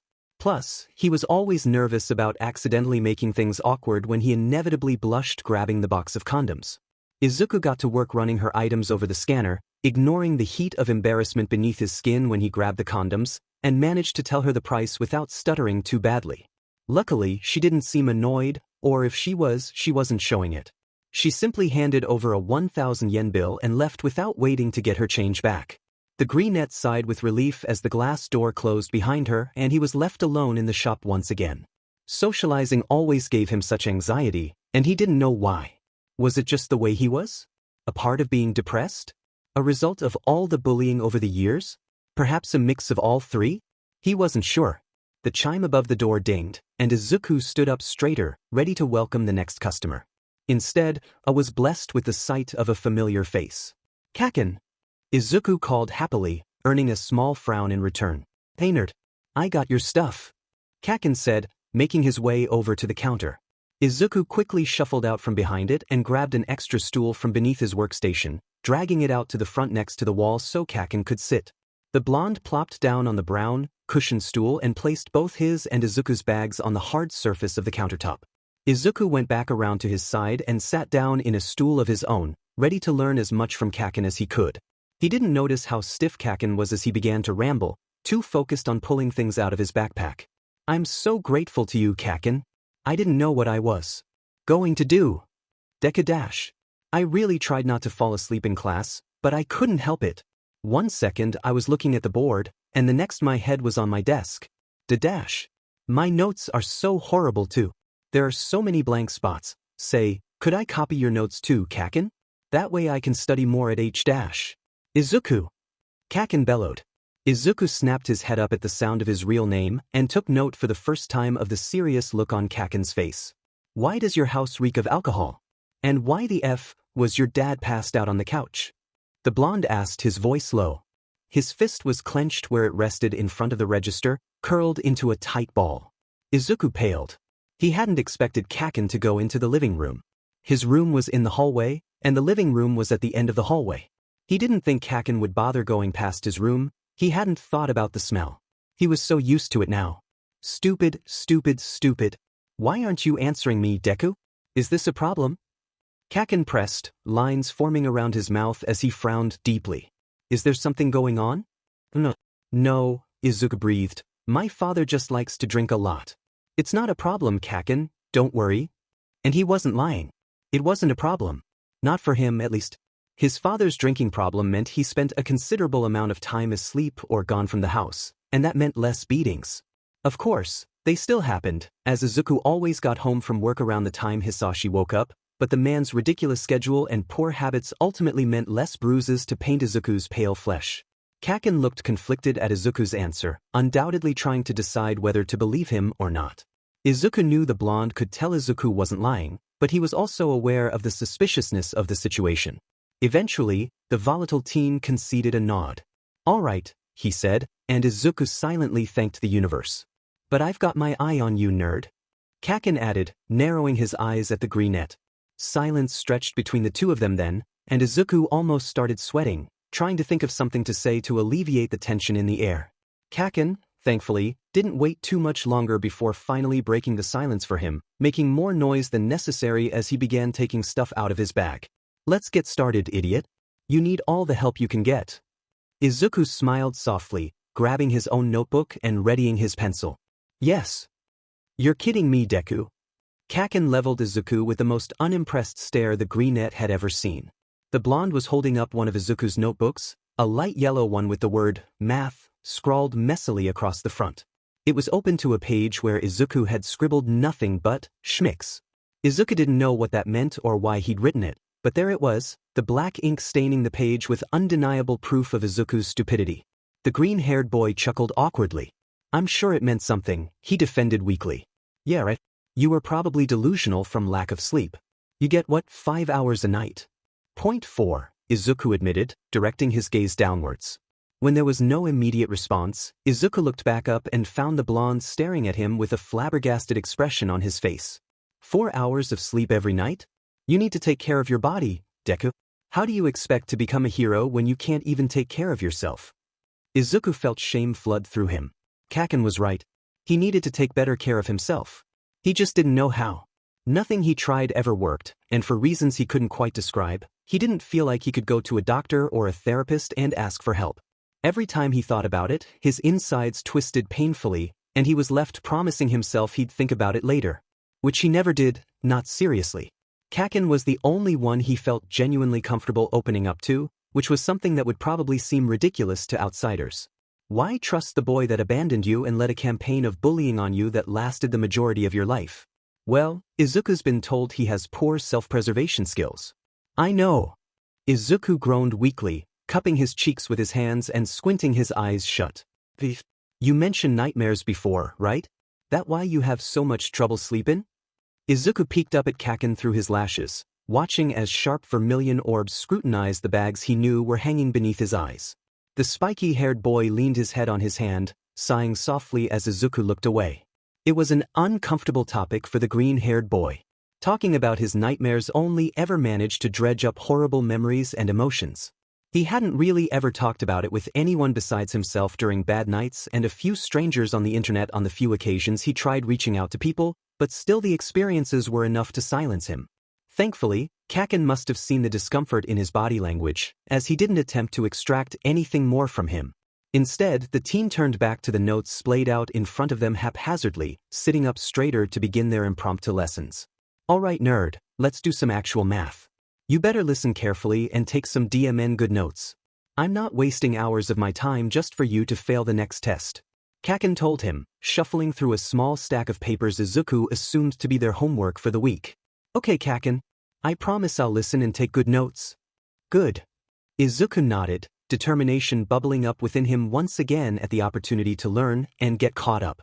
Kaken was providing him with such a great chance and he wouldn't let it go to waste. Kaken was amazing. Kaken is amazing, he said. I know, I don't need you to tell me that. Now shut up and concentrate, sheet nerd. Kaken grumbled, an almost imperceptible dusting of a rosy red hue falling over his features. Izuku smiled, yes, Kaken. That night, Izuku lay in bed, fresh splotches of purple and blue spread on his skin like stains on a carpet. But despite that, when dim light shone in through the gaps in his curtains and lay flat across his face, the light highlighted the white of a smile. Izuku stared down at the phone in his hands, the screen opened to a single text from Kaken. Collision. Good night, that. Distant sirens disrupted the monotonous sound of rushing wind, the same wind that billowed through green curls and had Izuku's baggy clothes ripping away from his body like a flag on a pole. They jerked harshly, desperately trying to tear away from his flesh as if they were attempting to escape from him. Izuku didn't blame them. There were people beneath him, a crowd forming on the street below like a pile of ants gathered beneath their queen, aimless and waiting. Green eyes scanned over the small blobs, but recognized none of them. They were too shapeless, blending together in a mix of colors that didn't make sense to the freckled boy's addled mind. Looking up, Izuku stared vacantly over the roofs of the buildings and houses that made up the small town he once called home. Light spilled over them from the setting sun, painting everything in a beautiful fiery orange. Izuku wished that light would swallow him whole. He wanted to step into it and allow the rays to burn him up, withering his frail body till nothing but the smoldering coals remained. Yearned to watch from the asphalt as his self-hatred reduced to little more than a vapor that billowed up and into the atmosphere, clouding the endless skyline. What am I doing? He asked himself, the voice in his head distant and quiet, as if talking to him through a wall. I don't know, he answered back. Is this the only way? Am I doing the right thing? Would everyone really be better off without me? Izuku sighed, the bags under his eyes drooping with a weight much too heavy to carry himself. I don't know. All he knew was that he wasn't happy here. He hadn't been in a long time and it didn't seem like he ever would be again. His life was a maelstrom of misfortune and misery that kept him constantly suffocating, pulled under the water where no one could hear him. No one could see him, or touch him, or save him. This life, it was a poison. It ensured from the moment he was born he would have only one path, one that could only lead here, on the roof of Aldra Junior High, where all the anguish and torture he'd suffered would finally be dragged to the concrete and painted all a dark crimson. Yes, his father whispered, nothing but a shadow that hovered ominously behind him. A wispy hand on his shoulder pushed him perpetually forward, encouraging his imminent descent. Jump! And it all. Izuku swallowed hard, watching as the ground stretched away from him, twisting and turning as it distorted. Do it. The people below grew more frantic, the blurry shapes beginning to jitter and cluster together. They felt so far away, but the cacophony of hushed cries and nervous conversation grew loud in his head, burying the other thoughts beneath it. "Do it, Izuku." And he did. Izuku whipped himself upright violently, his breath shuddering as his heart hammered in his chest. He brought a shaking hand up to clutch at the shirt he wore, weaving his fingers into the cloth and gripping tight. His vision was blurry, tears raining down his face in earnest, and it felt like the walls were closing in on him. Legs and arms shook, fighting against him as he willed them to heed his commands. His thoughts were running rampant, a torrent of "I can't do it, stop, make it stop, please I can't, it's too hard, I need it all to stop, make it stop, please just make it stop." Izuku glanced up, his eyes searching the room until he found something to lock onto. His oldest All Might figurine. It was still in prime shape, everything intact, but the yellow was tinted with irrevocable stains from being rubbed in the dirt every single day for years. Some of the paint on the head had chipped off, leaving All Might's beautiful face lacking a few wrinkles. He remembered the day he'd gotten it. He'd just turned 3 years old, sitting around the table at his superhero-themed birthday party, when his mother had handed the box to him. He remembered reaching for it immediately, lips set in a wide smile as he delicately lifted the figure out and appreciated the miniature, heroic face and vibrant colors of his favorite pro-hero. Izuku felt the pressure lighten up around him at the memory, as his eyes roamed the figure and he focused on counting how many times he'd had his mom fix it during his childhood. "It's okay, calm down. Just breathe." Painfully slowly, Izuku pulled air into his constricted lungs, willing them to expand and wash the panic away. He choked on the first breath and nearly sent himself spiraling again, but after a few seconds spent calming himself down, he successfully SE in a deep breath. The relief was instant, the dark clouds encroaching his vision beginning to recede. He sat there for a long while, working the oxygen in and out of his lungs in a careful rhythm, and finally his muscles began to relax. He collapsed back into the bed, uncomfortable in his gross, sweaty sleep clothes, but too tired to do anything about it. This certainly wasn't the worst panic attack he'd had, not even close, but still, the exhaustion hitting him was immense, carving a hole in his will he couldn't fill back in. So with the nightmare still lingering in the back of his mind, Izuku fell back asleep. A cute, boppy tune was what woke Izuku the second time, accompanied by an annoying incessant buzz. The green-haired boy groaned as he slowly sat up, the ache in his bones protesting against any movement. Groggily, Izuku looked around for the source of the music until his eyes eventually landed on his phone. Vibrating on his desk, the screen lit up with familiar answer and decline buttons and a picture of someone. He squinted his viridian eyes at the screen from where he sat in his bed, trying to get a clear enough view to make out the picture, but then the display faded to black. Izuku frowned, sighing softly at the prospect of getting out of bed. He was gonna have to get up sooner or later anyway. Sluggishly, Izuku stood from the bed, planting his feet on the polyester carpet and pushing up from his oh-so-warm, oh-so-comfy bed. He pouted all the way to his desk. Izuku grabbed his phone and checked the time. The clock read 12:08, meaning he'd slept in far later than usual and skipped breakfast. Good thing it was the weekend or he really would have been in trouble. What caught the green-haired boy's attention, however, was the string of notifications that took up the entirety of his lock screen when he opened them up. That was odd, he never got this many. Izuku scrolled through them, and felt dread work its way through his limbs at what he saw. Missed call from Kaken. Collision. Missed call from Kaken. Collision. Missed call from Kaken. Collision. Missed call from Kaken. Collision. Missed call from Kaken. Collision. There were over 30 notifications, all missed calls and messages from Kaken. Oh God, he was actually going to die. Kaken was going to kill him. He tended to say that a lot, especially recently with as much time as he'd been spending around the volatile teen, but he knew for sure this time. No one ignored Kaken and got away with it, accidentally or otherwise. With quivering fingers, Izuku pressed the callback button. The response was immediate. "Deku, you piece of shit." Izuku laughed nervously, his freckled hand coming up to scratch at the hairs on the nape of his neck. "Hi Kaken. I'm, sorry I missed your calls." "Yeah? Then why'd you miss them in the first place?" Izuku bit his lip as he contemplated his answer, tugging the skin between his teeth. How could he explain himself to Kaken without divulging the fact he'd had a nightmare? "Don't ignore me, a-hole." Sorry. I'm not ignoring you, I promise, Kaken. I would never." "Then tell me what the F has been going on with you. I've been calling for the better part of an hour. You're just asking for me to come break your goddamn door down." I just slept in. I woke up really tired so I went back to bed. I didn't hear my phone go off. A contemplative silence extended across the line, curling Izuku's toes as he awaited an answer. That you're not telling me everything. Kaken finally answered. Izuku allowed his eyes to fall to the floor, a breath extracting itself from his lungs and tumbling from his lips in a deep sigh. Kaken really was too perceptive. I can't talk about it. Not yet, he confessed softly, somberly.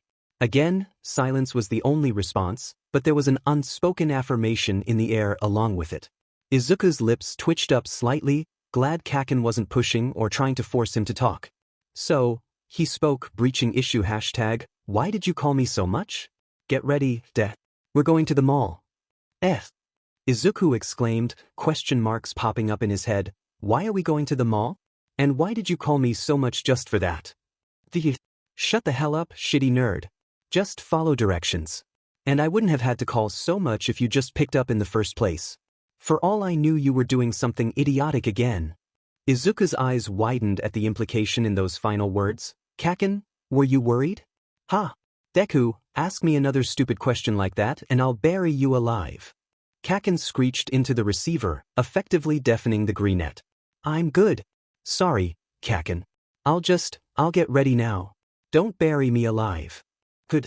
I'll be there in 10 minutes, so be waiting, dim nerd.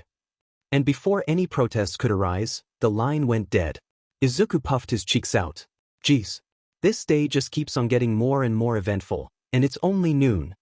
After pulling on some clothes haphazardly and throwing on some of the necessary makeup, Izuku clambered down his apartment building, his red shoes making a considerable amount of noise as they clanged against the metal stairs. He went as fast as he could, but still, by the time the teen stepped onto the pavement, Kaken was already there, waiting with his arms crossed. About time, dipshit. The blonde greeted. Kaken, I'm not late, you're just early. The green-haired boy pointed out as he approached. Whatever. Kaken replied, content enough to drop the matter and avoid another squabble. It was a cloudy day, bunches of fluffy clouds hiding the sun and casting a cool shadow over the town. Izuku relished the feel of the cool air, breathing in deep as he fell into step beside Kaken, who had already started walking. Along with the scent of crisp, fresh air, came a fragrance Izuku hadn't noticed before. It smelled of firewood and smoke, a strange but pleasant smell that had Izuku longing to get closer to the source. A smell that, after a second, Izuku recognized as Kaken's scent. Izuku ignored the heat in his cheeks. Ah, wait. Izuku called out, a thought springing to the front of his mind. I forgot my wallet. The short teen spun on his heels, already preparing to sprint back to his apartment when a hand planted firmly on his shoulder. Oi, who said you needed a wallet, Deku? Kaken, we're going to the mall. Of course I need my dash. Kaken clicked his tongue and yanked Izuku back towards him. You really think I'd drag you out here just to make you spend your own money, Deku? I know basic etiquette, idiot. Astonished and unbelieving that Kaken would do anything like that for him, Izuku peered up into the blonde's piercing red eyes, searching for any hint of malice or mockery. There was none. Are you sure? I can go back. Deku. I don't say things I don't mean. A fluttering erupted inside of the green-haired boy, sending tendrils of light whirring through his veins that etched a goofy smile into his features and had Izuku leaning just the tiniest bit closer as they started up again. In spite of the lingering distress from that morning, Izuku felt okay right then, the haunting undertones overshadowed by Kaken's effervescent glow. Kaken had always been something akin to a star in the green-haired boy's eyes, shining brightly in a way that had Izuku forever ensnared. Now, Izuku could see the blonde was not just a singular ball of energy, nor was he a shooting star, gracing the earth with his light for only a few passing seconds. Kaken was an entire galaxy. Thank you, Kaken. Kaken, trust me, it was episode 26 of Season 3. I know it's confusing because of the throwback arch in Season 4, but I've watched All Might, Origins so many times. Deku argued, turning to Katsuki with a steadfast expression, his eyebrows pinched, mouth agape and ready to explain, his bright grassy pools staring imploringly at him. Katsuki huffed. Being a full-time nerd doesn't make you right, shitty nerd. It's Season 4. Katsuki had realized a couple of minutes ago when the argument had first started that Deku was actually right, but he wasn't fixing to fess up to that and let the DMN nerd win. They were walking side by side on the sidewalk, keeping a leisurely pace as they continued towards their destination absently. At first, it had been slightly tense, watching the odd cat chase unfortunate squirrels across the street with nothing but the sound of their footsteps between them. But then, in a moment of foolish desperateness seeking to disperse the awkward air, Katsuki had made the worst All Might joke to ever pass someone's lips. "When does All Might sleep?" he'd asked, just spouting the first thing that came to mind. Deku had, as anyone would have, lifted his head up to look at him with a look of utter perplexement. He sounded unsure when he tentatively replied, "W? All night." Deku had burst into laughter, noisy, uproarious laughter that reverberated in Katsuki's own chest. The blonde had frowned at the sensation, of course, but secretly he could confess he didn't hate the feeling listening to that laugh gave him. After that, it was as if something had just clicked, and conversation had been smooth sailing from there. Which is how they ended up arguing over exactly what season All Might's sidekick, Sir Nightie's, backstory had been revealed. "Kaken, you call me a full-time nerd, but you're actively arguing with me about one of the very shows you accuse me of being a nerd for watching," Deku pointed out, brushing a stray strand of green hair away from his eyes. "It's only nerdy if you watch it 10,000 times like you have." "Fair, but it's also nerdy to know what minute in what episode All Might's actor's costume ripped and that it was replaced with a costume with a slightly darker shade of red, which you do." Picking up a poor rock and hurling it into the atmosphere, Katsuki scowled. He didn't really have much to say to that, if he was being honest. As luck would have it, though, he didn't wind up having to, as in the next moment the mall was coming into view. It was a large building with tall, stylish windows that spanned a good portion of the front and had a matching glass door for the entrance. The parking lot was similarly huge, and the journey gave Deku plenty of time to spout a bunch of nonsense and tug on Katsuki's sleeve zealously like a child at the cool and amazingly pretty construction. "I've never been to a mall before, Kaken, this is so cool. I had no idea they were so big." Deku gasped out as they stepped inside, awestruck eyes bouncing from the smooth, white, ceramic floor tiles to the people visible past the railings above them on the second floor. "It's just a mall, sheet nerd," Katsuki grumbled, forcing himself to drop the usual, "shut the hell up," or "calm the F down." He'd noticed the way Deku's face tended to fall when he said those things in relation to his excited ranting, the way he receded ever so slightly into himself as if he were ashamed or humiliated. It was such a small change, but still somehow so hard for the blonde. During the walk alone he'd almost tripped up at least 5 or 6 times. "Shitty high-maintenance nerd." Katsuki sighed through his nose. "I know, Kaken, but I've never been to a mall before." "I can't help but be excited," the greenette told him. Deku whipped his head around wildly as he observed his surroundings, unintentionally making a mess out of his already frazzled hair. "Teethich, thought a nerd like you would have been plenty of times," Katsuki stated offhandedly as he was dragged to a random storefront, Deku pinching the hem of Katsuki's sleeves in his fingers as he led the way. Nerd was taking the lead, apparently. Whatever, Katsuki thought, I'll let him have this one. For now, at any rate. "Ah, yeah," Deku glanced back at him as they walked inside the store. Comic books and t-shirts lined the walls and hung in displays, most of which were smattered with pictures of different pro-heroes, both old and new. Of course, shitty Deku would choose to go here first.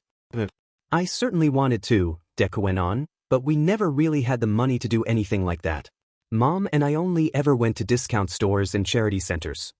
Katsuki simply nodded his head in reply, looking on as Deku occupied himself with surveying a line of premium present mic shirts.